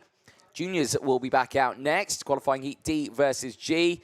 And this is going into the penultimate classes on this one. We've got D and G out next, and then we head to groups C and F. And they round out the day. So it's been a long old day of racing. 24 qualifying heats these drivers have had to go through, but the engines fire up as the field heads out onto the circuit. Let's take you through the full starting lineup for this one. Scott Marsh and Jacopo Martinez started on row number 1. Archie Lovett and Andrea Mani go from row 2. Vladimir Ivanikov and Ludovico Mazzola going from row number 3. Iskander Sulfakari and Roman Kamyab on row 4. They'll have Devon Waltz and Drew Waltz on row number 4. That's going to be nice and easy for me, with it both being D Waltz on my screen. As the rest of the field go through, it's Kari Kowalczyk and Jack Iliff on row number 6. Toby Gale and Augustus Toniolo on row number 7. Turner Brown and Sana Z go from row number 8. William Kalija and Vanessa Shilkanate on row 9. Have Yuri Lavar and Jean-Mathieu Rousseau running up the top 20 on row 10. Benjamin Maniac and Kean Bernard round out row number 11. They'll have Christian Blandino and Alex Brunner on row 12. Evan Purcell and Gilles Herman going from row 13. Louis Cochet and Matvey Durganov on row 14. Oscar Babari and Amir Sabarov on row 15. Zakhara Dole and Lev Krutilov starting on the 16th row of the grid. Now, it's getting to that sort of stage of the weekend here that drivers are starting to think, right, I need to make positions. And for drivers such as Zakhara Dole, Oscar Papari, you've got Amir Sabarov, Durganov as well, Cochet, Marcel Herman, who have all been down in that bottom end of the order. They've got to really start thinking now, points. We've got to start getting them. For Lev Krutilov, who starts on the 32nd spot on the grid, though, he has been okay. He's gained positions in nearly every single one of his qualifying heats, and he's really put himself in a strong spot. So, again, he's a driver who I'm going to keep an eye on in this one. The driver of the 127 who starts at the back of the grid has certainly made good moves throughout the course of the day and has done everything he can to try and get himself out of that sort of cut-off area, that drop zone of who won't make it to the superheats and who will.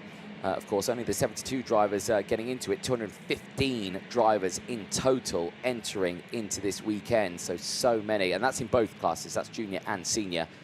So many drivers in a tough spot for this one. But for the drivers at the front who have delivered the results, can kind of breathe easy on this one and just think, right, let's just take this like every other race. Let's get it to the end. Let's do what we can do. As we head into the formation lap now, drivers heading to the red line from here. No overtaking. We should be already nice and slow and already formed up before we get to that line. However, we're not, so drivers will have a little bit more work to do before they head to the start-finish line. But we'll keep a close eye on this. It looks good now as the back of the field just trying to get themselves formed up, ready to go. This is looking good for a first time asking for their last race of the day in the junior category in Groups D and G. Lights go green. We are running, and Scott Marsh gets a lightning start. Lovett and Ivanikov get through as well. Drivers on the outside, Martinez, Mani, Mazzola and Kamyab don't get a good start. There's a spinner in the middle of the pack. Drivers avoid it. Brilliant avoidance there from the field, but who was the driver that has not gone? Now, Martinez is not clocking up on my screen. Now, there is a kart on the right-hand side of the screen there that's out of this race. Is that Martinez out of this race? Who was the other driver who spins? Looks like it was Jack Iliff, unfortunately, for the Forza Racing team. The American has not come round, and he is out of this race as the marshal has pulled it unceremoniously off the circuit. Martinez is not there. What has happened to Jacopo Martinez in this race? Did he retire before it even started? If that is the case, that is a shame for the number 4. So Martinez not on our screen. Scott Marsh then free to go into the lead by himself, as down the inside here comes Vladimir Ivanikov trying to gain those positions.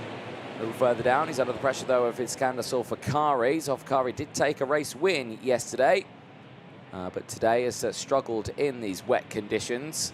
The driver from Turkey certainly pushing hard now, as he does get past Vladimir Ivanikov and allows, well, his two of his Forza teammates to get through as well. Looks like one of the Waltz gets through. It is Devon Waltz who manages to get through, and yeah, Martinez and Jack Iliff not having a good start to their race, unfortunately.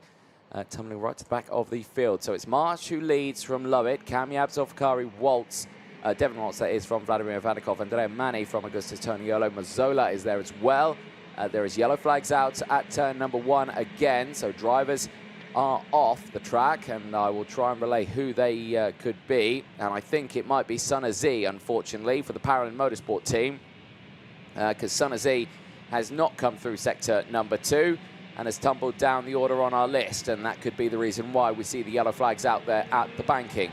Race continuing though, and well, Marsh and Kamyab have broken away. You can see Lovett there in the 44, he's absolutely fine. This battle here, Zulfikari, Devon Waltz, Vladimir Ivanikov, and Andrea Mani. This is Toniolo right there behind. You can see there the train really starting to form right now as drivers take those little extra racing lines, as Toniolo sends it down the inside, gets past Andrea Mani.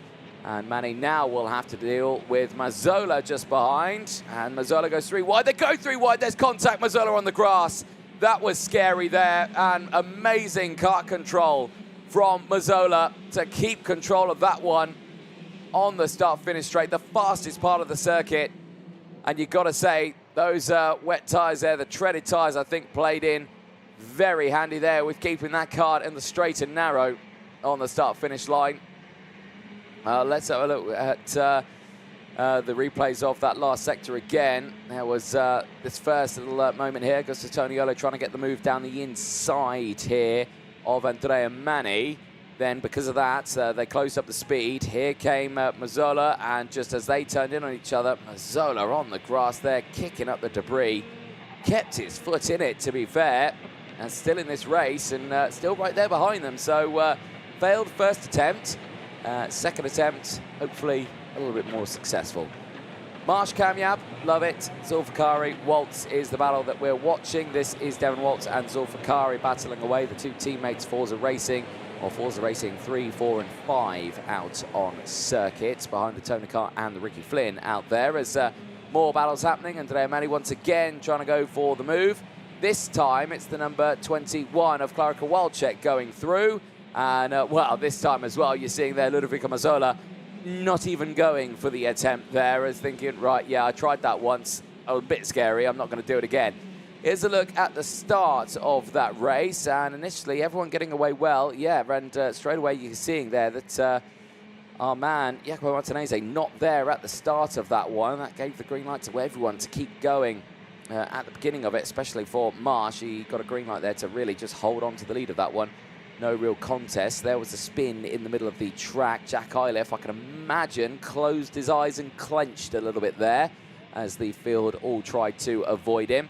That was it, Ivanikov going for the moves. And while we're watching the live feed, we have seen a change for the lead. Kamyab has got through on the right-hand side of your screen, with still the replays on the left-hand side of your screen. There, though, again, seeing these overtakes thick and fast on those highlights, you can see how dramatic the first opening races can be. On to lap number 5 now of 7. And Kamyab leads by just under 0.7 of a second. Here's the two Forza teammates going wheel to wheel again.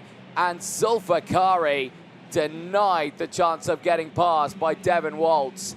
And that was as close as you could get to not hitting your teammate on a start-finish line as you could get. Well, Zulfikari certainly piling on the pressure to his teammate, but not managing to get past. Now there's a kart off at turn number 1 through the Bruno Ferrari S's. And it is the 190 that's going no further, and that is Yuri Lavar for the Lavar Motorsport team.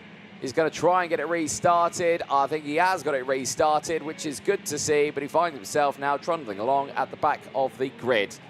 Back with the two Forzas. And for Devon Waltz and Iskandar Zulfikari, this race is far from over. Zulfikari piling on the pressure once more, tapping the rear bumper there through Bobby Game corner into the Mike Wilson complex. He's got the inside line. No, stays behind.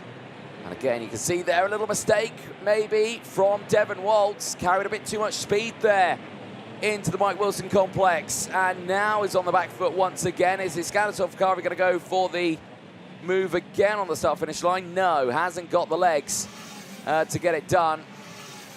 What happened to Kanishk Rao? Oh, dear me. Yeah, that was a bit of a sideways moment. Oh, dear, quite a violent spin as well. Puts himself right on the apex and very smartly just kind of signals to the driver saying, hey, I've spun, sorry, don't hit me, please. And, yeah, luckily they all managed to avoid him there. So great kart control from all the drivers there. And Kanishk Rao maybe to get that one back onto the circuit, but I'm not sure if he got it restarted. In fact, I don't think he did. I think he's out of this race, so yeah, that's a bit of a shame.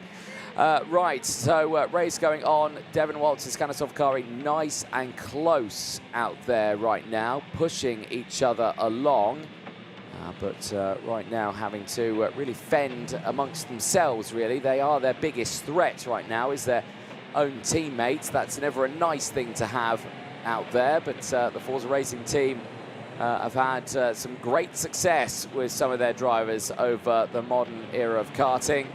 Actually last year in the 2023 season, and as well moving into the 2024 season, the Forza team having success with their pilots. As we go into the final lap of this race, Kamyab leads the way from Marsh, Lovett, Waltz, Zulfikari and Ivanikov still leading the way. But for Roman Kamyab here, I don't think we've seen him at the sharp end at the front. Kamyab looking for his first win of the weekend. It's going to come in his last race of the day, but better late than never to get it done. And I'm sure we'll be delighted with this result. Kamyab, who has really pushed on in this one there, you can see doesn't sit within the top 6 in the intermediate classification. That is Marsh getting up to second with 255 points. If he'd taken the win, it had a chunk more to his name, but I don't think it would have been enough to close into an Agnostiitis. But still, it's a level best effort there from Scott Marsh, though Anagnostiitis still in charge at the moment, looking like he could start on pole position.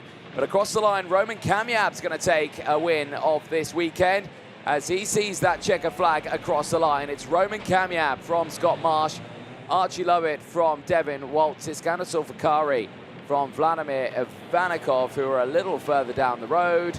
Lovett crosses the line, Waltz crosses the line, Zulfikari crosses the line, and Ivanikov now crosses the line a little further down. Kowalczyk and Toniolo Waltz and Cochet. Out of the race on that last lap was Andrea Mani, though. The driver who was fighting up at the sharp end is tumbling down the order, and that is very disappointing for the young driver, Andrea Mani, who was doing so well for the Forza Racing team so far this weekend, now lies out of this race and joins the sea of drivers who have retired from this race. Well, the field will make their way back into Parc Fermé. Here's a look at the full classifications. Kamiab, Marsh and Lovett makes it an all-British 1, 2, 3. Waltz from Sulfakari, Ivanikov from Kowalczyk, Toniolo from Drew Waltz, Louis Cochet from Krutelov, then it's Mazzola from Rousseau, Maniac from Brown, the top 15. 16th place downwards sees Toby Gale, Evan Purcell from William Kalesia, Alex Brunner from Gilles Herman, Vanessa Chilkane, Matvey Derganov, Amit Sabarov from Pareja, then it's Lavar from Mani, Blandino, Bernard, Dole and Sun Aziz, who rounds out the finishers in that race, and a fair few of the retirements. Sektor Martinez not starting, Jack Iliff having drama at the start of that one. But there, Roman Kamiab on your screen. Wet tyres looking good there on board. Qualifying heat win, though, to end the day is not bad going. As there, Scott Marsh as well. Having a brief chat with them as well. Let's have a look at the highlights on that one. As you can see, Kamiab at the start of that one switching to the inside. He started this on the 4th row of the grid. So that decision, just pulling in behind Iskandar Sulfakari at the beginning of that one, certainly worked out in favour. Rest of the field going through. This was Jack Iliff spinning and unfortunately putting himself right in the path of the others, amazingly. All managing to avoid in that early stage. This was Vladimir Ivanikov holding on to the inside there. Kinish Rao trying to get through in the early stages. And, well, Ivanikov kind of giving the hand signals there, saying, right, come on, let's try and close up to the drivers in front. Because you can see there the distance that Kamiab had to close up there to Scott Marsh in the lead of this one. Pushing his way through, though. Got it down the inside. Left the door open here. But, of course, had the outside line there to really get the power on. And there you can see a little bit too much power going on for Vladimir Ivanikov, just losing the rear end. And through would go Iskandar Sulfakari and the 40 as well of Devon Waltz, gaining those positions in the early stages. This was then Kamiab closing in on Archie Lovett, closing in and then getting past at hairpin number 1. A well-timed manoeuvre into the braking zone there. And again, very easy to just outbrake yourself. Easy to lock up the rear axle as well. The revs go silent. You know you've locked up. You know you've done bad. And yeah, you know it could all go Pete-ong from there. There was a side-by-side moment there. Iskandar Sulfakari and Devon Waltz. Certainly no love lost between those two teammates, having the battle thick and fast throughout the field. This was an interesting moment here.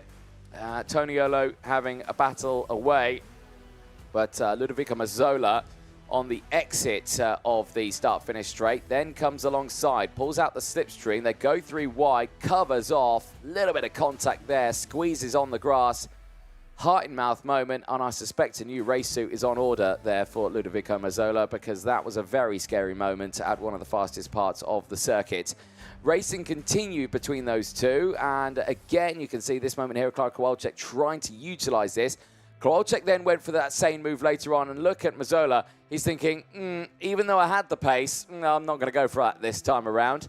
This was the change for the lead. And actually, that's Scott Marsh just letting Kamiab go through. So communication there, Marsh thinking, hey, you know what, you're not going to affect me. Let's not worry about this battle. I'm still in a good spot in the intermediate classification. I can still push my way forward. No drama there whatsoever. Again, back with this battle here. Devon Waltz and Iskandar Sulfakari. They would finish in that order. Unfortunately, very dramatic moment there for the 172. Just that rotation there for Kean Bernard. It was actually Kean Bernard spinning and getting in the way. We called that as Kinish Grau earlier on. It was Kean Bernard in the 172 spinning. Very unfortunate incident for him. But Roman Kamiab would take his win of the weekend and certainly end his day well as the cleanup operation underway once again. A fair few karts stranded out on the circuit as the marshals once again do their hard work and efforts out there. But qualifying heat D versus G for the senior category is coming up next on the circuit. 9 laps and a fair few distance of kilometres they've got ahead of them. But there you can see on your screen Salim Hanar starting it on pole position. A good run of races throughout the course of the day, ups and downs over the course of the day. But Salim Hanar has certainly delivered, and we look forward to seeing what the Colombian can do in this last qualifying heat of the day and where he'll position himself in that intermediate classification. He will have the likes of Zach Drummond starting alongside for this one as well, as again, sideline still filling with spectators wanting to watch what happens in these next races. But a tense time building for the drivers behind there. Lewis Francis on your screen, starting on the second row of the grid. Missing from the grid is Zach Drummond. Now, there should be a cut there. And, well, there isn't. And the 281, not where we're expecting it to be. What has happened to Zach Drummond? Did he miss the gate? Or is he in a position where he's just not taken part in this one? I'll have to look at the results from previous races here to see if there's been a penalty that has gone his way. There is our fabled stewarding team on the start line there. You've got race director Martin Bean in the middle.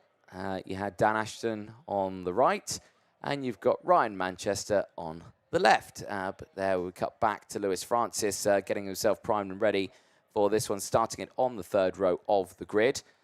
The Australian driver now only having technically one driver ahead of him going into the start of this one, and that is in the form of the Colombian Salim Hanar. Before that race gets underway. Last bit of the cleanup operation is happening out on circuit. We are moments away from getting this race started. As there on your screen, David Cosma Christopher. He has had a very interesting day. Ups and downs, but again, he's put himself in a really good spot here in time qualifying. He's fought his way throughout, but it has been a challenge in the wet conditions here. There is a look at the mechanics stand there, the grandstand here just under the gantry. You can see that is slowly starting to fill up with everyone wanting to watch this race. The noise there is pretty biblical when the whole field goes past. There is Dmitry Matviev in the 244, starting this one on the third row of the grid. Again, fabulous helmet design he has on board there. Nice big smiles as he's getting ready to head out onto the circuit for his last race of the day. Last few congratulations there with the rest of, well, that's Lewis Francis's mechanic there, part of the Cut Republic team. All of them part of the Cut Republic family. And to put that into perspective, the chassis that you have here in the top 6, quite extraordinary. You've got 4 Cut Republics within the top 6 in the form of Hanar, Francis, Matviev, and Cosma. And then, well, obviously Drummond's not there in the Paralin, but then you have this man here, Tom Dussel, in the CRG. So he is the only other kart chassis manufacturer within inside the top 6. He is surrounded by Kart Republics with Matt Corby behind as well. He's got Lewis Werrell somewhat alongside on the Esprit chassis.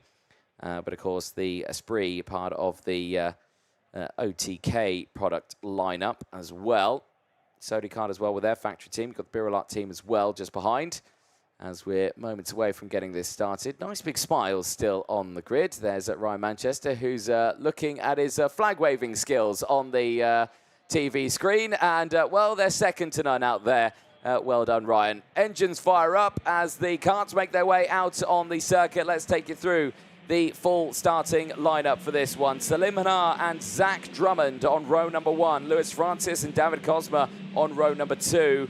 Then it will be Dmitry Matviev and Tom Dussel on row number 3. Lewis Werrell and Matt Corby on row 4. Kai Rillarts and Vengar Clemenson round out row number 5. Hugo Marti and Tom Louier on row 6. They'll have Marilla Droka and Anatoly Kavalkin on row 7. Yuri Peschel and Santino Panetta on row 8. They'll have Mark Demnitsky and Austin Lee on row 9. Then it's Pedro Hiltbrand and Cole Hewitson on row 10.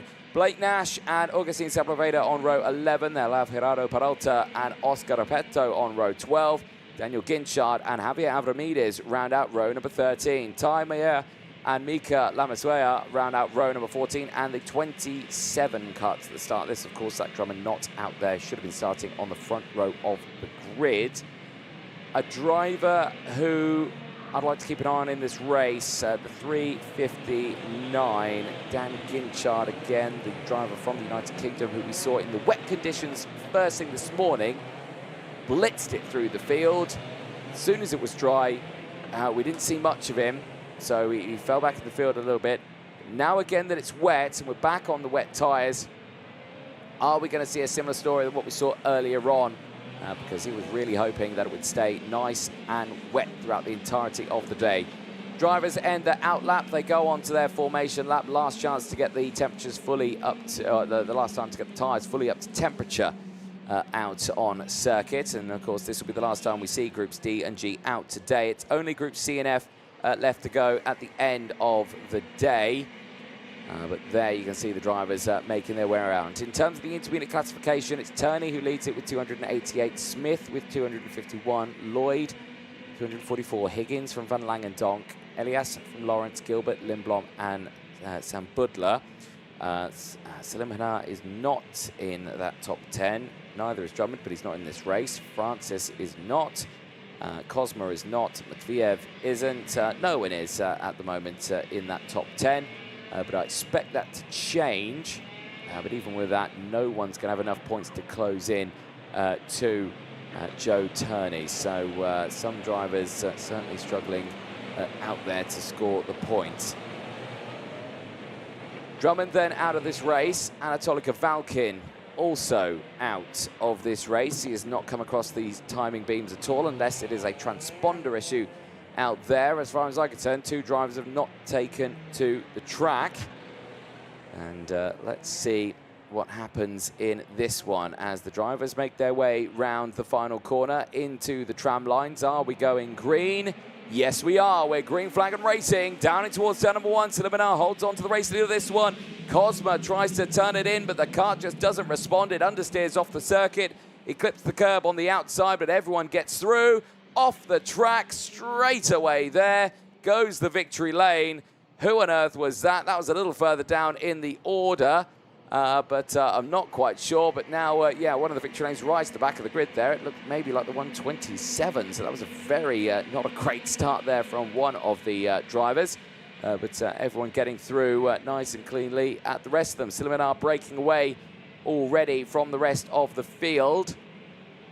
There you can see Lewis Werrell has had a lightning start in this one. Werrell has made up what looks to me like 6 places there. He's up into P2, flying in this race as the field makes their way through the Fullerton S's for the first time. And I leads the way then from Werrell, Francis from Matviev. There you can see closing in on the VDK is that Matt Corby closing in. If so, be a good start for Corby. Pushing his way through. You can see a big hit of those curbs there as everyone trying to push their way through in this early stage. Across the line they go then. Let's count them through. It's Hannah from Werrell, Francis Matviev, it is Corby. Cosma is there as well from Hugo Marti. Rillards from Hiltbrand, Clementson from De Rocca. Still leading the groups out there right now. The whole field pushing their way through here. And delivering a very strong performance. All drivers on the wet tyres, of course, and of course confirmation of the drivers that are missing from this grid. But I want to keep an eye, like we were saying, on that 3:59. Dan Ginchard started this one right at the back of the field. P25 can see he's already up 3 places on that opening lap. Again, he is liking these conditions. In fact, he's up 5 places now. He's up into P20. Tom Dussel has not had a good start in this at all. He has dropped tremendously down the order. The driver who started P6 in this race is down into 22nd place now out on track. So, and Owen Werrell are breaking away. Werrell's closing in with a gain of 5 places, looking to see if he can try to take the lead of this one. And Matviev and Francis battling away as they're tumbling down the order is Vengar Clementson. The Birulak Racing driver trying to get it restarted, but it's turning off the track, and now it's on the grass. He's out of energy, and he's out of luck, and frustration kicks in, and he's off. And there, going off the track as well, is Matt Corby. Now, he's just lost out to David Cosma and Hugo Marti. They've got themselves through and have pushed themselves right through the order. Blake Nash as well has just tumbled down to 20th place. Cole Hewitson as well also hasn't had a good start in this one.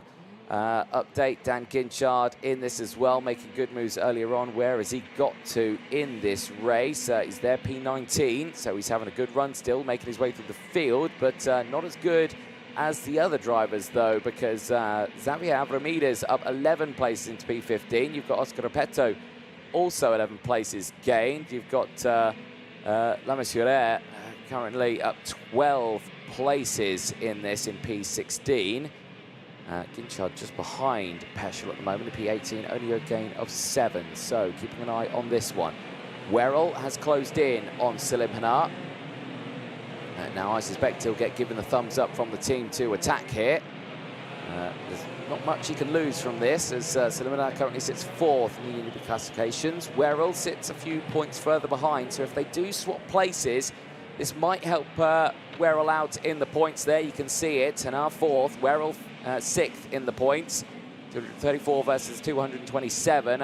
A change of position between these two would change that drastically. And it might promote Werrell up a fair few more places in the intermediate classification here. So this race far from over.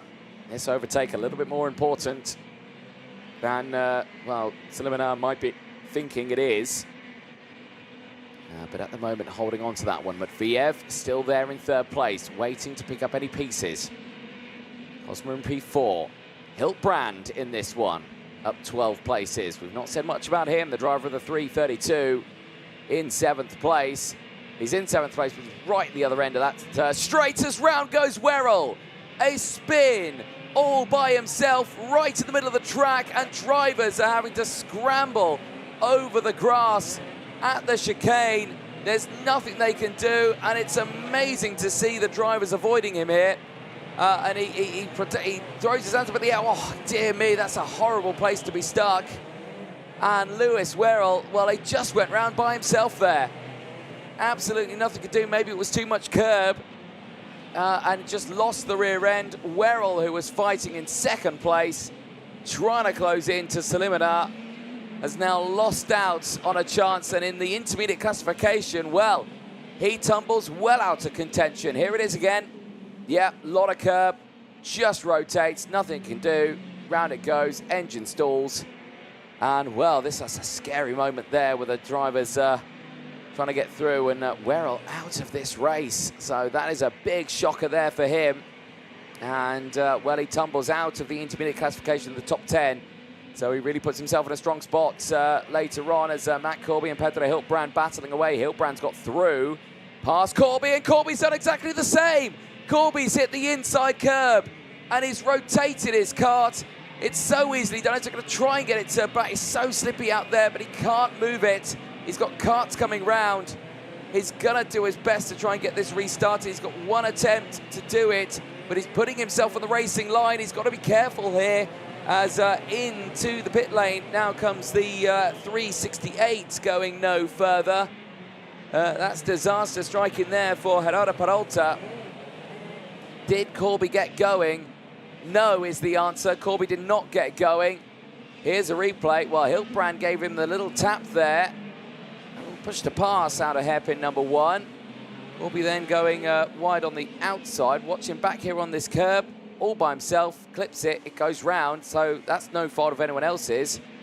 Yeah, that first initial one there from Pedro Hiltbrand just to squeeze past. A little bump and pass there at hairpin number 1. It is a common tactic that is deployed by drivers, but it is somewhat frowned upon by the stewards. So I can imagine they will look into that one a little bit, but Hiltbrand is on the charge once again. He's now on that rear bumper of Hugo Marti. See here, Hiltbrand digging deep right now, pushing hard throughout all of this. But we'll keep an eye on what he can do, because again, a very well-known driver. And very well known in the world of karting is Pedro Hiltbrand, multiple champion. Certainly delivering it in multiple different categories as well out on the world of karting, but we will see a bit more about him later on in the weekend, I can imagine. Hopefully he's hoping for, I think, dry conditions, but he was struggling a little bit in the dry conditions yesterday. was Hiltbrand. Certainly a very illustrious karting career for him as he pushes through. Slimanar, though, in the lead of this race. Certainly delivering, pushing his way forward throughout this one, as there you can see the stranded kart of Lewis Werrell there in the bottom of your screen. Here is Hiltbrand chasing Marty for P5, a gain of 13 places in this race. The multiple champion, winning over in America in gearbox categories, Spanish championships as well in KZ2. In the OK category as well, he's champion in multiple others back in 2017, 16 champion as well, 2016 FIA karting champion as well in KZ cars. A very prestigious driver is Pedro Hiltbrand. So again, he's one to certainly keep an eye on in this grid. Slimanar still controlling this race, but Viev has slowly closed in right now on this one. Not at a rate and I think he would like, because the gap's still quite extensive out there between the two of them at 9/10 of a second. Slimanar certainly proving himself in this one. That pace on time qualifying certainly playing off in this one. Down the hill they go. And right now, Austin Lee, who sets the fastest lap of the race, who's, well, somewhat a little further down in the order. He's currently P8. Not really in contention of this fight. So Slimanar and Dmitry Matviev holding their positions just now on these dying last laps of this race. Here's a close, exciting battle, though, on the track. Well, back with Pedro Hiltbrand further down in the order. He's battling away with Kai Rillarts, and, well, there you can see Lee as well getting involved. We see he had set the fastest lap of the race. He was in that battle. And they're getting right in the mix of the drivers there. Yellow flags are out at hairpin 2 as well. More drivers tumbling down the order. Looks like Muriel De Rocca and Cole Hewitson may be involved in that one. They're tumbling down. Maybe this one is Yuri Peschel also getting involved. In fact, I think that is Yuri Peschel in the ASD Monster K factory kart. He is tumbling down the order. And I think he is out of this race. Marshall Post 7, he will reside for this final lap of racing. Front drivers, Slimanar and Matviev, they've closed in at a good rate of knots here. 0.5 of a second now is the gap. It looks a lot less than this, and Slimanar is under real pressure here now. Is checking over the shoulder, and that's a dramatic speed difference between the two of them.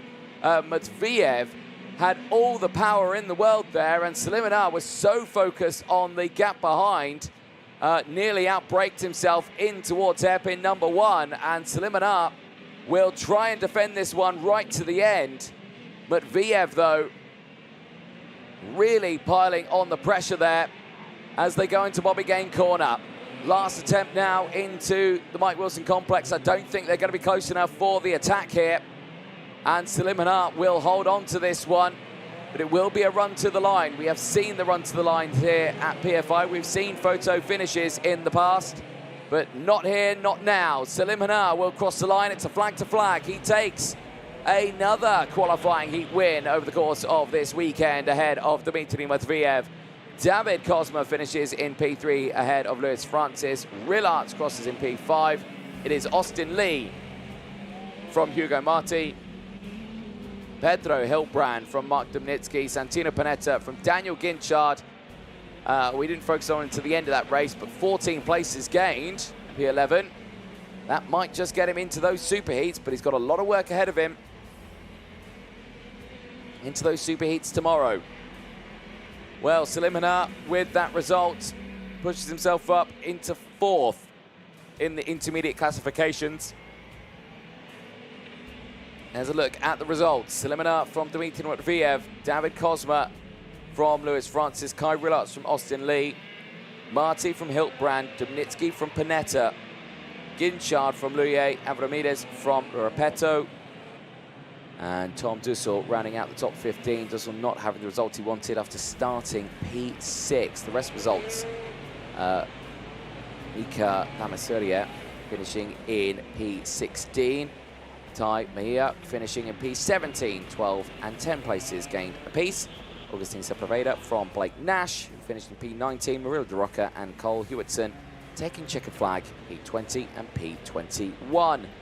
there on your screen comes into Parc Ferme and to the Weybridge. Salimina, after another qualifying heat win. We'll look at some of the retirements in that race as well. Yuri Peschel, Matt Corby, Gerardo Peralta from Lewis Werrell, Vengar Clementson, and the two non-starters, Zach Green and Anatole Falkin. So with those two drivers not present, Salimina had a clean run in towards turn number 1, not needing to worry too much about anyone else battling away at the start of that one. Rest of the field coming through shot. One of the victory lanes off the track. I still don't know who that was going off the circuit there, but still a very scary moment. In fact, I don't see actually any victory lanes in this race, so I'm not sure who that was at all going through. It was so quick, we couldn't even see the kart number. That is maybe what caused Peschel to have the dramas later on in the race. You can see he was hooked on another kart there at the exit. There was Matviev going down the inside of Lewis Francis. Francis at the end of that one finishing it in P4. Matviev finishing it in P2. Another retirement there. Unfortunately, Vengar Clementson not being able to get restarted. Frustration kicking in. Werrell retiring. Spin from second place. A rare mistake from the young Briton who stepped up in the senior category. And again, a very risky moment there with the drivers coming around. Then this one here, Hilbrand and Corby. And Corby here, well, dropped backwards there from that move. Then clips the inside curb, sends it into a spin completely on his own. He tries to get it restarted, but not going to happen. And there you can see pulling into the pit lane as well and retiring. Gerardo Peralta, not sure what was up with his kart there. Mechanic was at his assistance to try and help him through as Hilbrand there getting squeezed off the circuit somewhat from the drivers up ahead. You can imagine there the overtakes coming in thick and fast throughout the rest of the race. But the checker flag coming out would go the way of Salimina, Dmitry Matviev, and David Cosma Christopher at the end of that race. Well, they'll be out again tomorrow. 2 more races left to go. We're going to take a short ad break. Do not go anywhere.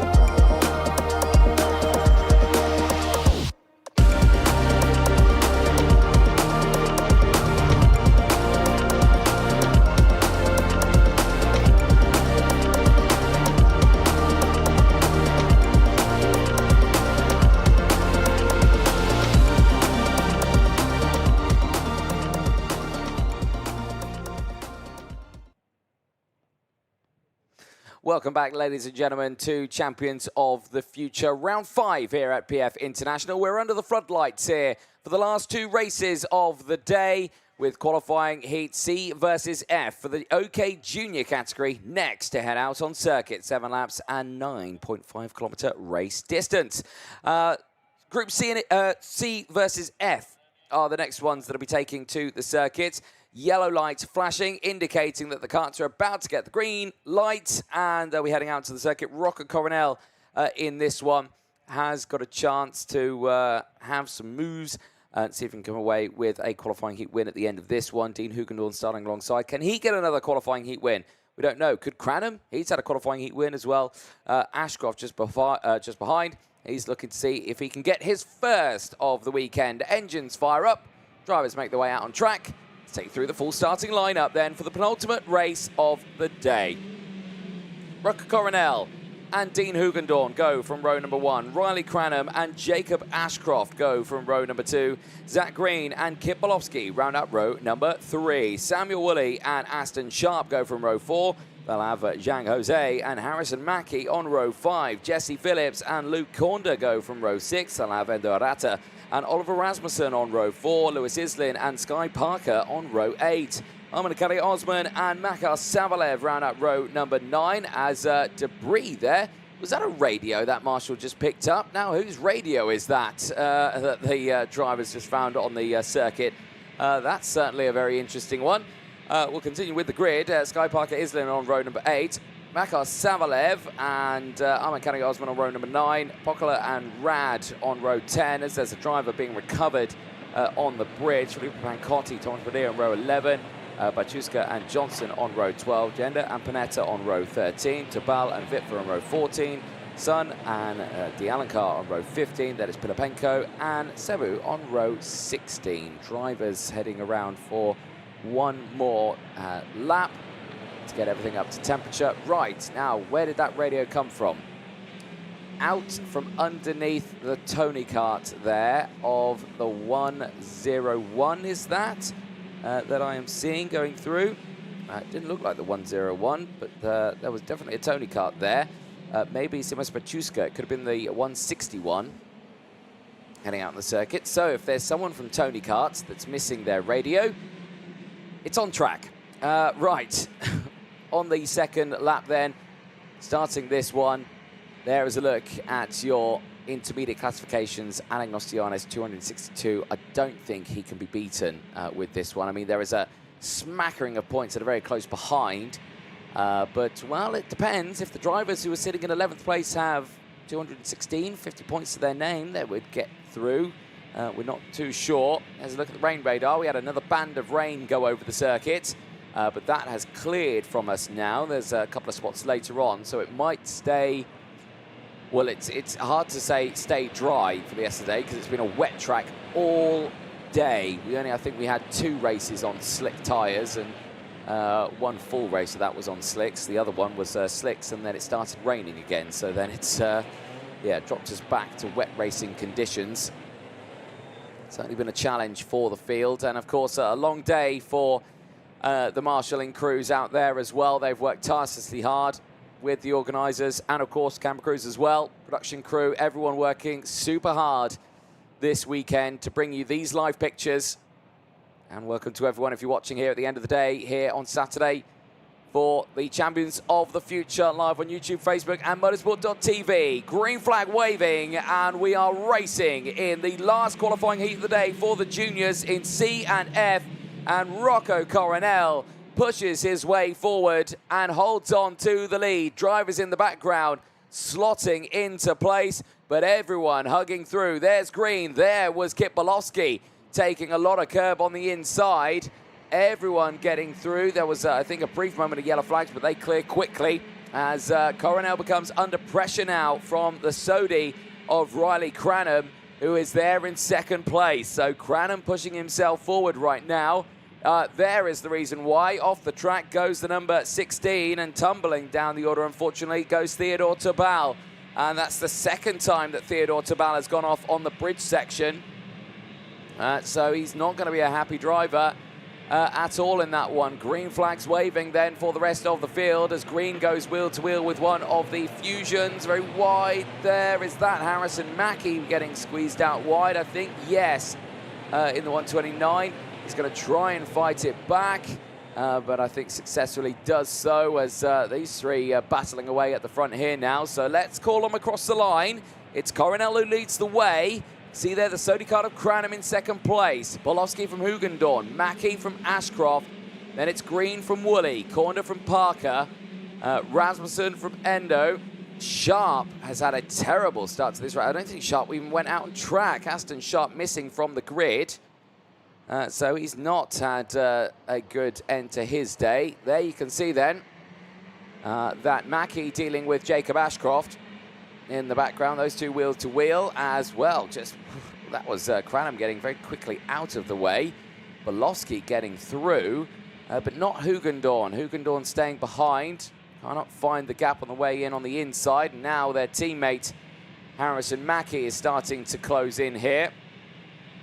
Now, the last thing you want to see if you're another one of the drivers out there is 3 fusions next to each other, because they do sometimes know how to work together. They know how the cookie crumbles in the world of kart racing. As to look at some of the stats from Kit Bolowski, who started this one P6, currently second with that gain of 4 places. As through goes Hugendorn. And now that really puts Riley Cranham on the back foot, and well, through will go Harrison Mackie. That was a risky move because he nearly out-braked himself. A side-by-side, Bolowski goes to the lead.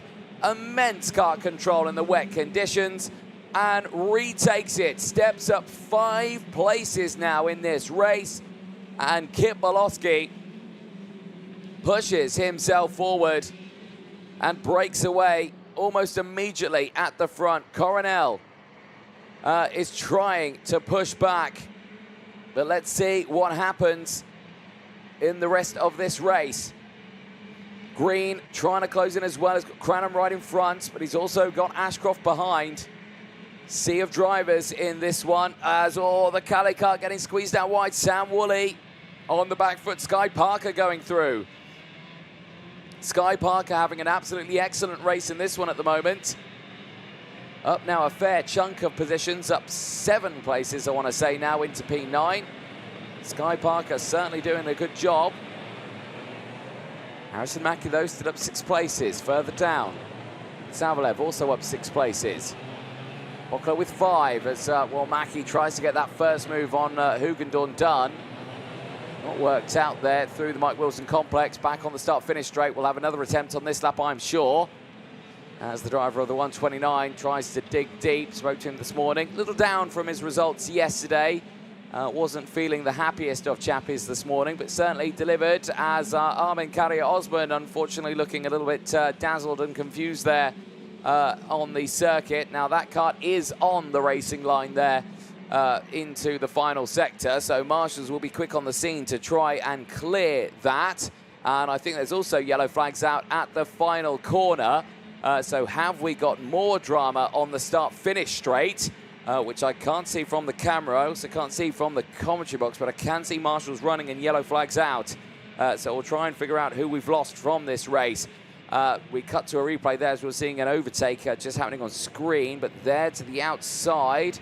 Nice little chop and change, and that's how Armin Carrier-Osman went round. That is very unfortunate, and yeah, just getting caught out on that inside line. There is Mackie. He's got past Coronel now. So Mackie up into P3. Trying to close in on Hugendorn.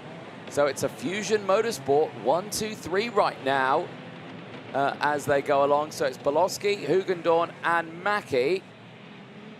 Rocco Coronel still there in P4, but is under the pressure of Zach Green, who is trying to close in. There's more yellow flags out on circuit, and more drivers tumbling down the order, and that's the reason why it's the 193 going no further. That is Victor de Alencar from the USA.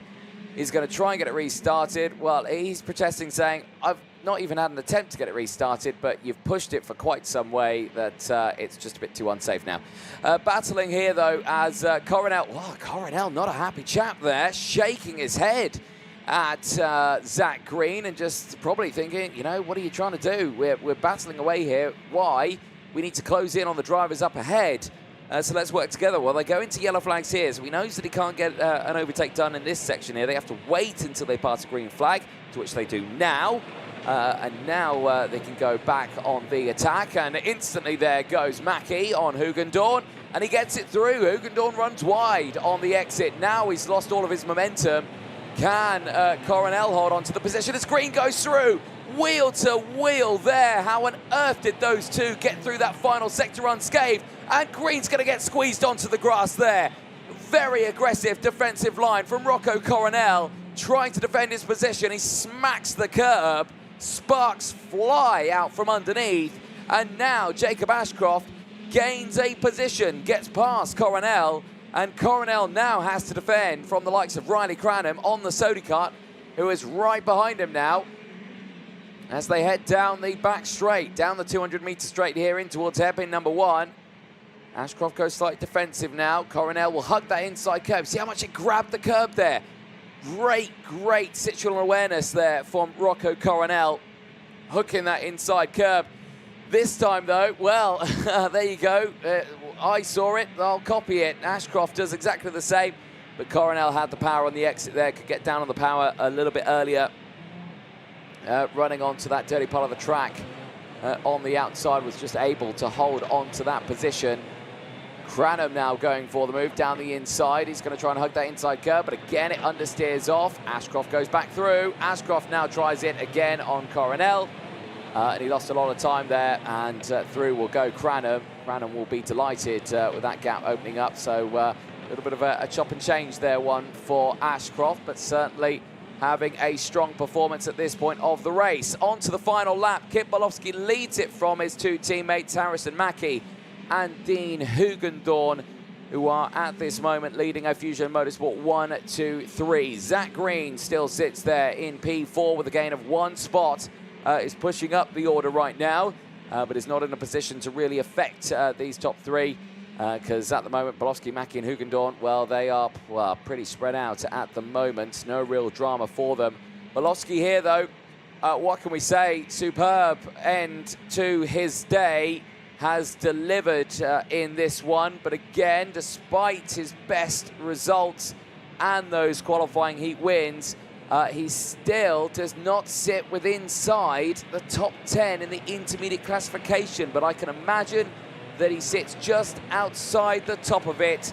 So despite his best efforts, Kip Bolowski, he will claim another qualifying heat win, but it will be James Anagnostiadis starting on pole position for Super Heat 1 tomorrow. It'll be Scott Marsh starting on pole position for Super Heat 2, with Filippo Sala and Jarrett Clark locking out the front rows as well for both Super Heat 1 and 2 tomorrow. For Kip Bolowski, he did everything he could today in the second half of the day, but he's going to be fighting through a fair few drivers later on. Waves to the crowd out on the circuit as well. Some supporters there for the Bolowski team. But right now, for Kip Bolowski, he can enjoy a nice relaxing evening now after knowing that the pace is there in the wet conditions. But let's see what happens. Here's the results then. Kip Bolowski, Harrison Mackie, Dean Hugendorn, Zach Green, Rocco Coronel, Riley Cranham from Jacob Ashcroft, Luke Cornder from Sky Parker, Samuel Woolley from Makar Savlev, Endo Arata finishing in 12th place from Joel Pokela, Lewis Islin from Jesse Phillips rounding out the top 15. 16th place downwards sees Rasmussen, Panetta, Pancotti from Zhang Jose. Then it's Gender from Pachuska, Rad from Johnston, Sun from Pradeer, Seru and Vitva, the 27 finishes. The retirements, Victor Dialankar, Armin Karrier Osman, Mark Pelapenko, Aston Sharp and Theodore Tabal, all retiring from the race. But there you can see Kip Bolowski makes his way back into Parc Fermé. Let's have a look at the highlights on that one. Well, there you can see, the radio coming out from underneath, sliding all the way, and that looks to me like it was one of the Tony Kart team radios that came from underneath one of the karts. But let's see what happens in the race, because the race initially, good getaway for the drivers. A lot of spray kicking up at the start of that one, but Rocco Coronel holding on to the lead in the early stages. Kip Bolowski dipping to that inside curb, trying to push his way along, as right at the back of the field, the unfortunate spin for Theodore Tabal out of the racing and might be out of contention to make it into those superheats tomorrow. He's had a plethora of retirements over the course of this weekend. Green making the moves in the early stages, squeezing his way past Jacob Ashcroft. Ashcroft would fight back, though, as Mackie would go the long way around the outside, get caught out with Green in front, and Ashcroft would get back through. Then Harrison Mackie would get back past. Again, it's just showing you get that move down the inside. Yes, it feels like you've got it done, but then it understeers. It doesn't grip, and then all of a sudden, you then have to refine your traction, and then all of a sudden, before you realise it, you've lost the position again. So a bit of a chopping and changing one on that one. Bolowski making his way through the field, though. This was his move on Riley Cranham. Cranham at the end of that one finishing in P6. So not the results he will have wanted at the end of the day. But still a good top 10 finish, and he accumulates a good amount of points, and Cranham sits not inside the top 10, but I can imagine not too far down below it, and looking to want to start in either Superheat 1 or 2 tomorrow. That was the moment where really started to drop back a little bit in the order. Brave move here from Mackie, straight down the inside. I thought he'd outbraked himself there. I thought he carried too much speed. It was going to go straight on.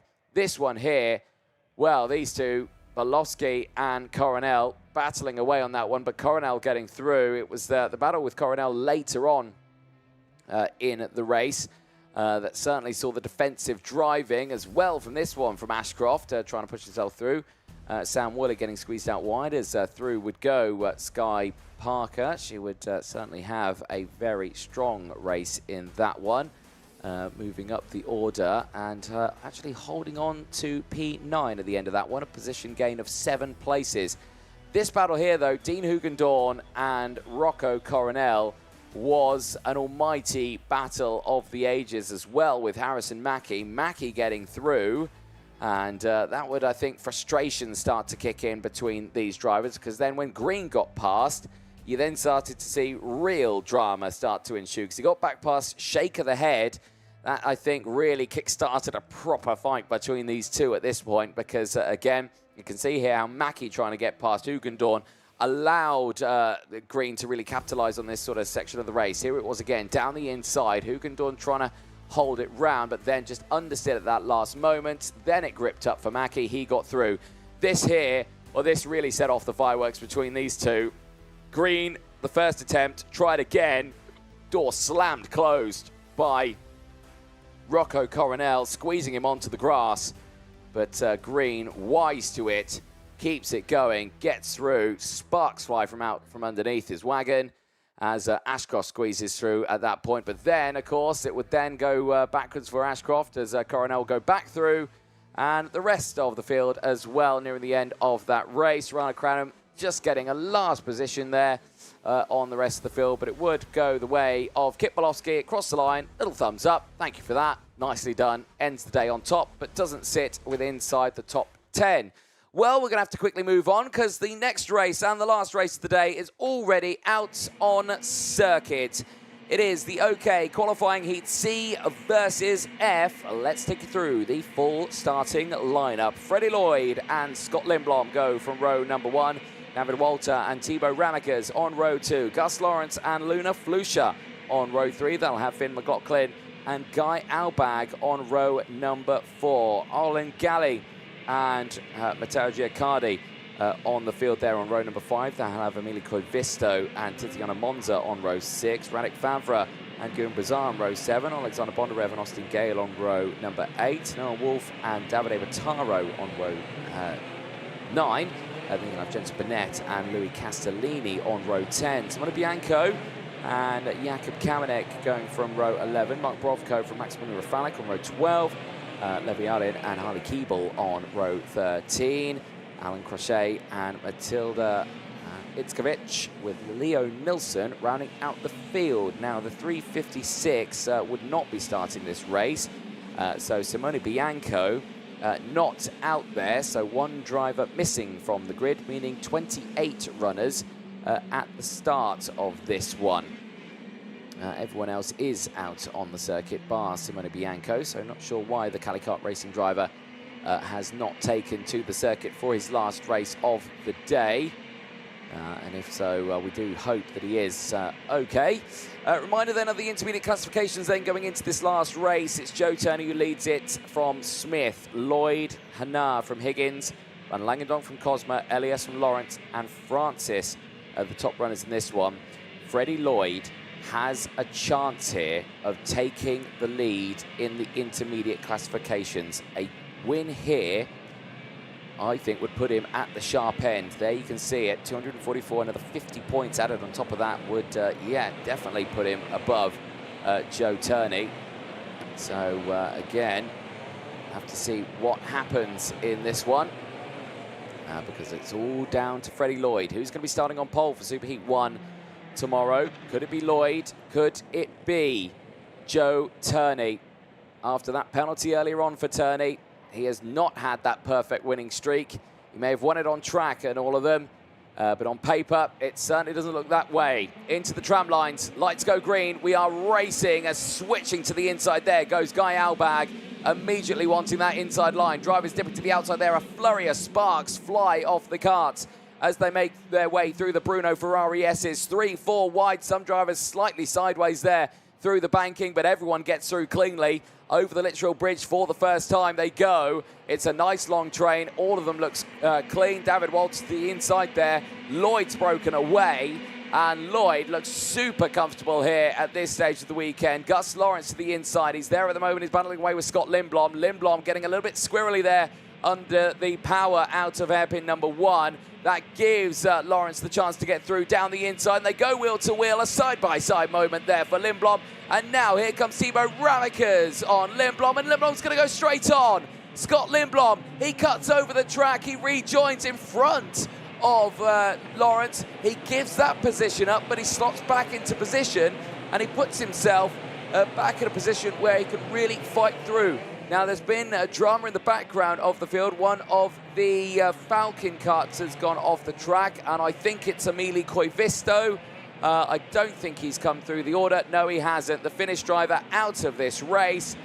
Disaster for him. Back on the start-finish right there. Bondarev trying to pull out the slipstream there. He's not able to do so just behind. In fact, yeah, he's stayed there in P11 across the line. Lloyd leads the way. Fastest up the race, 1:14.6. Doing a good job breaking away from the field, and confirmation, yes, he would lead the intermediate classification. So Freddie Lloyd now has the chance to start on pole position for Superheat 1. All he's got to do, keep it on the island, get to the end of this race. McLaughlin down the inside, Lindblom on the recovery, can't retaliate, stays behind. There is Thibaut Ramekers. And Olin Gallin just behind. Galley with that, well, very Iron Man liveried helmet there on board. Brilliant to see with the gold and the red on board with that one. Big fan of that helmet livery, and a big fan of his racing so far this weekend as, oh dear, 2 drivers off at hairpin number 2. And the 272 is one of them, which is Maximum Rafalik. And the other is Louis Castellini, unfortunately, both out of the race. Eyes on this one. Well, Olin Galley not too happy with what's happening around him here. Gets back down the inside of Thibaut Ramekers. Guy Albag there as well. Hand gestures going up thick and fast all throughout the field. We've got more marshals running around. I think we've got more carts stuck out there. But marshals trying to get back to their marshalling post right now as Lawrence and Walter are going wheel to wheel right now. Walter sticks behind. Lawrence holding on to second place. Lawrence up 3 positions in this one. But Walter right now, wow, there you go. Gus Lawrence saying there to David Walter, saying, come on, think. Look at this. Lloyd, he's some 3.5 seconds further up the road here. If we can get past Lloyd, we can certainly put ourselves back in a good position, because Gus Lawrence sits 4th in the intermediate classifications. If he can get past and up into the lead of this race, he would benefit greatly from that one. He would get past Joseph Smith and he'd be 3rd, which means he'd be joining Lloyd on the front row of Super Heat 1 tomorrow, depending if he gets past Lloyd and Lloyd's points tumble down the order. Then that might affect the intermediate classification. It might put Joe Turney back on the top spot. So Turney now is watching this one probably from the sidelines, from the paddock, and thinking, right, that penalty scuppered us a little bit. So it puts him away from the championship points, but he's still in a really good spot here because his closest championship rival is Thibaut Ramekers. And Ramekers at the moment so far this weekend has not been anywhere. It's been a real shocker for the young Belgian. This second half of the season has just not gone his way. In Kristianstad, it kind of fell apart. Right here now in PFI, also not going his way as he sits there still in P9. Right at the back of it there, you can see him in the 276, just trying to push, 275 I should say, behind Alexander Bondarev. And there you can see it again, even in this race, down 5 places. He's just not had the pace. The pace hasn't been there for the VDK team. Now, the pace is there for the Kart Republics. We know that. We've seen that from other races. Like you say, we've got, you know, a multitude of of KR karts up there. We've got the other VDK karts up there as well. Finn McLaughlin, you know, he's battling away in P4. The only thing that he can take away from that one is Finn McLaughlin knows this circuit very well. For Timo Ramakas, I don't think he's got a lot of history of this circuit, so it's a new circuit that he's had to pick up, and to be fair to him in that instance, he's done a superb job. Oh, dear me, that's a lot of damage to the front of, that looks to me like that was Luna Fluscher's kart there, that nose cone bobbling up and down. I expect that will be a post-race penalty for a nose cone, but of course, don't take that word from me. Take that word from the race results at the end of this one, if you see her drop down the order with a 5-second time penalty. But those fairings can certainly play havoc with the drivers. And those light little touches there can always plague the field. Here, though, a little replay there of, I think, Finn McLaughlin making a roof a little bit earlier on. They're back with the live pictures here now, and David Walter is continuing to close in on Scott Lindblom. Both these drivers down 2 positions from their original starting spot. They're in a recovery mode right now. Trying to close in here, but recovery mode while going wheel to wheel through the Mike Wilson complex isn't probably the best way of recovering back. And the same for Galley and Albag behind. They're still battling as well for P6. Bondarev and Ramakas will have the chance to close in, I suspect, on that. Tiziana Monza and Harley Keeble. Harley Keeble again in this one, 15 places gained. What have they done to that DPK Racing wagon over the course of the second half of this day? Because Harley Keeble has gained monumental time in the second half of the day today. But all the way, it might be a little too late, because Keeble's qualifying certainly hasn't gone his way. It's the replay that we wanted to see earlier on. Finn McLaughlin down the inside, getting it through. And David Walter trying to get it back. Not going to happen, says Finn McLaughlin. And like I say, moves himself up into 3rd position. Keep an eye, see how quickly he closes in, and if he closes in on the likes of Gus Lawrence, because it's still Lloyd from Lawrence and McLaughlin. The gap 4 seconds at the moment between those two. There is Scott Lindblom still holding on to P4. David Walter in P5 is not able to close in. Galley and Albag might have the chance here, just behind. The field again really spread out there, and still the biggest mover, Harley Keeble, doing a superb job. Of course, coming over from the USA, racing once again in the United Kingdom. Great to see. If the champions of the future at PF International. Retirement so far in this race, still only a couple of them. Maximo Rafalik and Emilio Coivisto. Louis Castellini has tumbled down the order. But on that last lap, Noah Wolf getting past Tiziano Monza. Davide Pataro getting past Fluscher. So Fluscher, with that damage on board, starting to fall back a little bit. Here, though, Gus Lawrence chasing Lloyd for first. Look at his stats there. Started P5, currently 2nd, a gain of 3. But he is being hunted down himself here. Finn McLaughlin, who is right behind him, is closing in. Big check there. So that was Finn. Yeah, well, that was Gus Lawrence. He was looking over there at the gantry, and that, I can imagine, he's checking with his mechanics out there, seeing the hand signals of what they want, and he's probably getting the hand signal of go, go, go, because McLaughlin is closing in. There's another look at the qualifying heats. Lloyd, who's in the lead of this one by 4.2 seconds, will take the lead of the intermediate classification. That penalty from Turney really put him down in the order with 288. If he hadn't got that penalty, he'd have had maximum points, 300. He wouldn't have been beaten, and there'd have been nothing that Lloyd could have done, or anyone could have done, for that one. But that post-race penalty has certainly scuppered it for him. Now, there's double-waved yellows going on to the bridge.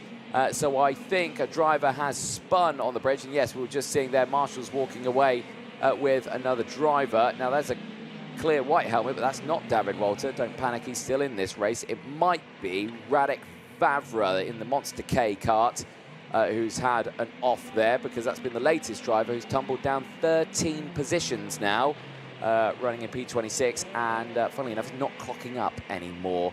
So yes, I believe Radek Vavra out of this race. Lawrence and McLaughlin, the gap, well, it's fluctuating, 1.1 seconds. I don't think it's going to close in between these two with the time that they've got left. Lloyd is absolutely fine and clear, 4.4 seconds further up the road. This is Luna Flusha, sideways, down the inside. Thank you very much, says another. And you can just see there, not one, but 2 places lost there for Luna Flusha. I think it was Gail Giaccardi going through there as well. So Matteo Giaccardi lost to Gail. Luna Flusha now down to 18th place. And I suspect will tumble down even more. Like I was saying, I was seeing that nose cone bobbing up and down a little bit out there on the track. So easily done. Over the bridge they go. Lawrence and McLaughlin is the battle that we're watching right now. Here is Freddie Lloyd leading the way. No drama for him. And, well, jumping into this category here for Freddie Lloyd. And has certainly delivered 294 intermediate classification points as more yellow flags come out on circuit through turn number 1. I was really struggling in these wet conditions to get through the Bruno Ferrari S's. But not for this man here. Freddie Lloyd, the race leader, to flag, started first and is first. Marble still coming off the tyres there. What a way to end the day, though. A near perfect one for Freddie Lloyd. He will head into tomorrow as the points leader in the intermediate classifications. He will start on pole for Superheat 1 tomorrow. Turney will start on pole for Superheat 2. Smith and Lawrence will join those two on the front rows of their relevant superheats. Well, for Freddie Lloyd, what a way to end the day. I don't think he had any idea he had a chance there of starting on pole position for Superheat 1. I mean, it was a long old day, and with Turney taking all the wins, but that post-race penalty certainly put him on the back foot. Freddie Lloyd, though, ends the day on top and will start tomorrow on pole position for Superheat 1. Turney will start it for Superheat 2 tomorrow. And we hope, of course, the weather will improve tomorrow. But judging by our weather radar, that's a solid no on the clear day of racing tomorrow. There's a look at your race result. Freddie Lloyd from Lawrence, McLaughlin from Lindblom, Galley from Bondarev finishing in the top 6. Guy Albag from Thibaut Ramicas, Harley Keeble gaining 17 places, finishes in P9. Noah Wolf from Guillaume Bouzard, Tiziano Monza from Davide Battaro, Matteo Giaccardi from Jensen Burnett, Austin Gale from Jakub Kamenek, Luna Flusha finishing that one in 18th place from Alan Crochet, Mark Brovko from Leo Nilsson, Leviarin from David Walter, who unfortunately tumbled down on that last lap to P23, a loss of 20 places. Louis Castellini dropping to P24. There on your screen, Freddie Lloyd, points leader at the end of the day, starts on pole for Superheat 1 tomorrow. Congratulations around. And he's going to leave immediately. He's not even going to hang it around. He's going to head back to the team tent, probably get a debrief, head back to the camper, and relax, ready for a busy day tomorrow. Here's a look then at the highlights from that one. Again, many at the start, so many sparks flying out from underneath at the beginning of that one. Drama happening at the beginning already. Drivers off the circuit, Louis Castellini, I think, trying to get it restarted. I think he did.